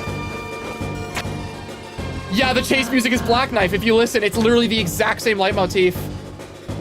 Susie, don't! What? And just let this loser get away?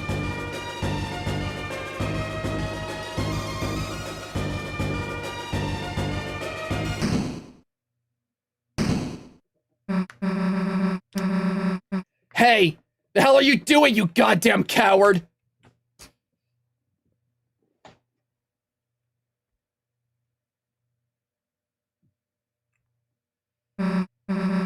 Damn it. I let them get away. It's all right, Susie. We did our best. Yeah, but it's not good enough. Every time they're just one step ahead of us. If we keep letting them get away, then how are we gonna protect Toriel, Undyne, anybody? Susie, I understand how you're feeling, but we have our own advantages too. The night only seems to show its face in the dark world. If we could just seal the fountain over to the right, then it'll at least buy us a little more time. Until we have to face our difficulties again. Yeah, you're right. Chris, let's go.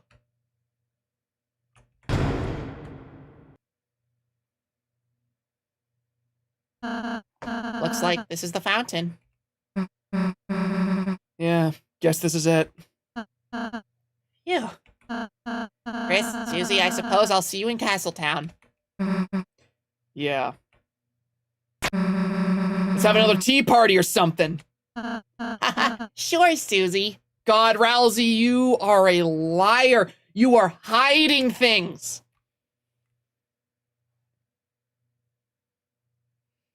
Rousey was way too relieved for this particular Dark World to be over. The Dark Fountain. Why aren't they stopping us from sealing it?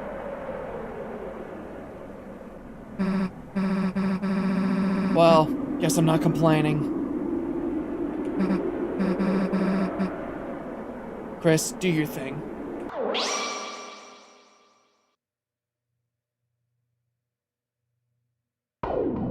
No music this time.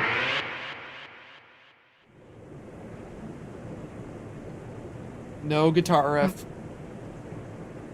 There's also a very small dark fountain, yeah. Guess the sun went down, huh? Damn, Chris, look under the door!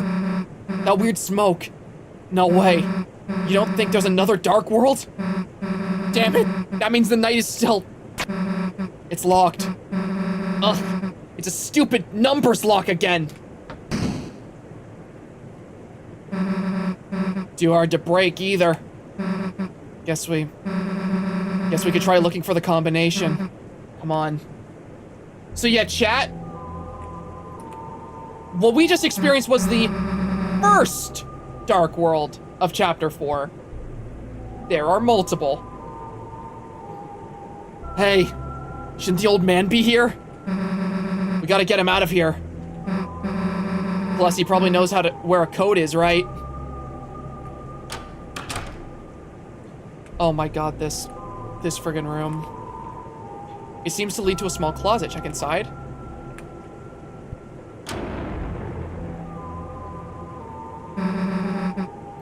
What the hell is that? Oh, I bet that's just Jack. Whoops. Maybe he's a Halloween decoration?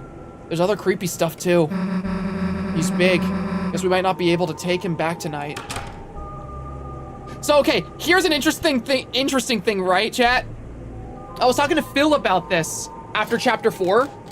We were specifically talking about this after my Chapter 2 stream together in DMs. So, Jackenstein is a Halloween prop that they keep in the back of the church. And you know, the whole reason why he's like, oh, I'm in the dark because I'm so ugly, it's because he's kept in a storage closet in real life, right? But here's the thing that gets me interested, is that he says that he's only ever brought out of the dark for the festival night. And he's a Halloween prop. The festival is gonna be Halloween, chat. Which means if we get a festival Dark World in one of the future chapters, that means we could get an entire Halloween-themed Dark World. Which, you know, I'm just saying, Chapter 1 came out on Halloween. Chapter 1 released on Halloween, and it's very evidently autumn during this game. So, I don't know, we kind of just put 2 and 2 together here. We could very well, in like Chapter 6 or 7, see a Halloween Dark World. And if that's the case, chat, I think I might pop. I think I would explode if I got to see an entire Dark World themed around Halloween. I would scream. I don't think Chapter 5 is gonna be the Halloween Dark World though. I think Chapter 5 is gonna be a different Dark World that's gonna take place on Halloween night, like during the festival. Or maybe like right before the festival. And then I think maybe Chapter 6 will be like the festival Dark World. That's my little theory. I'll go more into it after we finish the chapter, but I have my reasons for it. It's a keyboard. It has settings to sound like either a piano or an organ. He also said tonight is the most haunted of nights. Exactly. I think it's Halloween. I think the festival is Halloween. You know, when you played piano earlier, it was... Okay, it was actually kind of cool. I mean that. I'm not saying you should join the choir or whatever, but if you were playing every week, I might actually want to go to church. That kind of reminds me of something.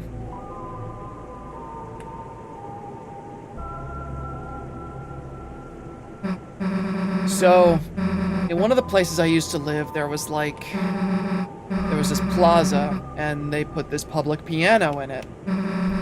So I started playing it thinking, you know, it might be fun. But I guess maybe because I was so bad, or because I just looked like I shouldn't be playing it, they told me I wasn't allowed to play it. So I backed off. And then they let somebody else play. Someone better. I don't know why I expected I'd be able to play it. Is what I thought then. That night, when no one else was around, I came back. And you know what I did? I smashed it. Yeah, I smashed the piano. I don't even really know if I broke it, but I hit it as hard as I could, hard enough to do some damage. And I ran. A week ago, if I knew you did piano, I probably would have just hated that about you. But now, I kinda just want to hear you play it.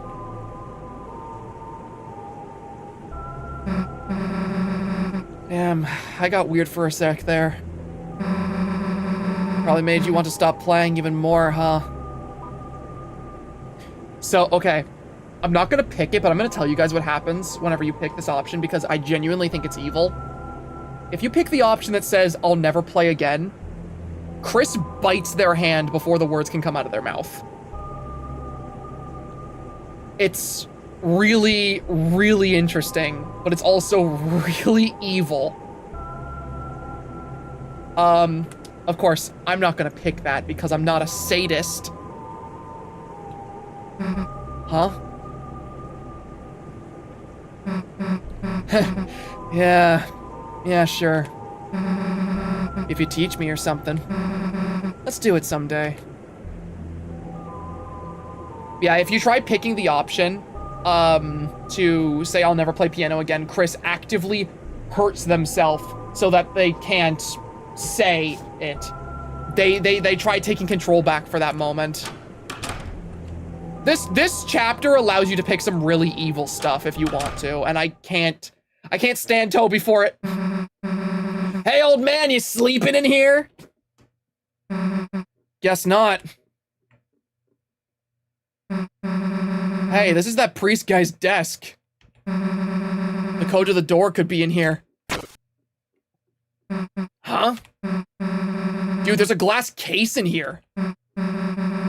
But it's weird. The outside is clean, but...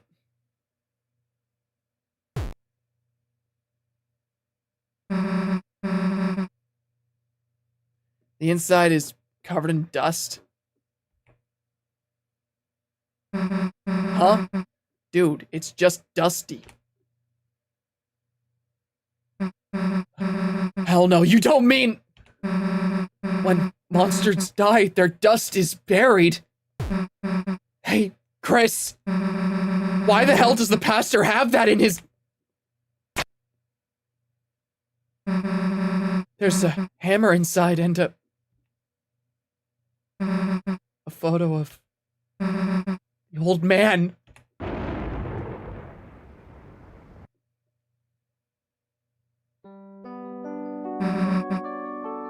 So yeah, Gerson is dead. He has been dead. We knew this. And the Gerson we were seeing in the Dark World was a memory of him because his son was keeping his ashes, basically, the dust that monsters turn into, in his office desk. So we were talking to what was essentially the ghost of a dead man, which means the letter that he was writing the entire chapter was him trying to talk to his son one last time. The old man. I don't really get it, but somehow the Dark World, for a moment, it must have, like, revived him. But I think he knew. I think he knew he was... Chris, he wanted me to write a letter. A letter to Alvin. I think that's this pastor guy. Give me a sec.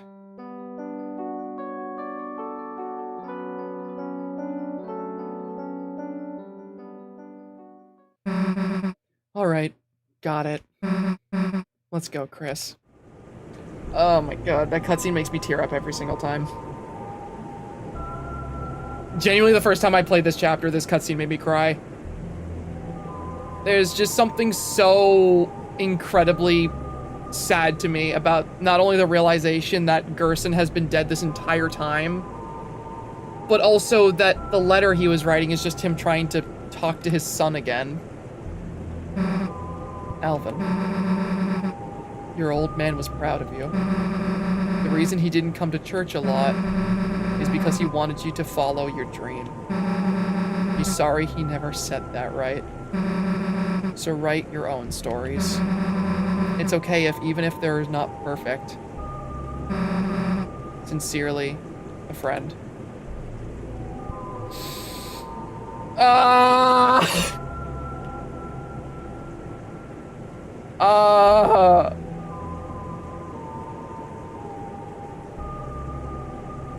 God, this chapter, man. Oh my god. It has grammatical errors because Susie wrote it for him.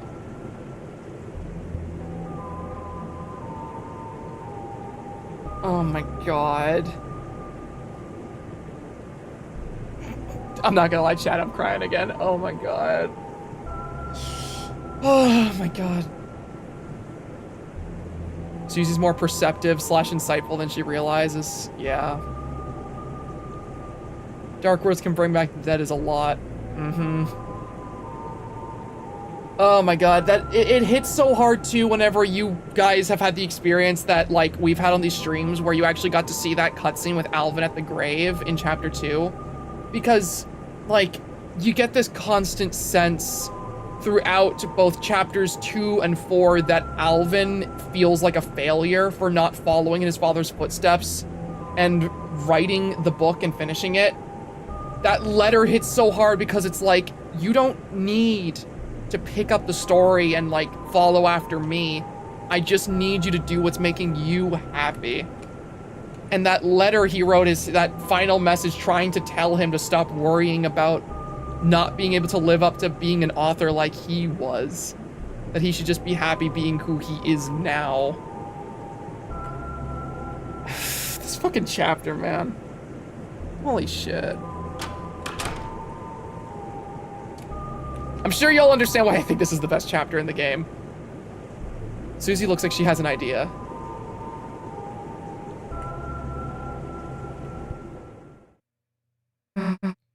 Chris, we haven't gotten any closer to opening this door. But I have an idea. I think you might know. The old man, he could know how to open it. Chris, you're thinking what I'm thinking, right? Let's make a dark world.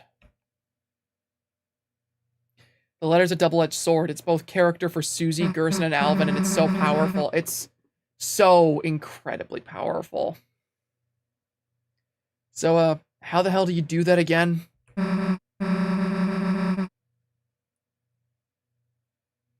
Queen said, concentrate and stab into the earth. Got anything sharp?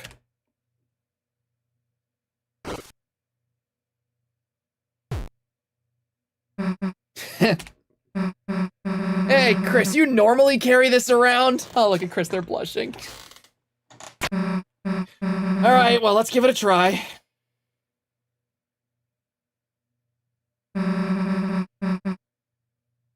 Concentrate on what I want, and...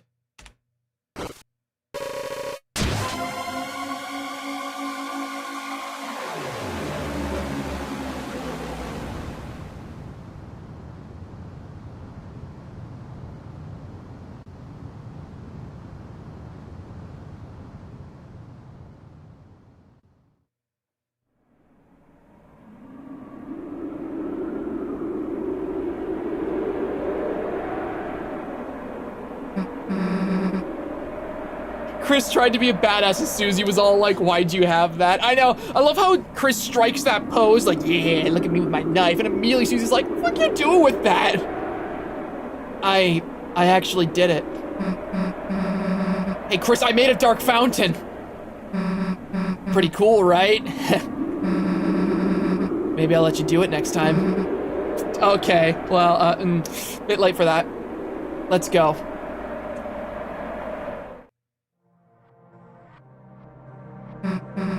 Hey, is it me or does something seem off?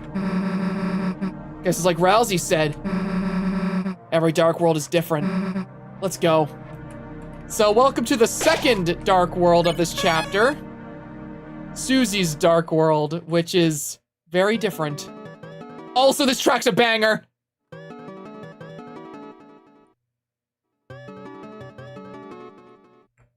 Shout out to the freaking hue shifted, like, dark world aesthetic. I love it.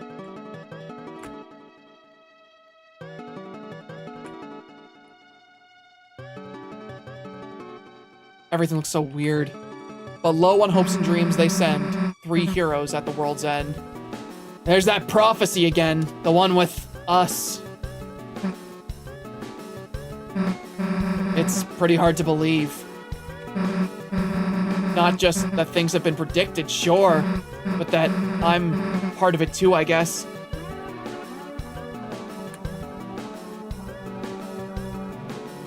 The light and dark, both burning dire, a countdown to the Earth's expire. New enemy!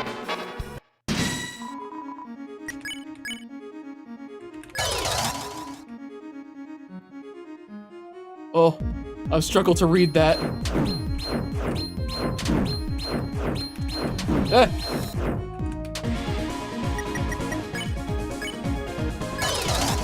Go. These guys are so cool.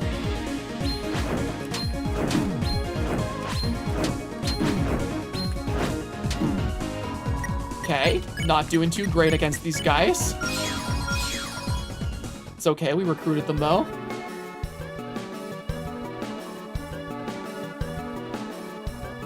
So, I don't know if this is canon or not, but there's a small theory that Susie's dark world being off with its colors is because Susie potentially being colorblind. I kind of love that, actually. If fountains freed the roaring cries and tighten shape from darkened eyes. Yeah, everything being off makes Susie's dark world really interesting. The third hero, the prince alone in deepest dark. Hey, Chris, look, it's Rousey when we first met him! Guess all 3 of us have our own prophecies, too. If Rousey's the lonely prince, wonder what we are. Come on, there's gotta be another one ahead. And look, these guys are no longer petrified. I am the philosopher. You sought to return to the dream. But the lighting of the mind has changed. At best, you can only see another side.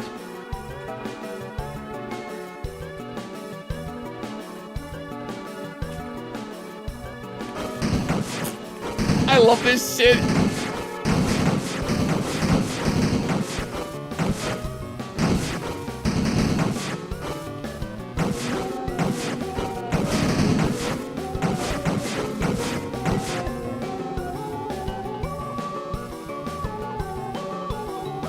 The Lord of Screens cleave red by blade. It's very Susie coded.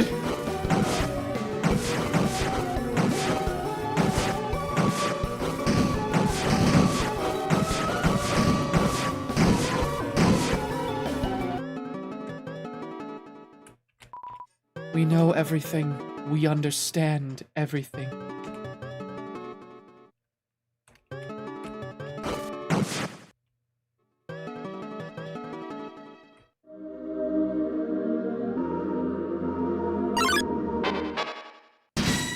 All right, let's get these guys. Listen to the song of legend plays. Amen.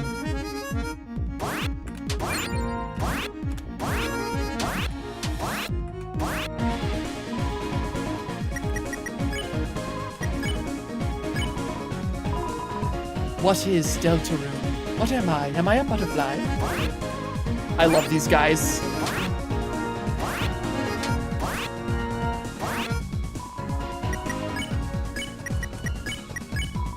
And there we go. There's two of them recruited.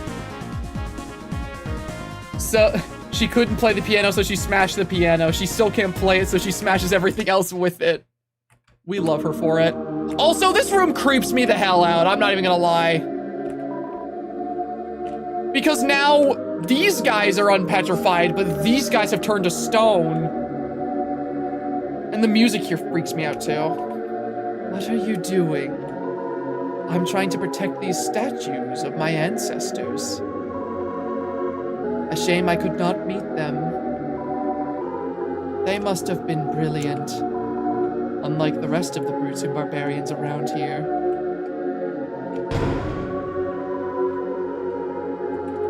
Yeah, this room's eerie as hell.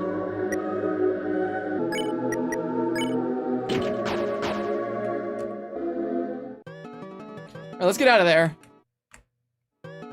I also find it interesting how the enemies from the previous Dark World that are now petrified are referred to as the ancestors of these guys.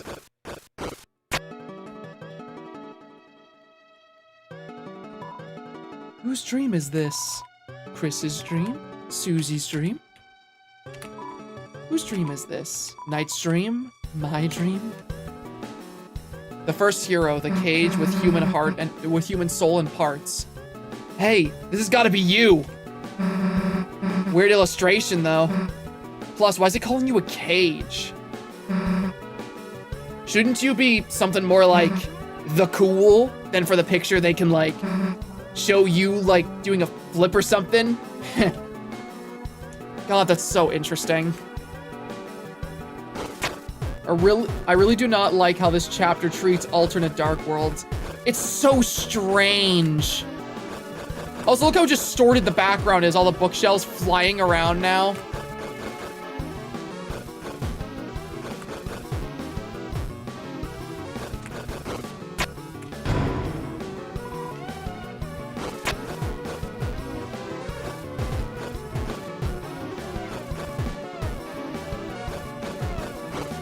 Body without organs reference. All right, this should allow us to get all these guys recruited too. I am the philosopher. Amen.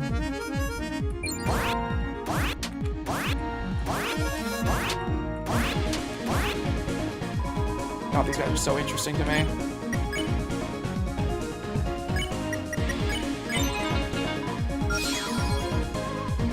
What isn't Deltarune?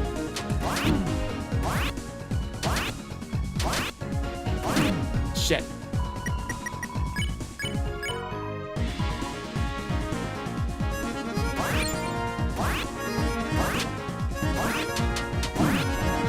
guys are so much harder once there's only one of them. It's weird Chris is the cage and not the human. Yeah, right?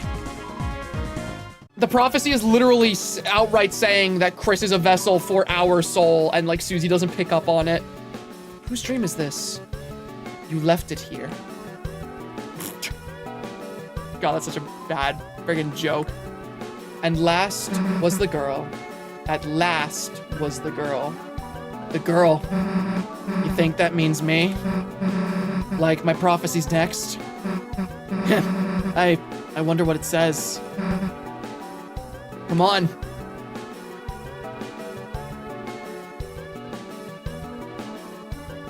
Hold on. Yeah, this is a little weird, but you know, just don't think too hard about it. Okay, Chad, there you go.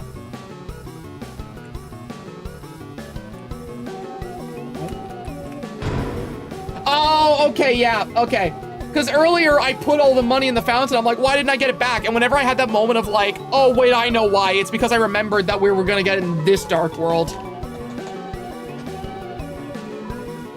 You are one of the donators.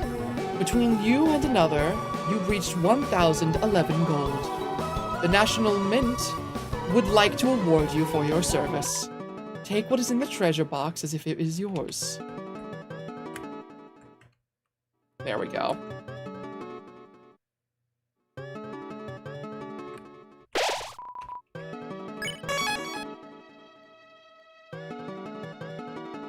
The second hero, the girl with hope crossed on her heart. Chris! Chris! Hey, look, it's me! The girl with hope crossed on her heart. Man, that's badass, isn't it? You think there's anything else about us? Don't just stand there, let's keep looking. I get bad vibes from this. Yeah, that's what I was about to say, Octo Joker in chat. This prophecy freaks me out because Susie doesn't wield a sword. Susie doesn't wield a sword. Susie wields an axe.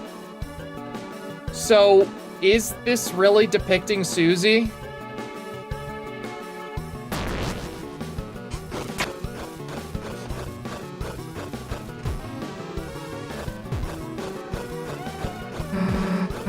Gotta be honest, Chris, I've never really gotten picked for anything before. No one ever wanted to be my partner in class. I even got chosen last in gym.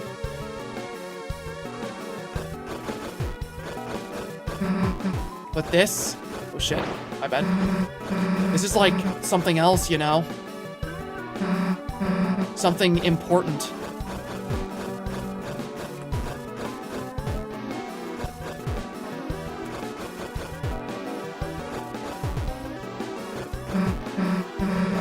Chris, before I didn't think I could be a hero. I wasn't good enough. I mean, I was bad. I still kind of am, in some ways, I guess.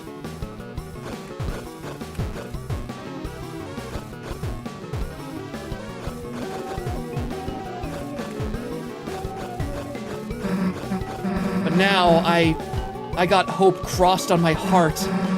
Hope written in truth, written somewhere.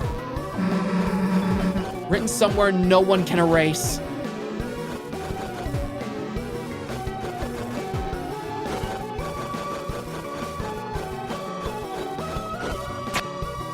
See, okay, like... Okay. This is something I wanted to talk more about, too, when we got to this part. The image on the prophecy does not look like Susie. It does not. She does not wield a sword. Second, Susie having this dialogue about, like, not being chosen for anything and being happy that she's finally a part of something like this, it feels like it's supposed to be dramatic irony. It feels like it's supposed to build this thing up because she isn't in it. And as well as that, Gerson earlier, whenever we did the fight with him, said that if he had to pick a character from the Hammer, from Lord of the Hammer that she would be, he said she'd be the dragon. And in his retelling of the story, Chapter 1 is described as the dragon being defeated, the dragon being stopped. I don't think Susie is supposed to be part of this prophecy. I personally think the girl in the prophecy is supposed to be Noelle. I think this is supposed to be Noelle because look, love finds its way to the girl.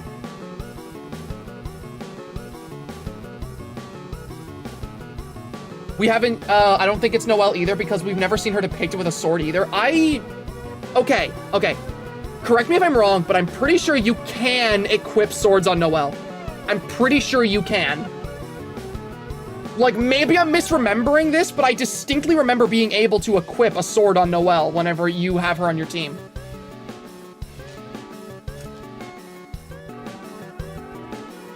But that's another thing. Love finds its way to the girl. Love has a very different meaning in Deltarune and Undertale than it does normally. Okay, I get thinking it's Noelle, but the absence of antlers and inclusion of a sword still messes it up. I genuinely don't think that's enough for it to, like, rule it out to me. Got to mention it as well, the first prophecy you see says no matter how you look at it, the perspective never changes, but the ones in Susie's do. Yeah, that's the interesting thing. Susie not being chosen in gym class with how physically strong she is the most unrealistic and fantasy part of Deltarune lore, right? Swords are the weapons of archangels. You see, like, I feel like, okay, you can disagree if you don't think it's Noelle. That's totally fair because it's obviously very vague and left up to interpretation. That's just merely how I interpret it. But like, this cannot be Susie to me. This cannot be Susie. Hey, what does that mean that Chris, I've gotta find the next one. You can stay here.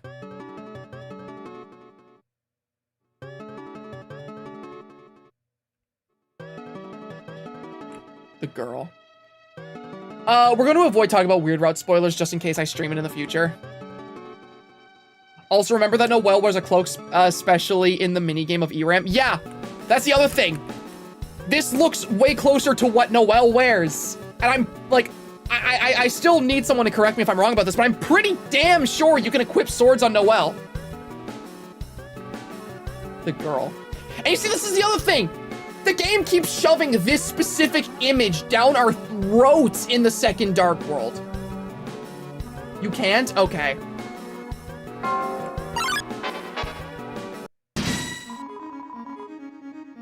It's so interesting to me.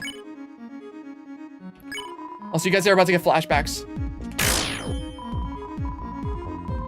Perfectly in tune, all musical acts became stronger. I like this enemy a lot. I think it's very cool.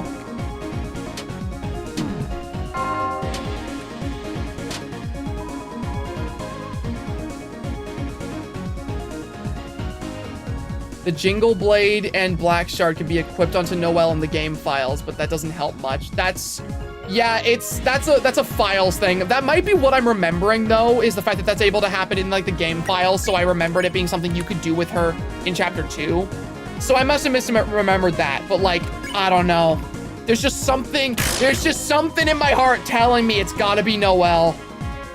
Because like, Noelle is so important to the story. It's so obvious that Noelle is such an important character. Like, chapter 2 is all about her and about how Queen wants her to become stronger. The Weird Route is all about her. Noelle isn't just some random throwaway side character. It feels like she's being built into something. And yet, look at all this shit with all the friggin' images of like the girl prophecy everywhere. It's so evidently not Susie to me.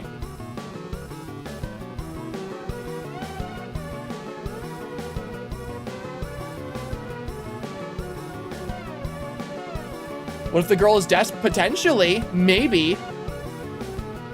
Wait, the original Star Walker was there? Did I miss him? What? Gallery. Where was the original Star Walker? I actually didn't see him.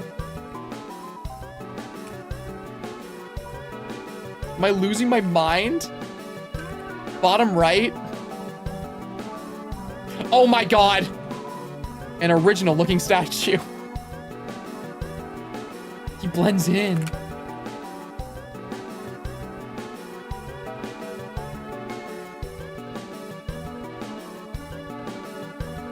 God, this part of the game is so interesting. Chris, hey, didn't I tell you to wait for a sec? If there's something about me there, then... Or me here, then... Huh? The last prophecy, the story's end. The last prophecy? In concept art, Noelle is a member of the fun game. See, I didn't bring that up because I don't feel like that is necessarily like proof that Noelle's more important, because obviously things are subject to change. But you're absolutely right. Noelle was originally designed to be a main character. And I feel like, you know, you just look at the way Noelle's written in this game, it is very evident that Noelle is an incredibly important character, even if she isn't in the Dark World plots most of the time. The girl princess falling in love with the dragon instead of the knight can also be, yeah. There's just so many opportunities for interesting theories here. Chapter 4 is so good. Is this what happens at the end? To save the worlds, there is only one way. It's telling us how to save the world. Hey, Chris, this'll make everything easy, right?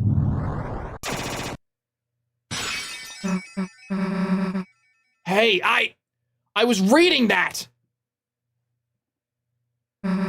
Old man? Wait!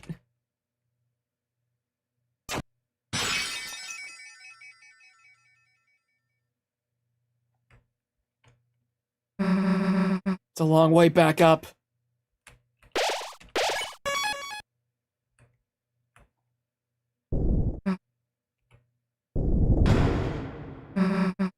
The floor.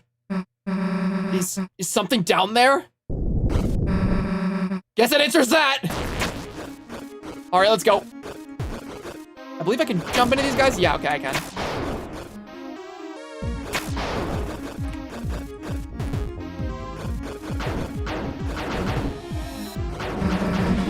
Ow. Chris, over here! Whee! God, this part of the chapter's so cool.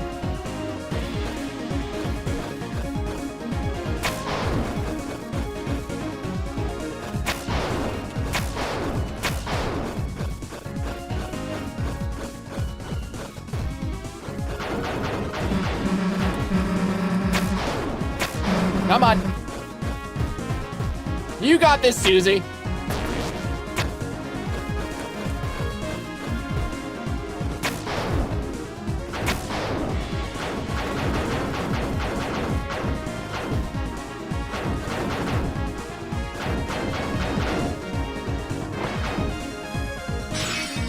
Susie, help! Yeah! This sequence is so hype. Be more careful, dumbass. Come on, I see the top.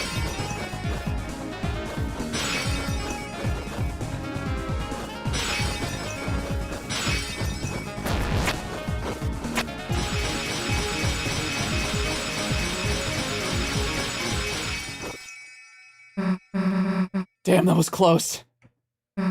Hey. Hey, Chris, I think I see it. Come on.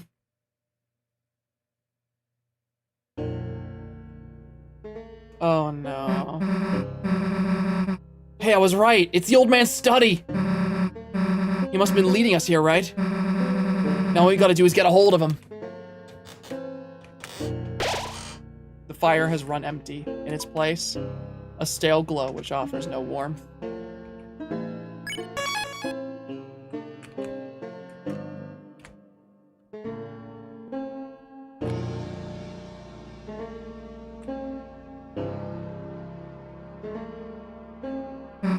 Hey, Chris, you think he'd want to come to our castle town? I mean, obviously he would, right? Might mean taking the hammer, but I'm sure he'd be cool with it though, right? She just wants to see him again.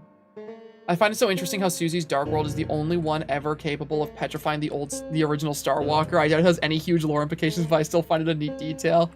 Yeah, it's interesting. Uh-oh.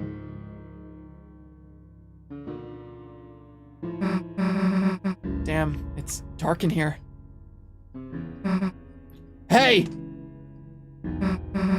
Hey, old man, the hell are you going? Come on, Chris, after him!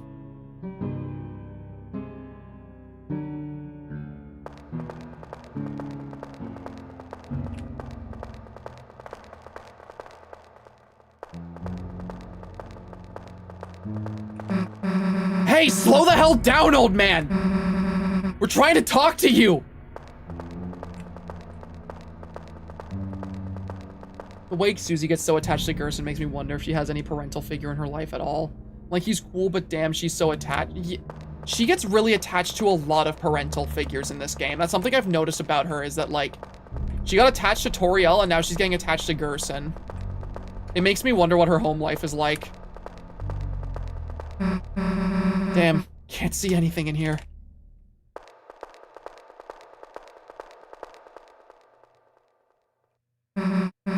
Hey, Chris, wait a sec. Do you hear that noise? Sounds like it was coming from... Yeah, it totally sounds like... Huh? No, it was violin, right? Hey, I heard something again.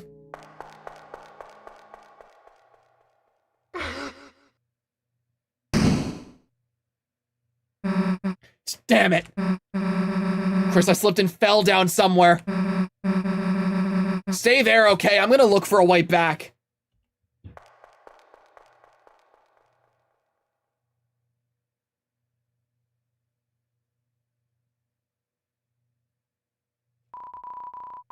Left in complete darkness. Seems there's nothing left to do but close your eyes. And think about how Susie is doing now. Damn, the hell am I gonna find a way back? Maybe if I just try and listen to what's around me? Old man? Old man, that's you, right? Old man, hey, we've been looking for you. There's like this door code, and I thought you might know that.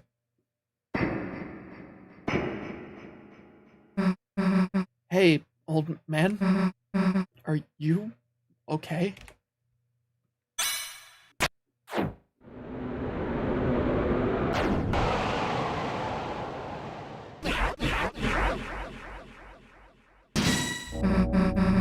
Old man, what are you doing? Why are you attacking me? You aren't trying to teach me something, are you?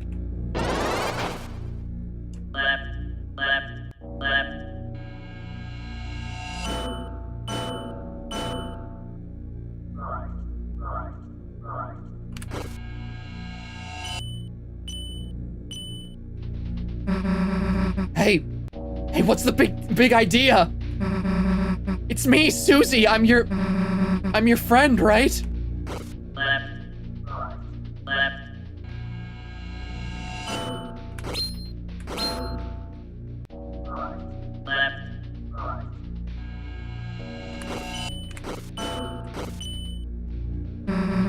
I wrote your letter for you. Don't you recognize me? Hey, say something. Say something already. Come on, say something already.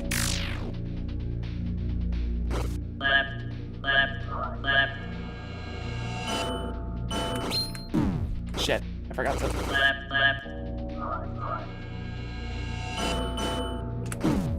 I'm trying to time it to get the TP. I shouldn't be doing that. I'm telling you, I don't want to hurt you, so just...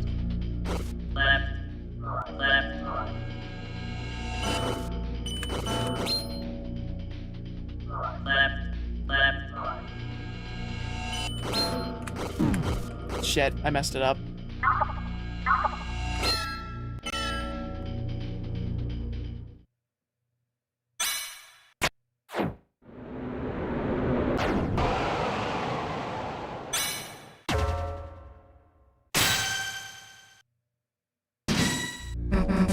Chris, hey! Chris, there's something wrong. There's something wrong with the old man. We have to figure out how to get through to him.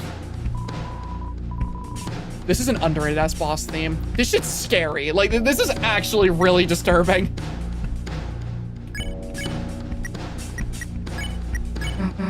Chris, why doesn't he recognize me? We have to stop him before anyone gets hurt.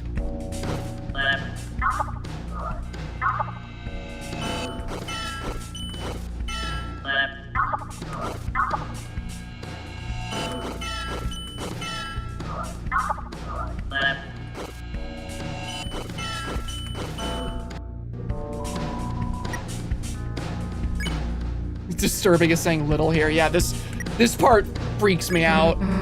I knew I screwed up. I screwed up making this dark world. Trying to see him again, even though he's already...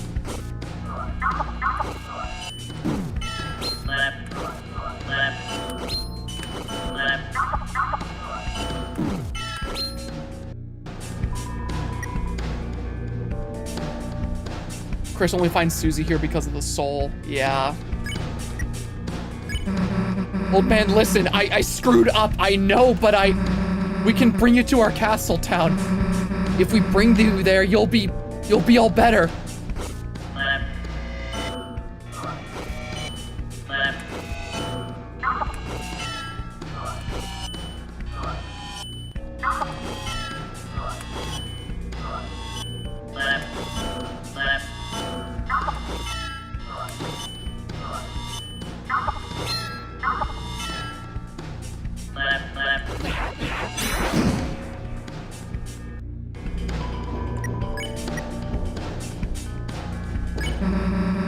So we don't have to hurt you, and you don't have to hurt us. Shit.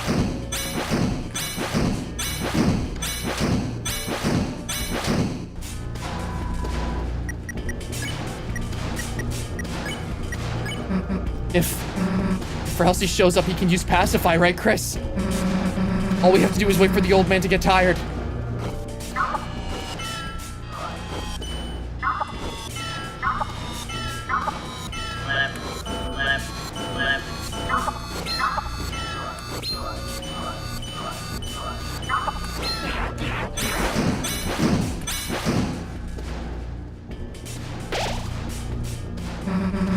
Screw it, old man.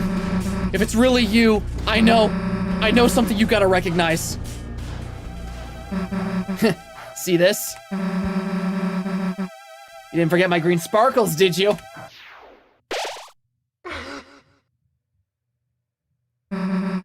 What the hell? What happened to his...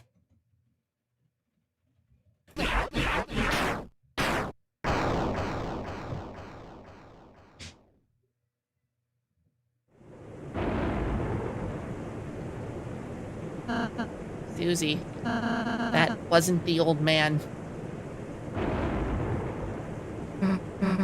Huh? One of the statues in his shape from his study. It must have begun moving when you made this dark world. Statue? And the old man. He's not in this world, sadly. Darkness patterned after the memory of a loved one tend to only appear in very specific darknesses. Even if we tried to bring him to Castletown, he... Then why didn't you say something earlier? Huh? First, the roaring thing, then you not being real, and now this? What's wrong with you? If you know something, why don't you just tell us? I'm sorry. I know so many things. I know so many things. I don't know when to say them. I don't want to say them to worry you too. So I end up I end up not saying anything. What do you mean? You know so many things. About the rules of this world, about the prophecy, about what the prophecy says will happen. I didn't ask to know, but I do. I'm sorry if it creeps you out. I'm sorry if I don't tell you everything. It's just sometimes knowing things, it hurts. And if anyone's going to hurt, let it just be me, okay?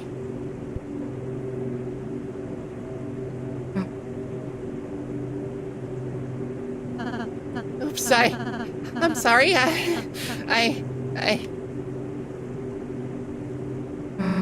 Rousey, is that why you've been acting so weird today? Why you keep... I've been trying to stay ahead of you two. So you don't have to see it, so you won't. Because it would... See what? The ending of the prophecy. What? That last prophecy thing?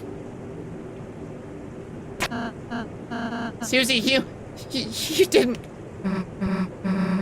No, I mean, we almost... Please let me go ahead from now on, please.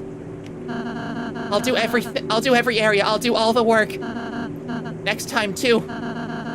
You two could just hang out and have fun. I could do all the puzzles. I could... Hey, look, it's okay, man. That last prophecy thing, I don't need to see it. So, if it helps, whenever you gotta... You can go ahead alone. But everything else, we're doing it together as a team. And nothing's gonna change that. Nothing. Whether you like it or not, toothpaste boy. Susie. First noogie to make someone cry? Sorry. I'm just glad you're friends with me. I'll be more honest, Susie, I promise. Even if it means sounding weird. Rousey? You couldn't get any weirder if you tried. You too, Susie. Thanks. Well, let's get out of here, Chris. If you watch this cutscene in its entirety, and you hear everything Rousey says, and your conclusion is still, I think Rousey is evil, then I truly believe you have no media literacy in the slightest. Like, this goes back to exactly what I was talking about during Chapter 3.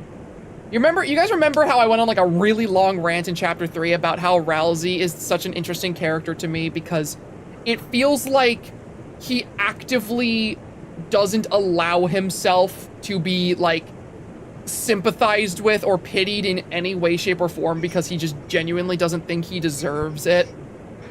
This chapter was really what I was thinking about whenever I was saying that, because this chapter finally explains why Rousey is so suspicious all the time. He isn't secretly evil or scheming anything.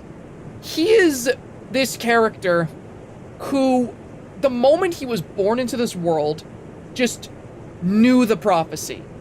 He learnt it, he understood it, he knows how everything is going to play out.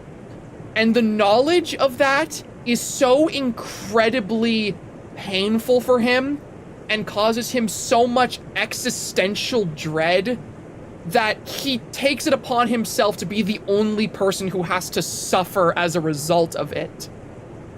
He doesn't want us to feel bad for him because he genuinely believes his one purpose is to make us happy and to take in all the pain that he doesn't want us to endure. And that's why he feels selfish when he wants things for himself. That's why his room is completely empty. That's why he refuses to let us see what the prophecy is. Because it causes him so much pain and suffering that he doesn't want us to also go through. And if you see any of that and think he's secretly evil, I don't know what to say to you, because genuinely, he's probably the most tragic and depressing character in this entire game. Susie, there's a few things I still can't say, but from now on, I want to tell you everything I can. So, know any codes to any doors? No, I do not. And yet he smiles like it's nothing. He's a strong goat boy. He smiles and tries to be this, like, wholesome character despite all the pain he's in, because he genuinely doesn't want you to see him distressed. He doesn't want you to see him in pain or to be upset. He just wants to help you, and that's literally all that matters to him. He puts his own self-worth and he puts his own, like, well-being at stake because he doesn't feel like he deserves it. And that is the most depressing thing in the world to me. I'm the most important, Kaka! Making Rousey evil would just be Flowey / Azrael all over again. Don't think Toby would ever try to do that. No, okay, because, like, the thing is, too, if Rousey ever turned out to be evil, I would genuinely hate that. I would genuinely despise if Rousey was suddenly turned into this evil character as a plot twist, because I feel like what we have here is 10 times more compelling than him being a twist villain ever could be. No matter what, I'm still here! Do you want to know what I know, Kaka? Not now, dude. Then, anything about Noelle? I know which items of ours she can equip.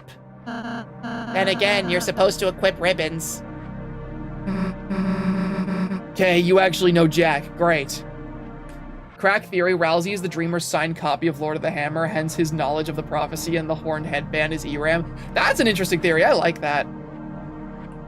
He smiles because he knows nothing else but to make you happy. I hope we can see him open up more, since, as he said in Chapter 2, friends are precious for being who they are. Exactly. What I want more than anything for him is for him to, first of all, be able to acknowledge that he is his own person, and he has his own strengths, and he doesn't need to just... He doesn't need to define himself by what he does for others. I feel like Rousey tries to just be helpful, and that's all he cares for. His hobbies are things that he thinks Chris and Susie would like him doing. Everything he provides in the chapters is things that he thinks that Chris and Susie need him for.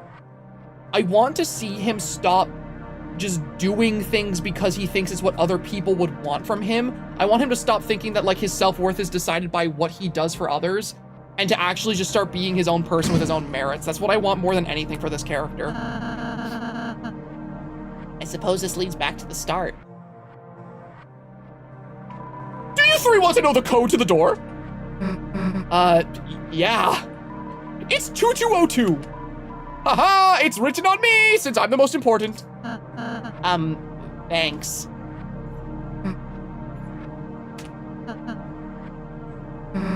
Well, we'll go seal the fountain. Okay. Rousey has toxic codependency. Exactly. He decides his entire self-worth on others and what he can provide to them, and he has nothing outside of that, and I need him to get better, man. Well, this is it. See you in a sec.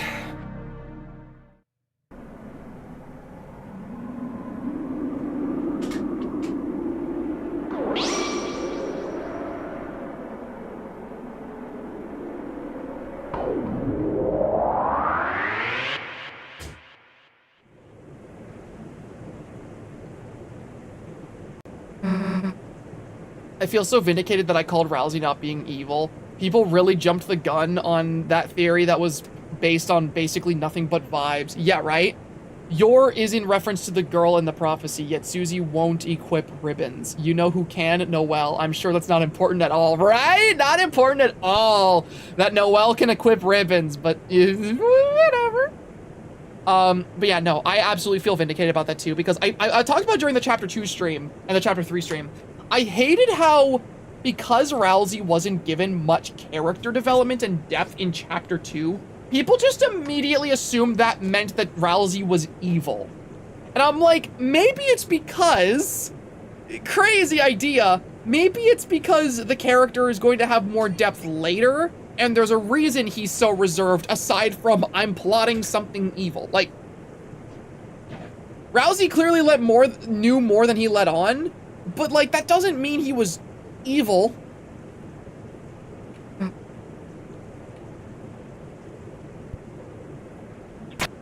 It also felt cheap, exactly. Huh, it really worked. Now. All right, chat, final Dark World.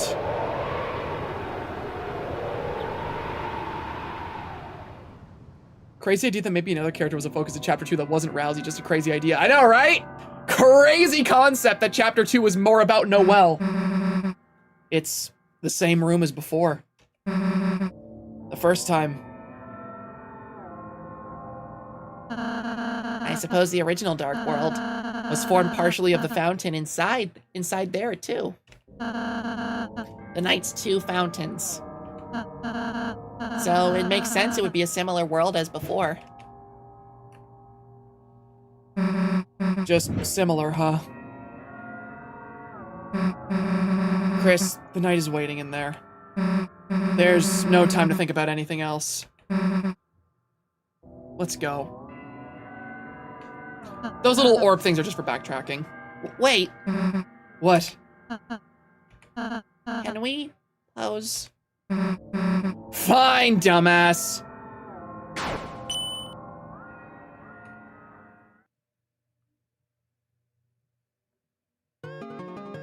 All right, chat, final Dark World. We're nearing the final boss of the chapter. Which, those of you who haven't seen this yet, you're not ready for what the final boss actually is.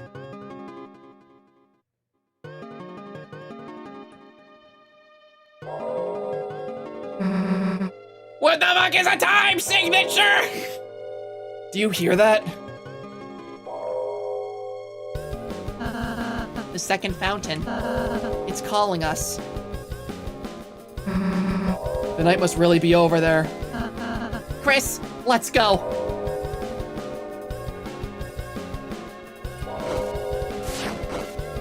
I already recruited all of you! I already recruited all of you!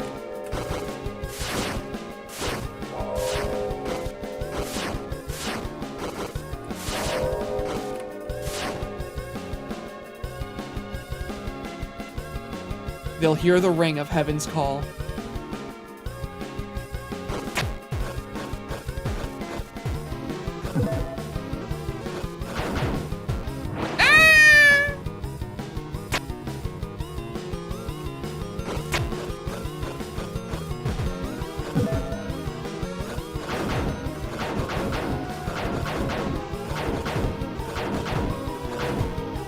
Shit!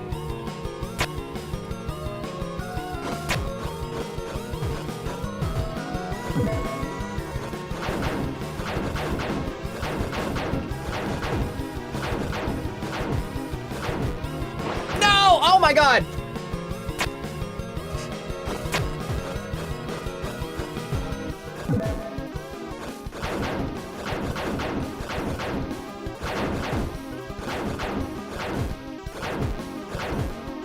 No! I was right there!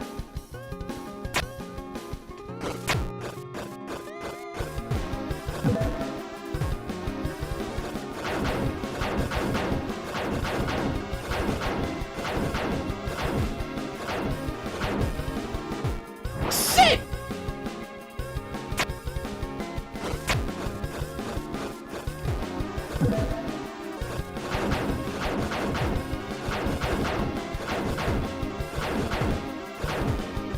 Oh my god, it's so hard. It's so hard. I can do it. I can do it. I can do it. I can do it.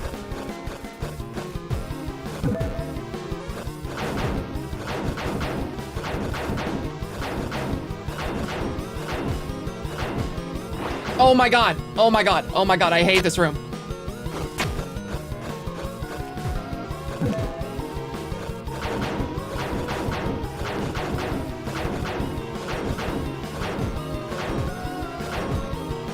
There! Holy shit.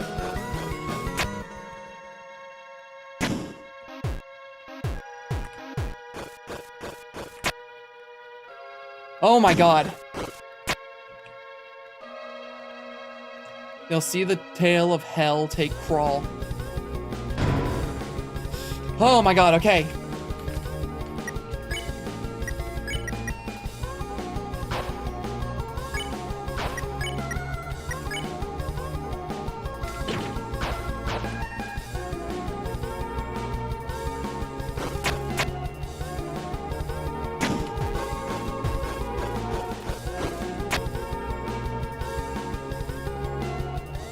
All that for an extra item.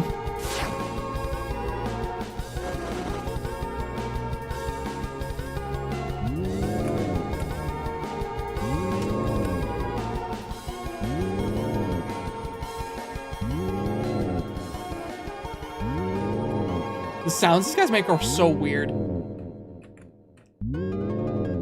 Oh my god, you see me thread the needle just now? Holy shit.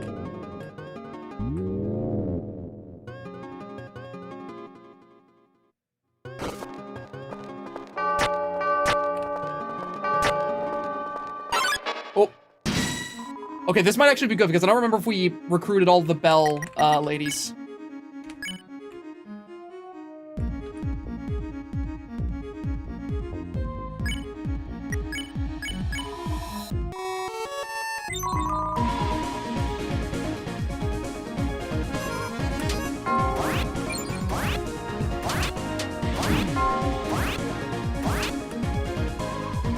Okay.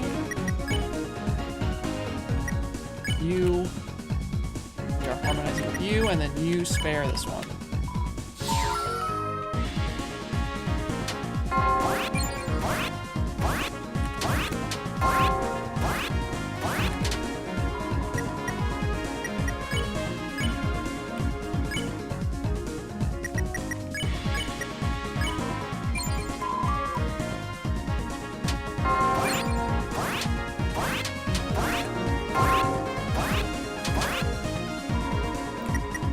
Okay, and then...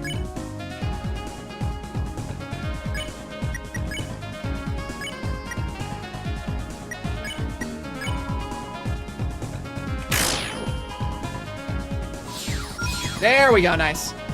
Irem is so interesting to me because it accuses Chris of enjoying the weird route, like it knows them. It shows up after we enter the door with the red hornband. It's very interesting. Irem is such a cool boss. I love Irem in Chapter 3. There's that.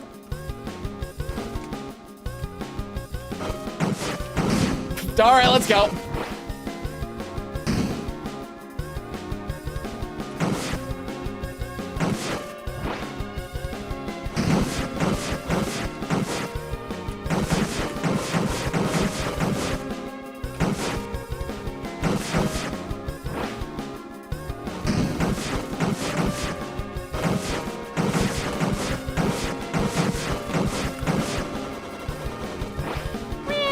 All right.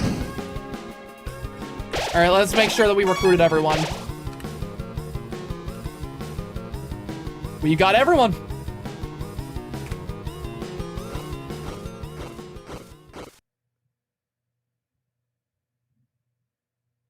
The fountain. I can feel its presence just past this wall.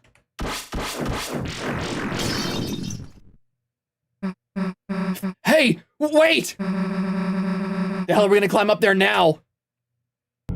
Friends need help. Mr. Jack, what are you doing here? It's dangerous. Yeah, get back to the study, dude. Jack, fear no danger. Friends help Jack climb out of pit of bad feelings and loneliness. Jack will help friends climb anything now. Not that we have another choice anyway. Okie dokie, on my shoulders, please.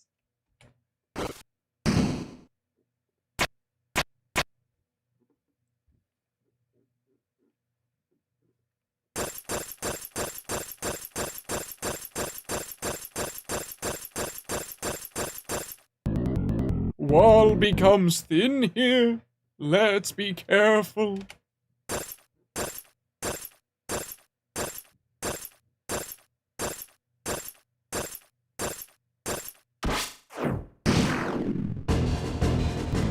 No worry, Jack, just hang on and... Oops, what the hell?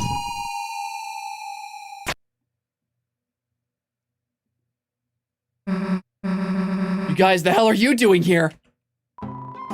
We apologize for our belated realization, but you three are the heroes, are you not? The story of your kindness has become legendary. I saw the original Star Walker there.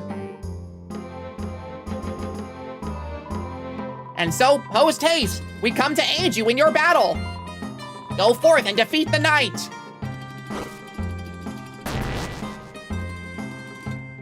Now, Everyone, thank you so much. guess being nice kind of pays off. Let's go kick that knight's ass. Now, yeah, chat, I'm gonna be real. If you don't recruit everyone in this chapter, Jack straight up dies from that fall. And that's why I have never done a playthrough of this chapter where I haven't recruited everyone. It's getting dark. Let's stick together.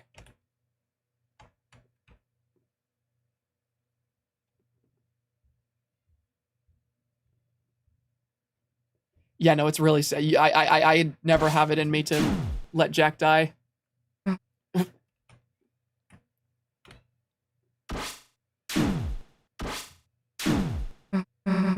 Damn it! It's so dark we can't see anything. If this keeps up, we'll be...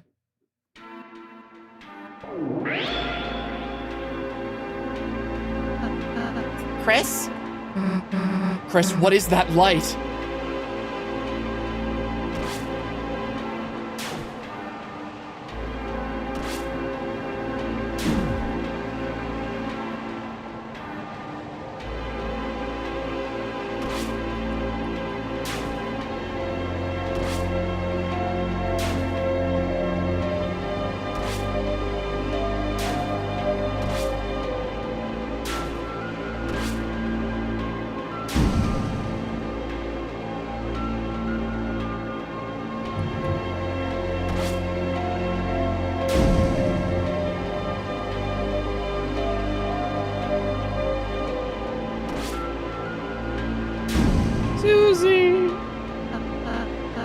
Susie, what are you doing?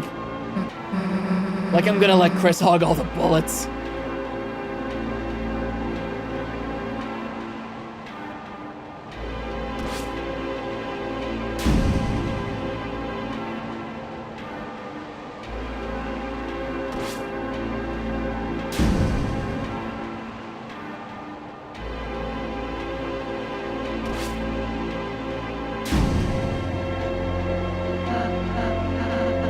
Susie, Chris, as long as there's any pain I can take in your place, I'll be there, okay? Oh, the child.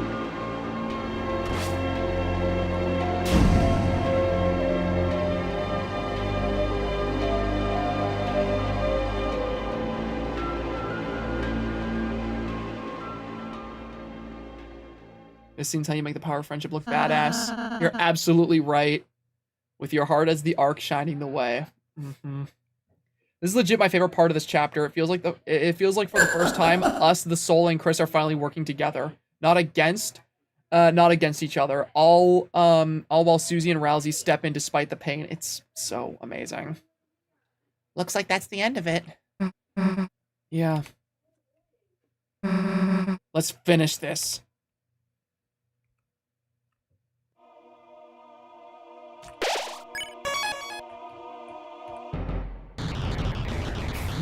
All right.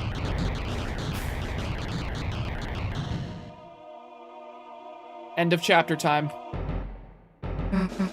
You!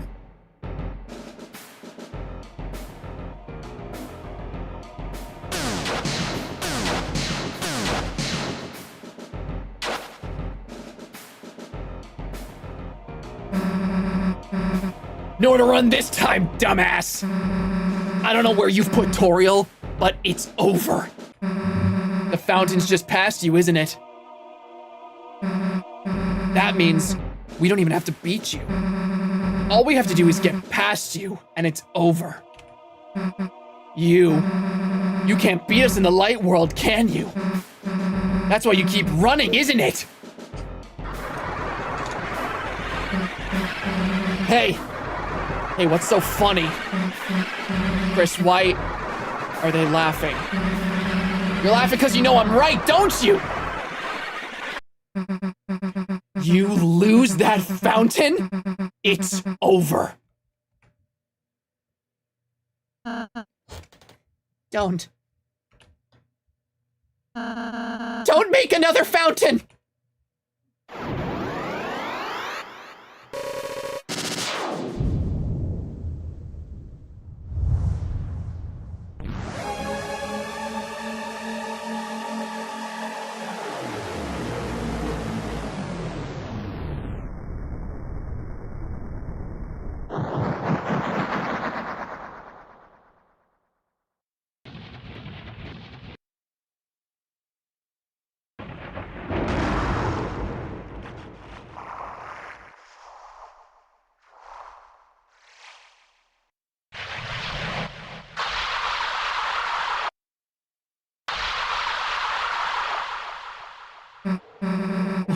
What is that thing? It's a Titan. The hell is up? There's no time to explain. Everyone climb on, it won't attack itself. All right, here we go, chat. You were expecting to see a Titan later in the game? Nope, we're seeing one now.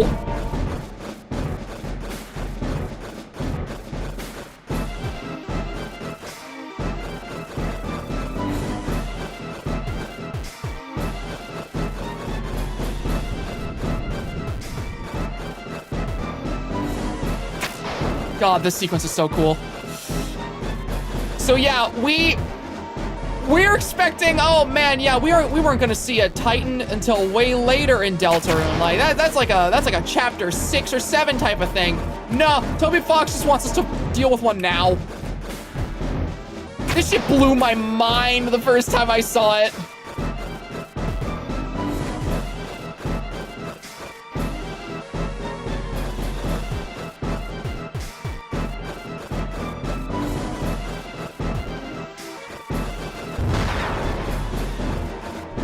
It's literally hatching as we're climbing it.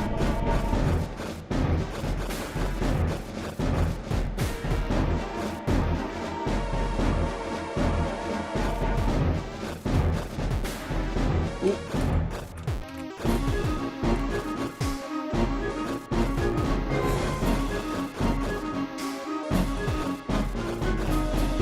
Pizza Tower Toby Fox edition.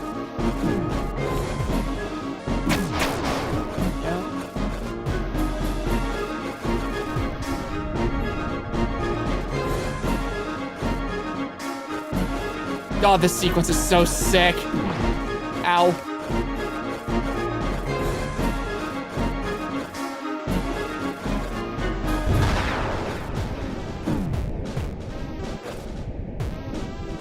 Ow. Patience is not a strong suit of mine.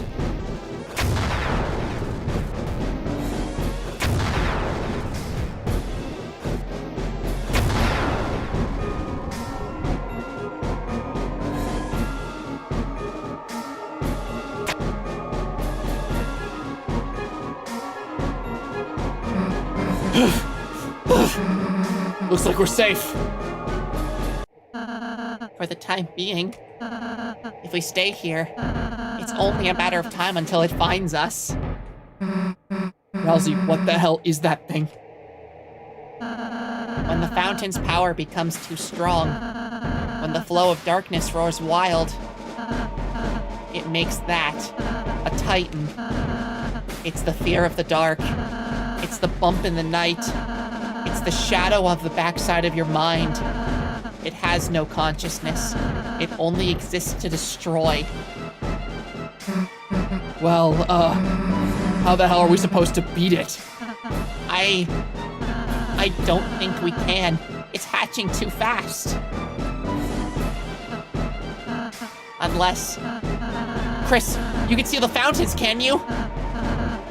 Maybe if the Titan is anything like the fountain, you could... It's found us!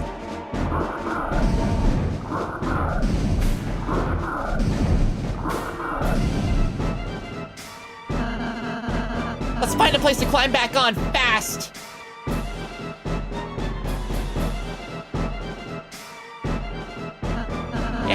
If we jump here, we can make it back on. Jump down.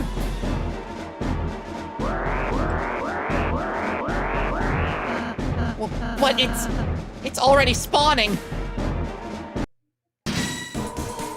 Yeah, these things were what we were fighting early in the chapter that were chasing us in the dark hallways. They were newborn titans.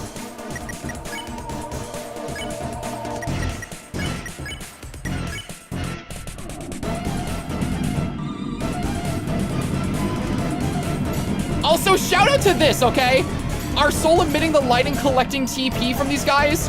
Jackenstein's boss fight was a tutorial for this, and we didn't even know it. That is so cool to me.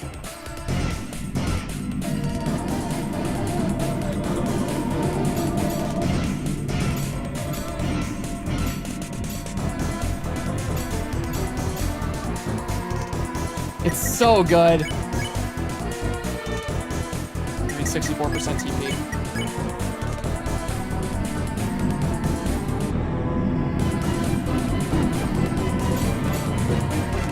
God, this boss music is crazy too for these things.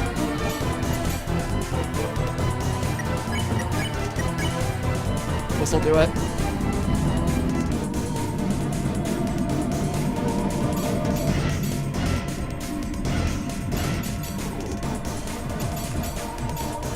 All right.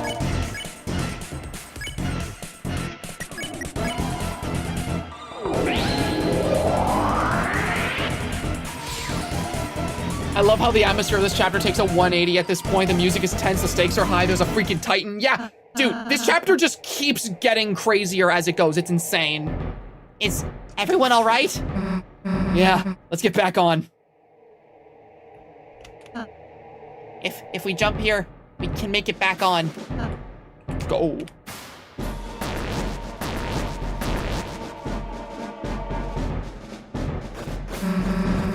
Hurry, something's coming after us.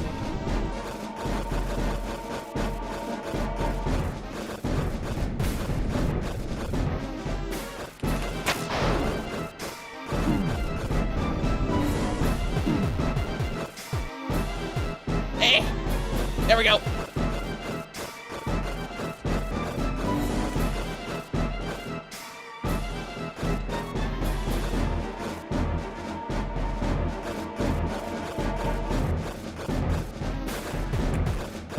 God, this section is so sick.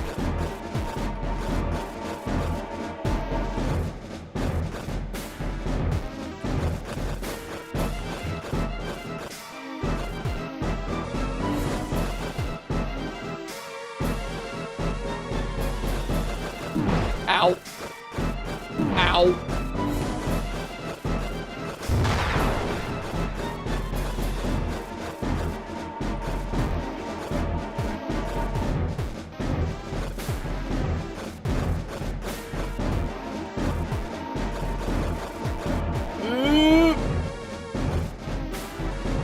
Okay, there we go.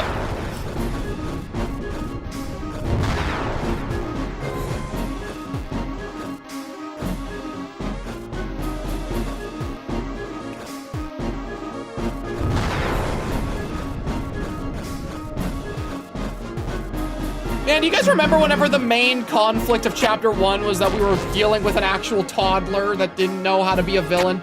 Remember when that was the main thing we were dealing with? Doesn't look like we can go much higher. Rousey, are you okay? I'm fine. Just a little rattled.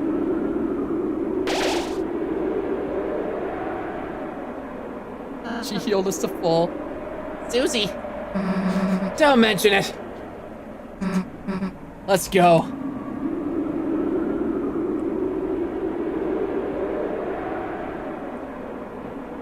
The world basks in purest light. Beneath it grew eternal night.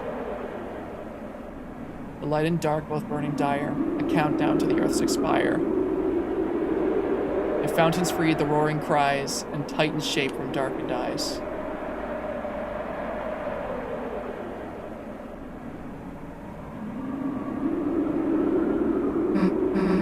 End of the line, huh? it seems so. Guess we just wait for the Titan to show up, huh? No.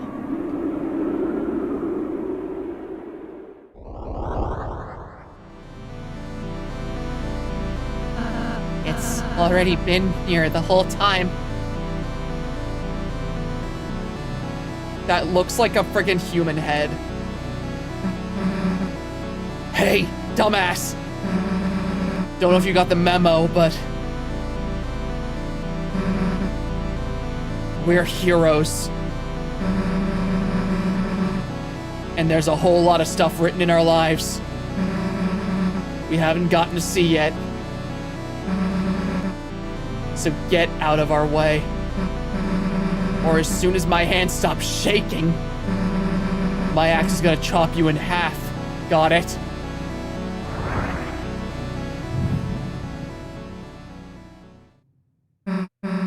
Chris, Rousey, let's go. All right, chat, final boss time. We are fighting a Titan.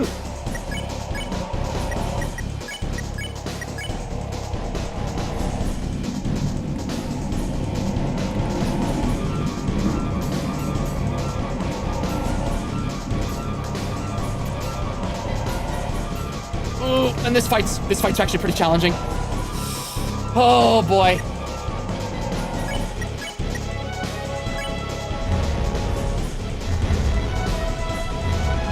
Also, this boss theme is crazy.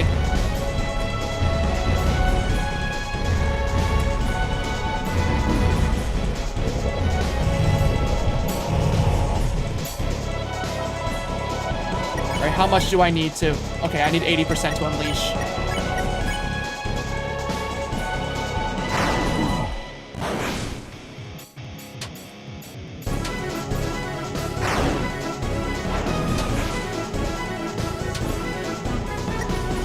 Oh, this fight's so cool.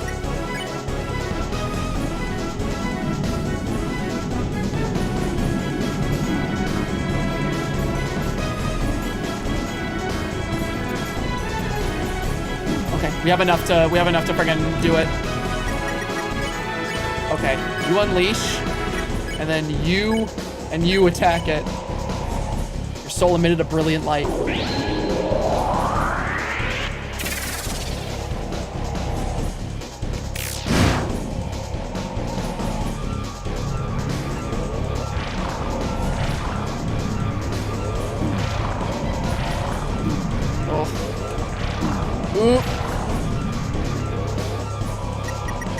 Attack! Its defense is down!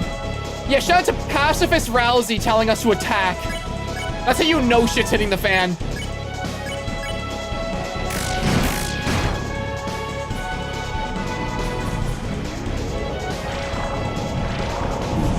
Ooh.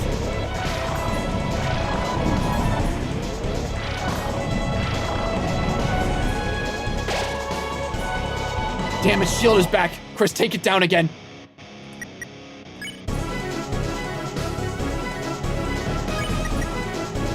Rousey back up. And you...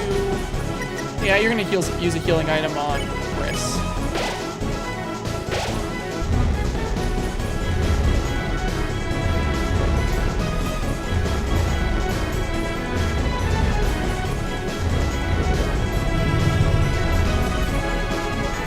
God, this boss theme goes crazy. I miss my tension bits. I miss them a lot. Chapter 1 to 3, final bosses. Comical villains. Chapter 4, final boss. A beast whose only purpose is to destroy. Yeah, right? We went from fighting silly queen, silly TV guy, to fighting a biblically accurate angel that is the living embodiment of death.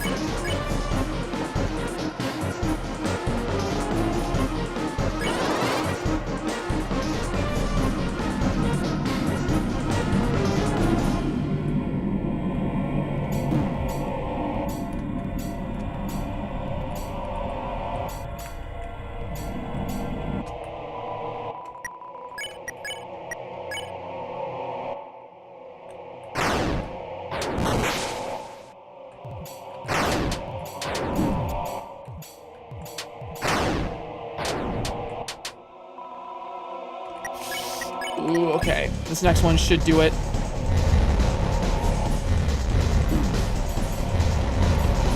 Ow.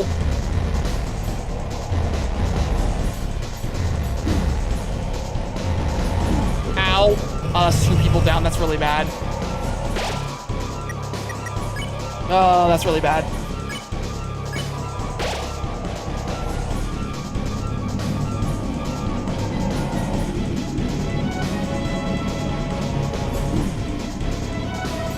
Oh, the worst case scenario is happening. Okay, you unleash. You pick up Rousey.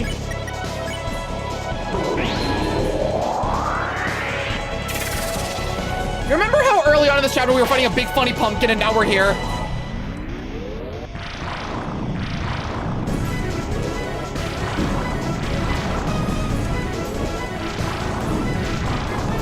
Oh my god, bro, what is even hitting me? Oh, what a waste.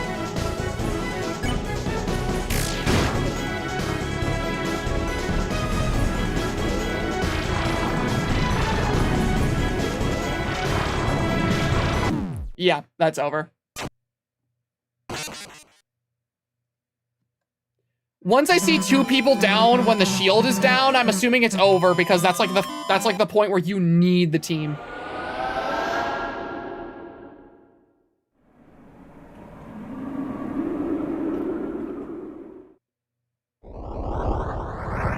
God, it's so weird how it looks like a person at first.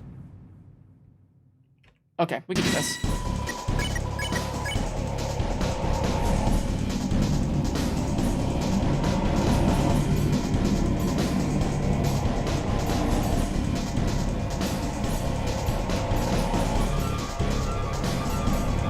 Okay, good, good, good.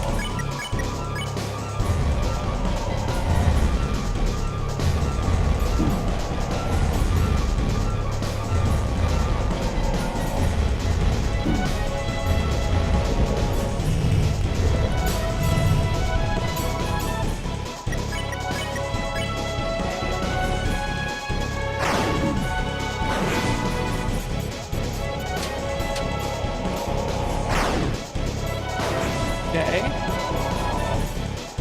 That's good.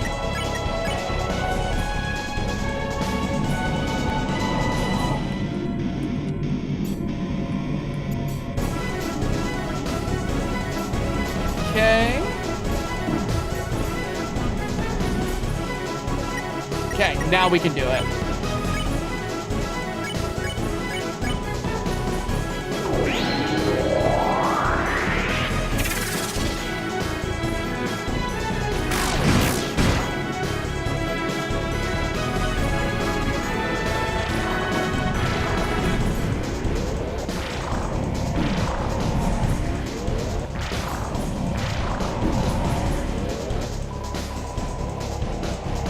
Okay.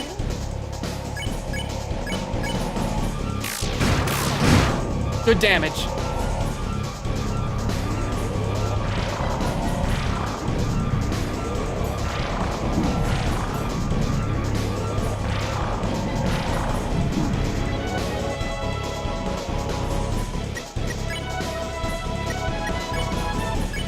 I'm using dual heal.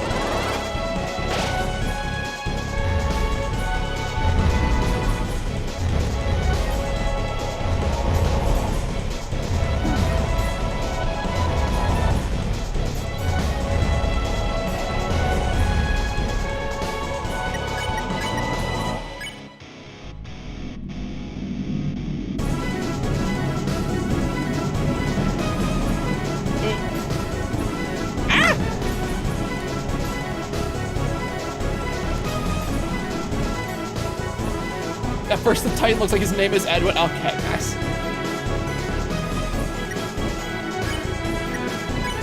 Yeah, the Titan does look out of place compared to the other pixel art. I think that's what makes it so cool.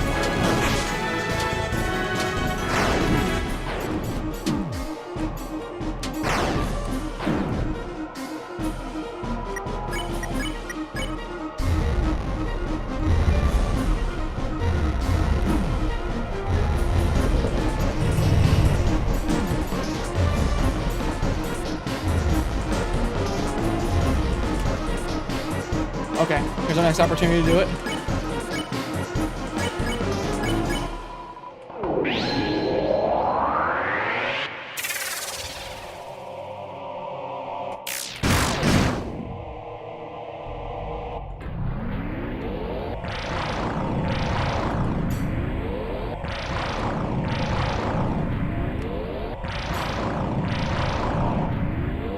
Okay, that was good.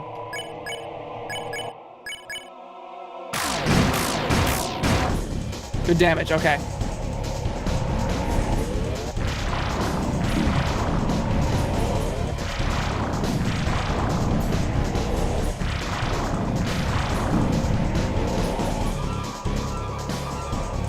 Alright, now we're let's use the dual heal again.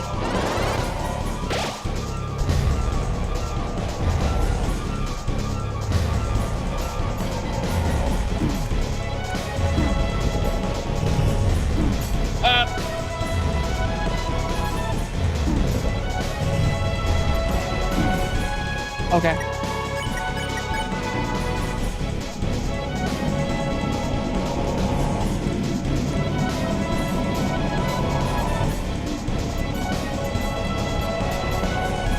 Oh my god! Okay.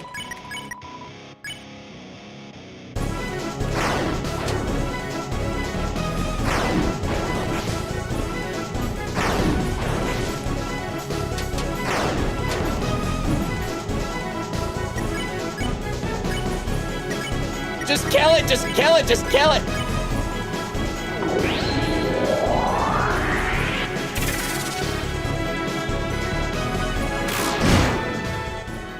Okay.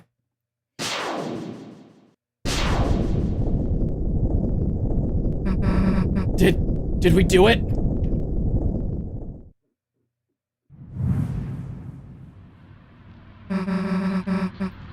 Hey, wait. What is it doing?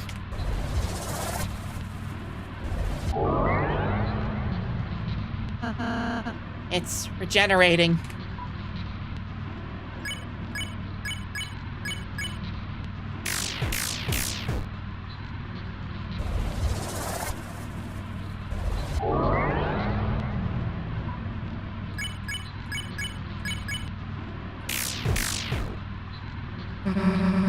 Hey, Rousey, how do we stop it?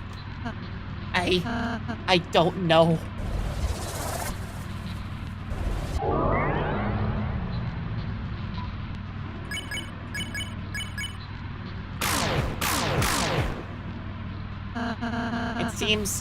It seems we were only damaging its outer shell. As long as the inside is intact, this battle will just keep...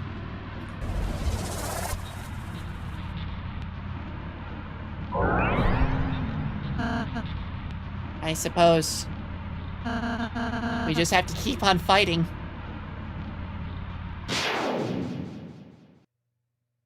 What are y'all giving up for?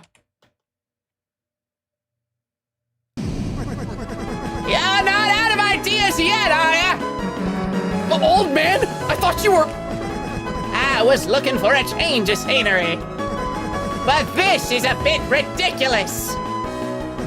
Come on, let's get this fella. Yeah. Dual Buster, baby!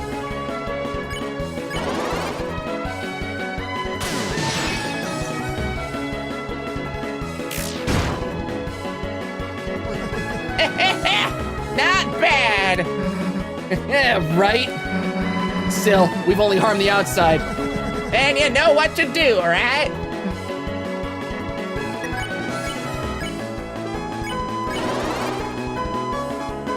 Dual Buster! God, it's so hype. Chris, I got an idea, but you're gonna have to put your life in my hands. Kinda, literally. Damn, what am I asking for? We both know I got this, right? Let's go! Susie's idea!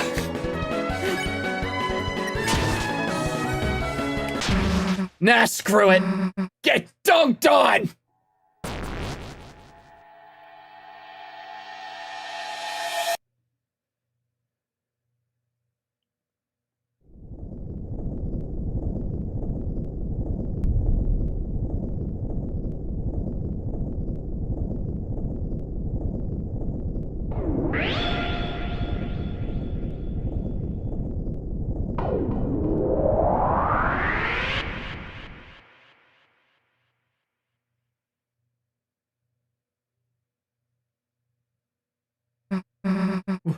We did it.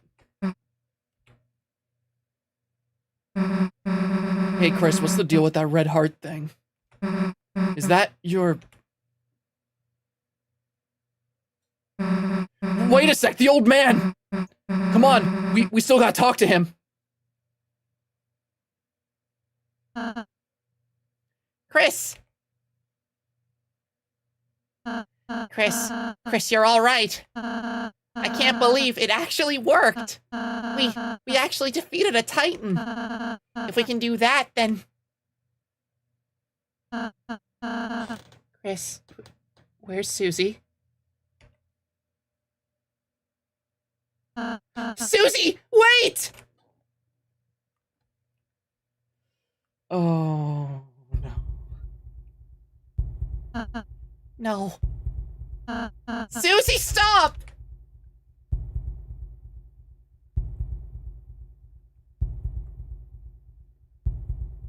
And then, when all hope is lost for the tale,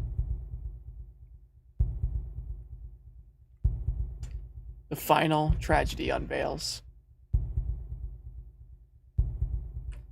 To save the worlds, there is only one way. Susie, don't look!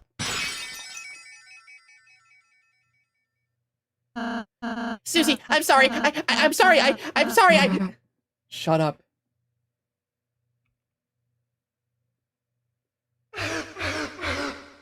The hell are you apologizing for? You worried about that? Seriously?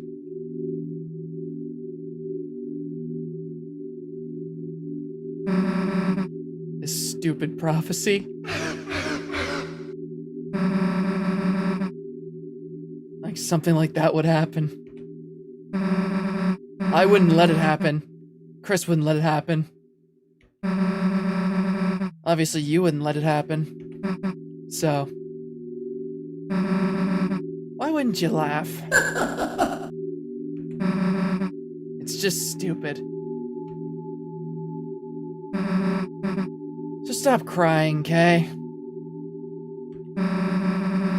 Everything's gonna be alright. Hey, Chris. Let's go steal the fountain, okay?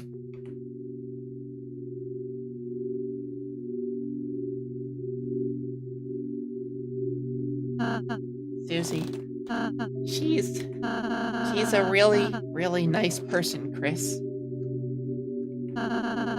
How can she be so kind? How? I'm sorry, Chris. I'm sorry I didn't say the whole prophecy at first. I thought if I said something different, if we did something different, if we were just kind enough, perhaps by the time we got here it would change. But no matter what we do, our fate is already decided.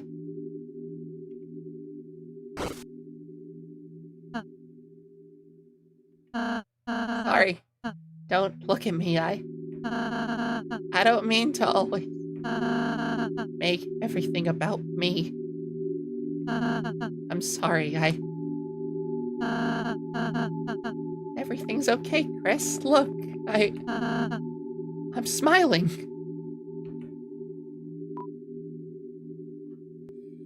Oh my god.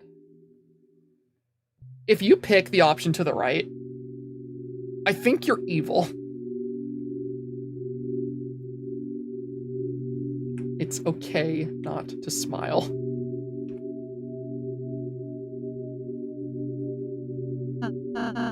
Chris, you.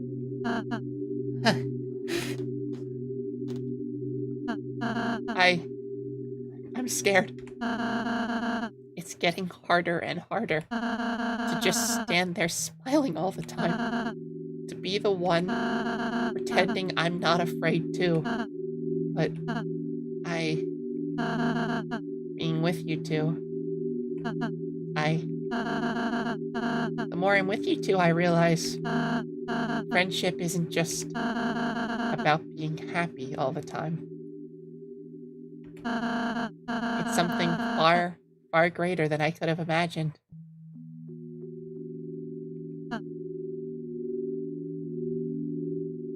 I want to believe again. I want to believe it can change.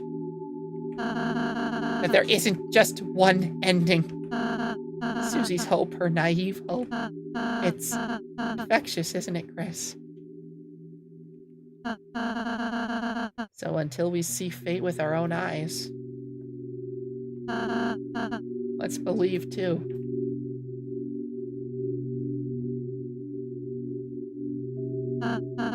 Chris, you can go to the fountain now. Susie's waiting. Oh, I'm crying again. Oh my god. That cutscene is the most heart-shattering thing in the world. This is morbid as hell, but considering how Rousey barely cares for himself and his own well-being, I can generally picture him not cleaning the blood off, leaving a permanent red stain. Oh, don't do that to me. Oh my god.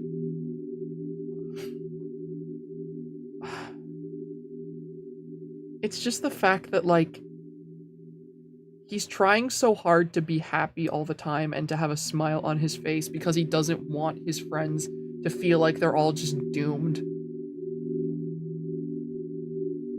Imagine, because, like, obviously, what that's telling us, even if we don't see the prophecy, it's obviously telling us that somebody is going to die or something very bad is going to happen. And, like, going on this entire adventure from start to finish, all of the things he's been doing to try and pacify enemies, to try and preach this idea of pacifism, it's not just because he's, like, a good person, it's because he's so incredibly scared.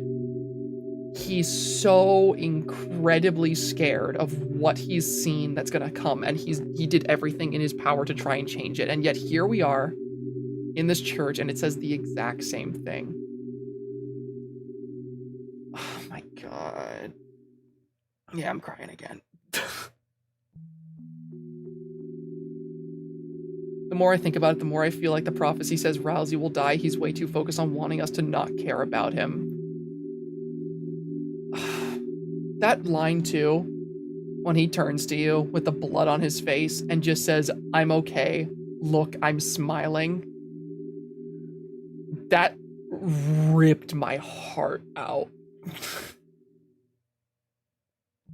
Literally, like, we are seeing him in more distress than he has ever experienced in his entire life.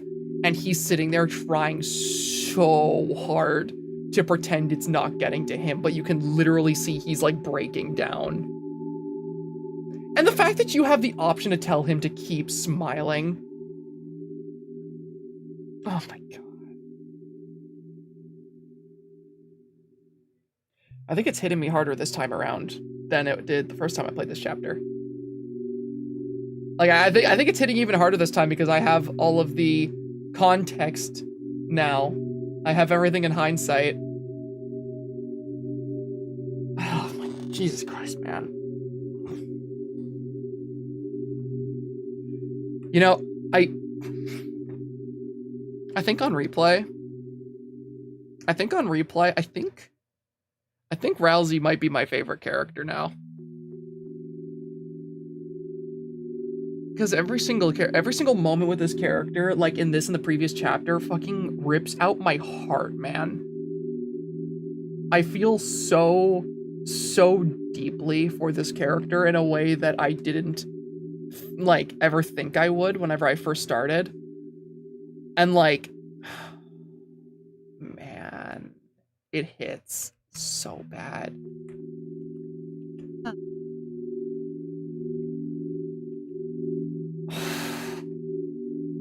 Literally seeing the sprite of him smiling with the blood on his face is making me tear up again. Like,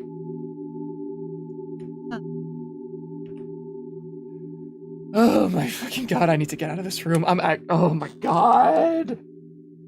Oh my god.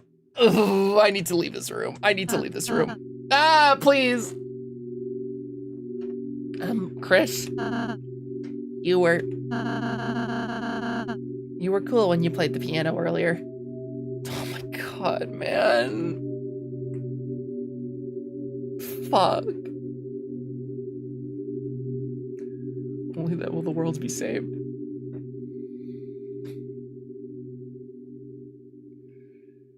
Oh my god. I've never been like this on stream, chat. I'm sorry. Holy shit.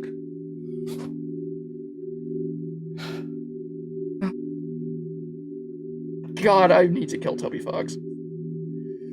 Oh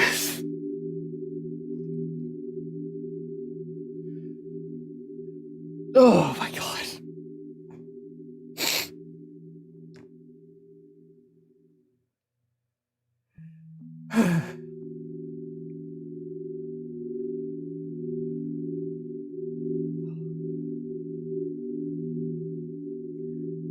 I'm just taking a minute to collect myself.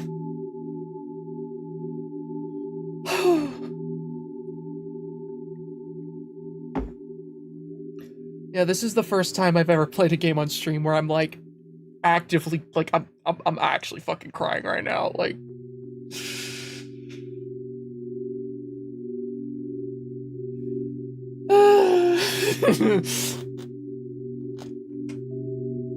I need to kill Toby Fox with a fucking rock, man. I need to beat him with a hammer. I need to.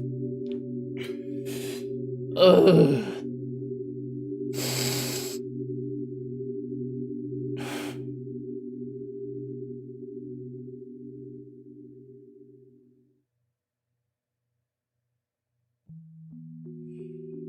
You need to make a crime PNG for next time, it seems. Yeah. Oh my god.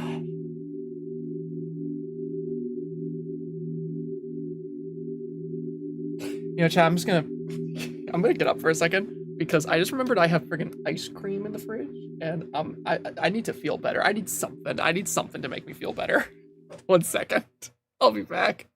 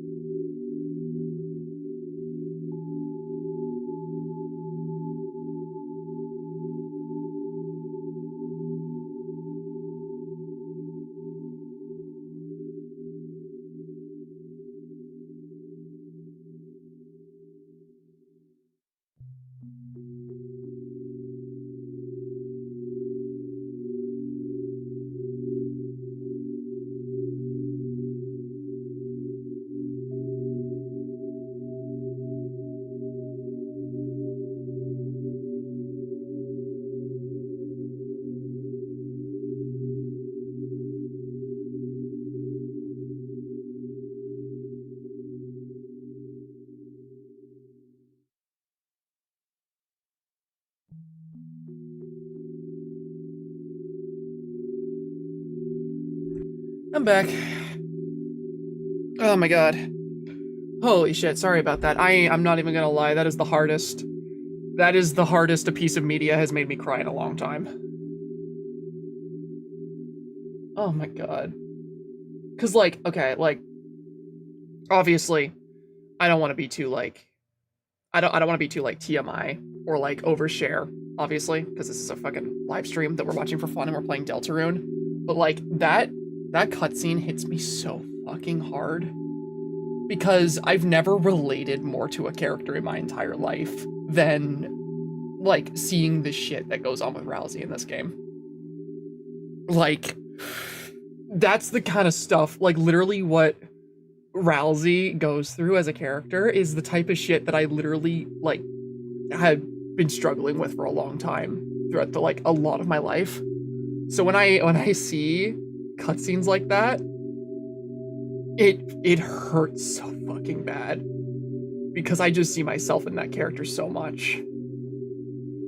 Oh my god. I got ice cream now though. I got ice cream now. And you know, it needs to thaw a little bit because it was a little too cold in the freezer. But you know, yeah, what kind of ice cream? It is the Dairy Queen. I don't know if this is like a common flavor, but it's the Chocolate Bounty Extreme from Dairy Queen. It's a very good flavor. It's my favorite.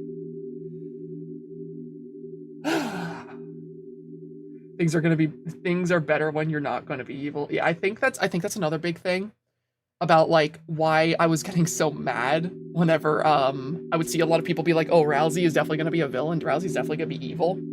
Cause like, I don't know, I see so much of myself in that character.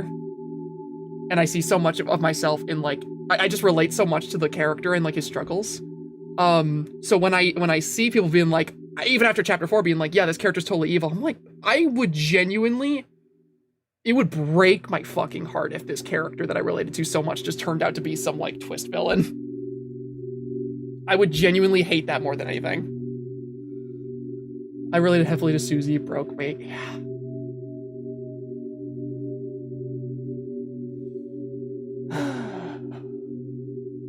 God.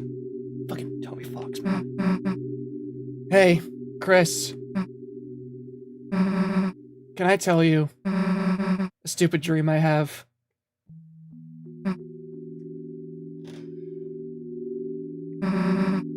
No matter what, I want to keep being friends with you and Rousey. When the sun comes up again, I want tomorrow to be the same as yesterday. And the next day, to be just the same as that. Then in the end, we can always go back to the way things were before. It's really hard to fucking voice act right now. You don't have to say anything back, Chris.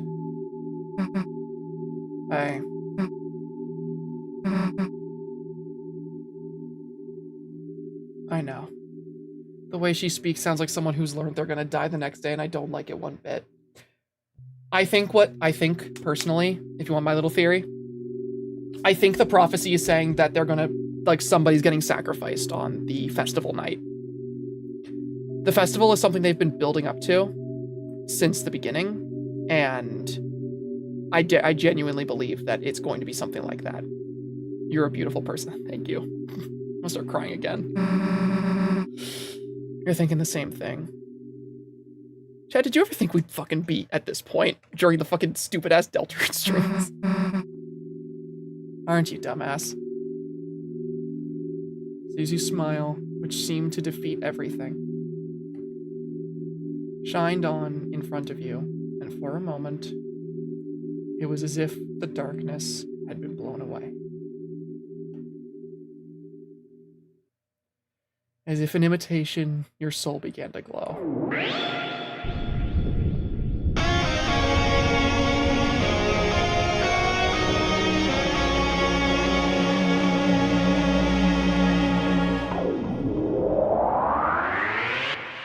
This fucking game. Ah.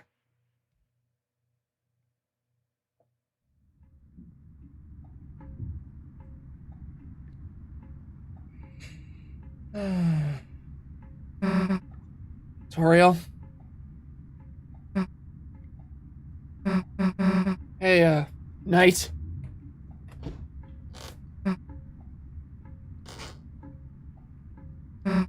Chris?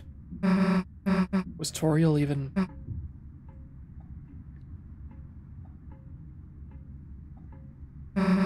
Let's just go.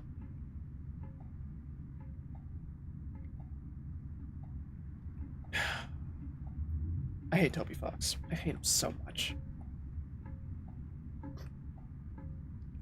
I can't be funny or entertaining anymore. This fucking playthrough, this stream ruined me, man. It's a door. A large person could fit inside.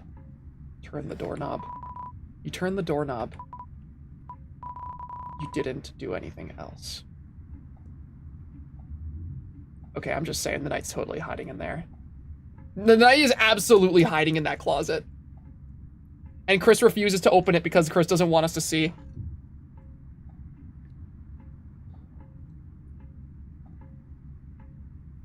Susie only talks about the future now. It's concerning. Mm-hmm.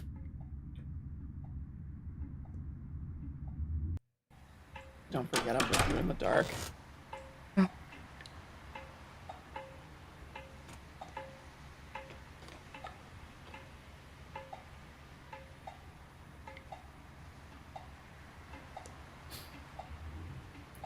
Let's go say goodbye.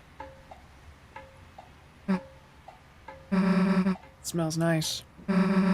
After the rain. So chat, you remember at the start of the stream when I said that there was a cool little piece of trivia about the rain? So, in Undertale, this track is called It's Raining Somewhere Else. This is the same track, but in the Deltarune soundtrack, it's called The Place Where It Rained.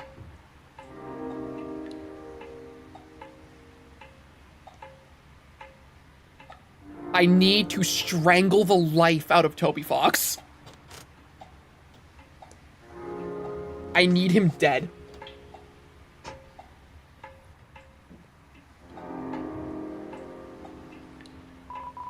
Gerson, renowned historian, author, and teacher.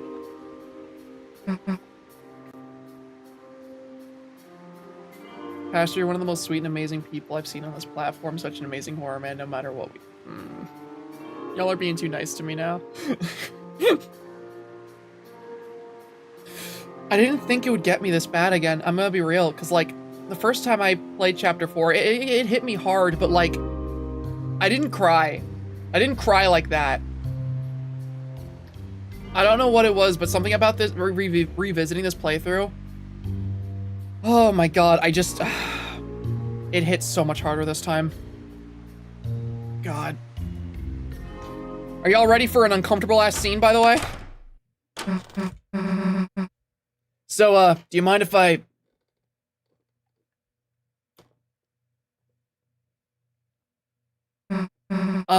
Chris?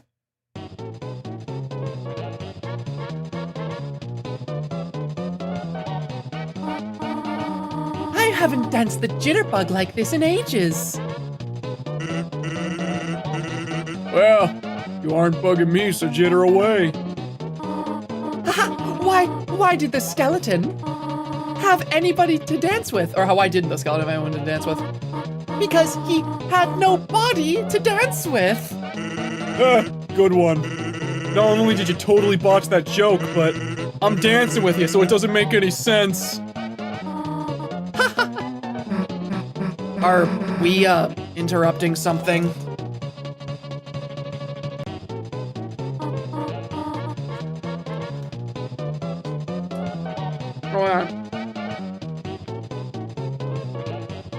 I mean ice cream. Oh, Chris, Snoozy! No, you aren't interrupting anything. We were looking for you at church and... Sorry I canceled choir practice today due to the rain. The weather was so bad and... So she was never in the church. Chris, Susie, have you met Mr. Sands? Hey, Oh, Susie, did you want to stay over again? You are suddenly filled with years of muscle memory for a battle you've never fought. I remember the first time I read that in that, like, what was it? Like, it was like an animatic or an edit or something. That's like one of the rawest things I ever read, and it was an Undertale shitpost.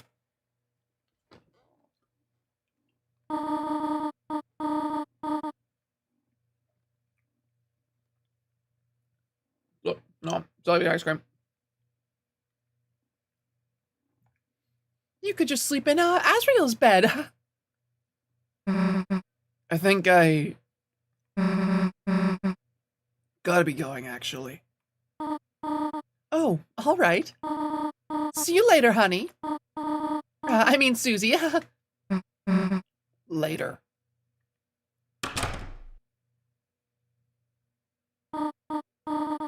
Chris, is Susie okay?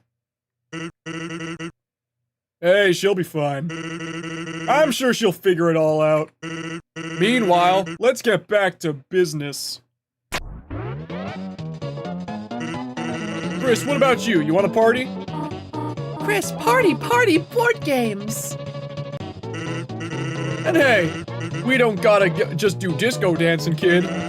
We can play some brand new music too. How about we pump up the tunes? Pump up the tunes, pump the tunes, pump the tunes.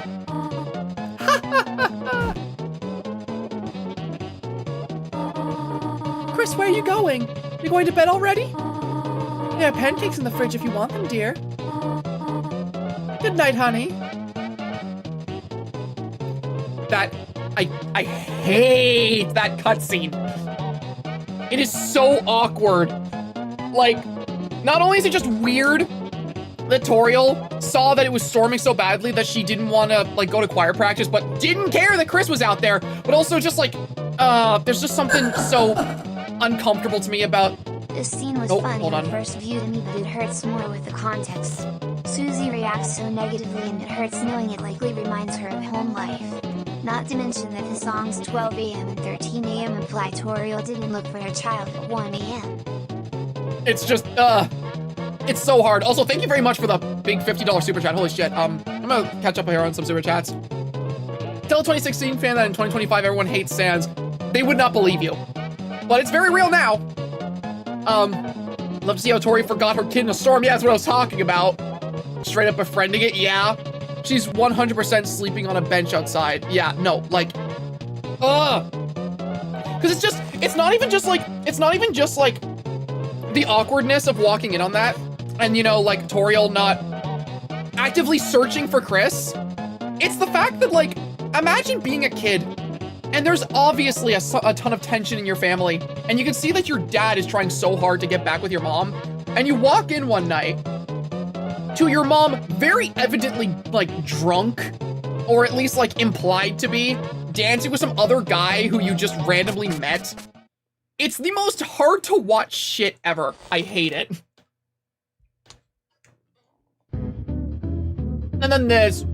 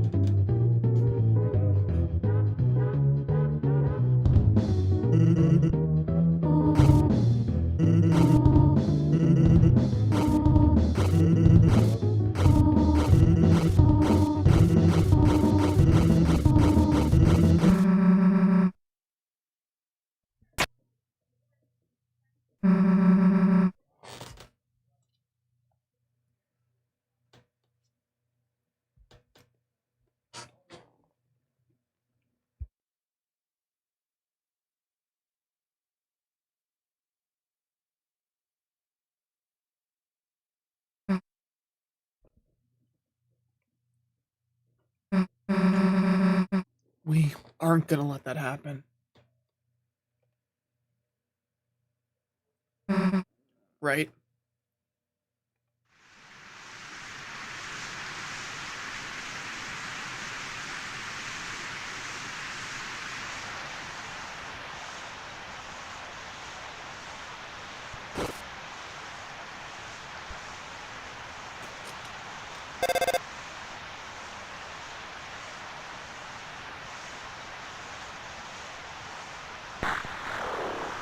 Chris.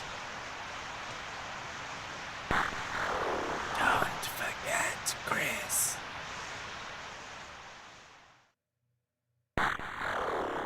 You promise.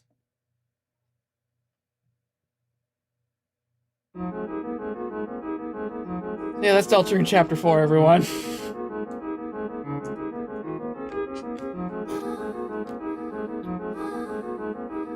God.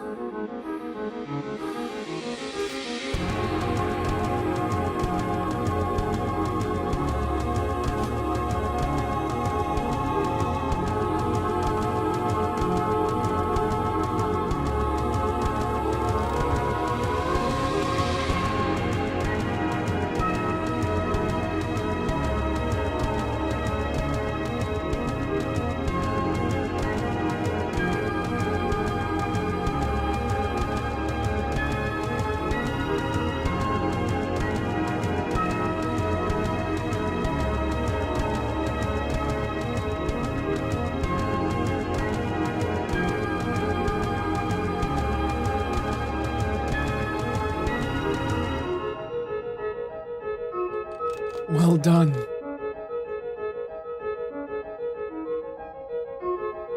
The halfway point mark has been attained. But it is still waiting. How much longer now?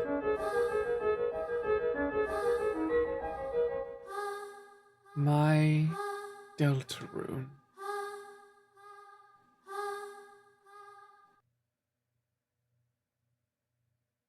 To be continued in Chapter 5, 2026. We don't have to wait 4 years again.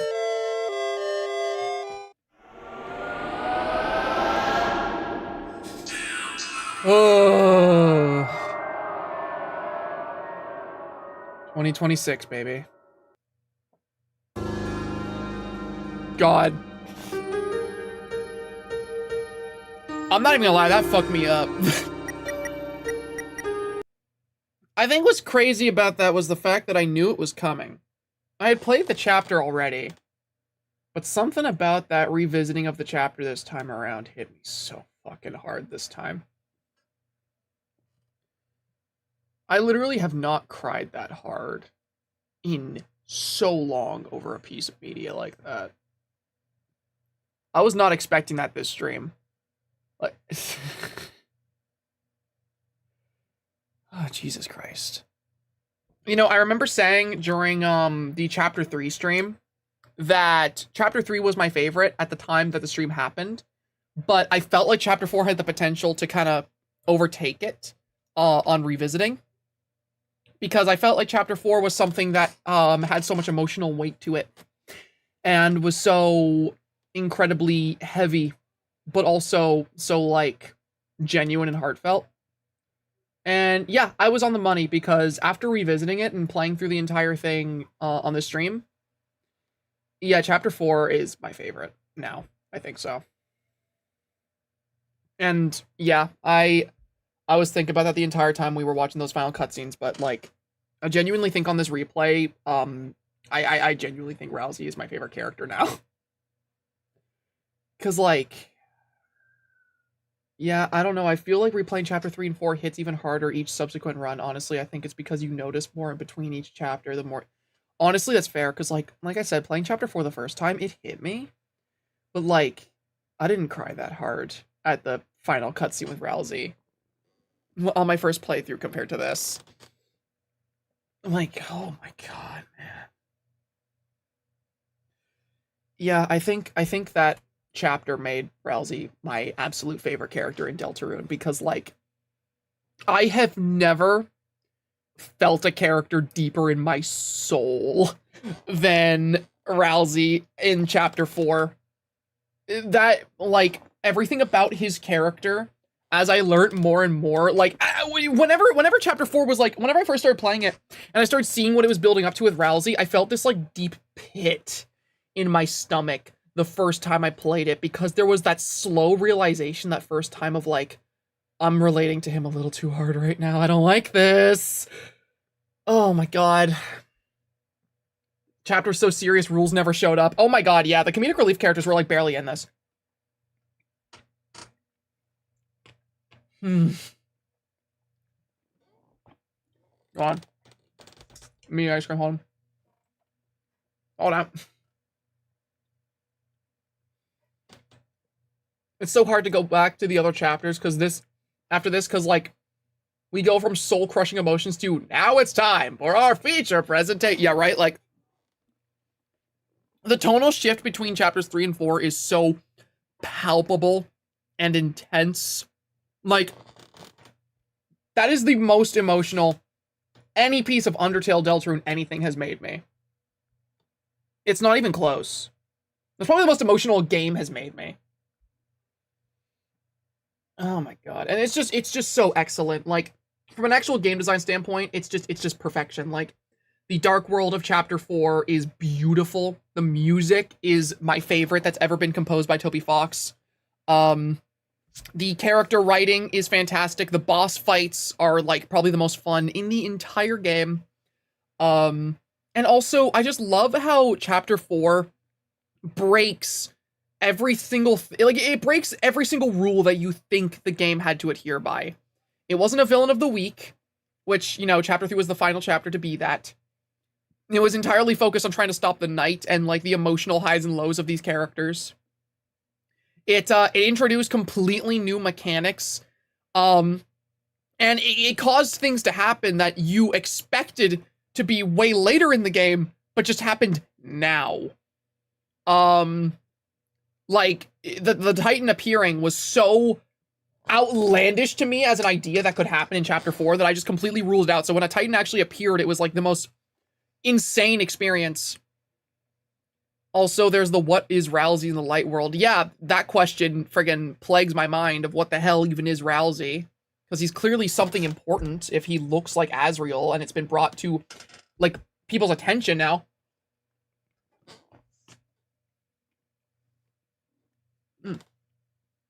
That's some good ass ice cream right now. I know my craze yelling about Chapter 4's peak is a bit of a joke, but I've genuinely never felt how I have for fictional characters before, like Susie, Ralsei, Gerson. Oh, I know. Oh my god, it's so good. It's so good. But yeah, that's the end of our Deltarune stream series. This was probably my favorite series we've done on the channel, at least for streams. Every single one of these streams I feel like had such a, like, different vibe to them, and what a specific, like, you know, such a good time was had with every single one. If I had seen, like, if I could go back in time and tell myself when we were streaming Chapter 1 the way I'd be feeling by the time we finished Chapter 4, I would not believe myself. Because, like, Chapter 1 was such, like, a goofy fun time, and then Chapter 4, I am an emotional wreck. I'm not even gonna dance around it, chat. I am an emotional fucking wreck after finishing Chapter 4 this time around. Oh my god. That was so good, though. Yeah, it's the end for now until next year when the new chapter comes out. I can't even begin to predict what will happen next. Oh, yes!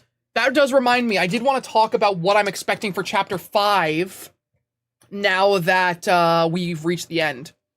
So, it's basically outright confirmed. I call it a theory because technically it isn't outright, like, it hasn't happened yet.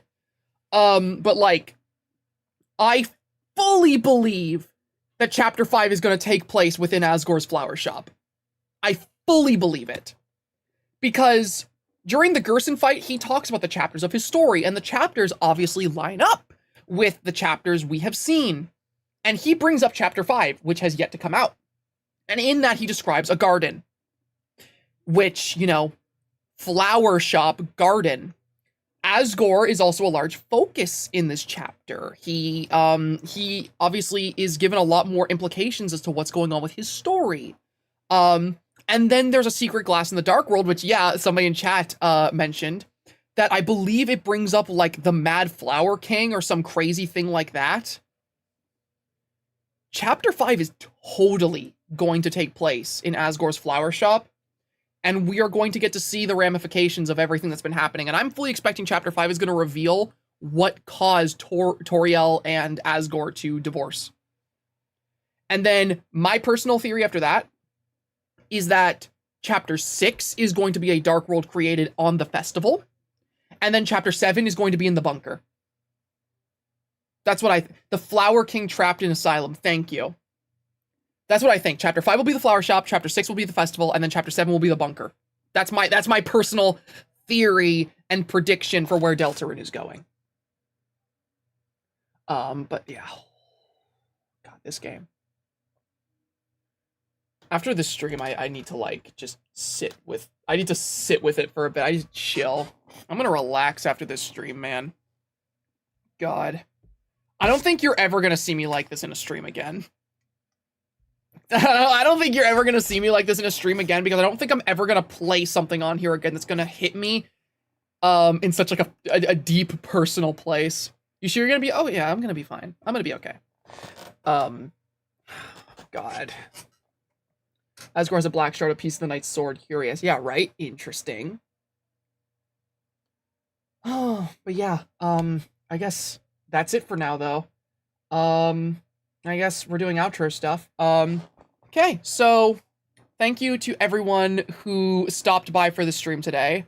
This was the best out of the Deltarune streams, I think. This was definitely the best one. I enjoyed that so thoroughly. That was such a good experience. As for future content, I don't know what the next stream is going to be yet. Because, you know, obviously, we're literally doing the last one here.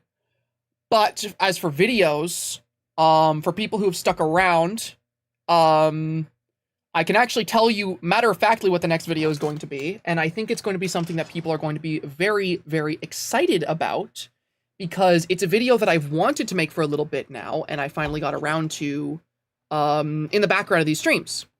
My next video that you can expect to see very, very soon is a video where I am doing a modern day review of the original Bendy and the Ink Machine. Because this July, it has been 3 years since that original Bendy video came out.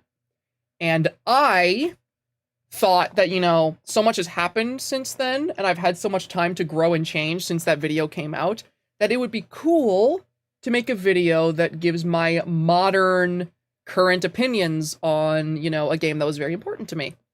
So, if you really enjoyed the Bendy content from me, there is going to be a new Bendy video coming out very, very soon. I also intend to make more Deltarune videos, because I'm not really done thinking about Deltarune yet. I haven't really moved on, as you could probably tell, from Deltarune. So, stuff like that's coming in the future. So, yeah, I guess you have that to look forward to, and then I'll figure out what the Saturday streams are going to be. But yeah, with all that said, thank you to everyone who showed up. Thank you to everyone who got a membership to chat. Thank you to everyone who super chatted. Y'all were very, very sweet today, and I appreciate that very, very much. But I'm going to hop off for now and treat myself for a little bit and relax after this stream, because, I think I need it. So yeah, I will see you all in my next stream or video or whatever ends up coming out first. And as I say in all my videos, goodbye for now.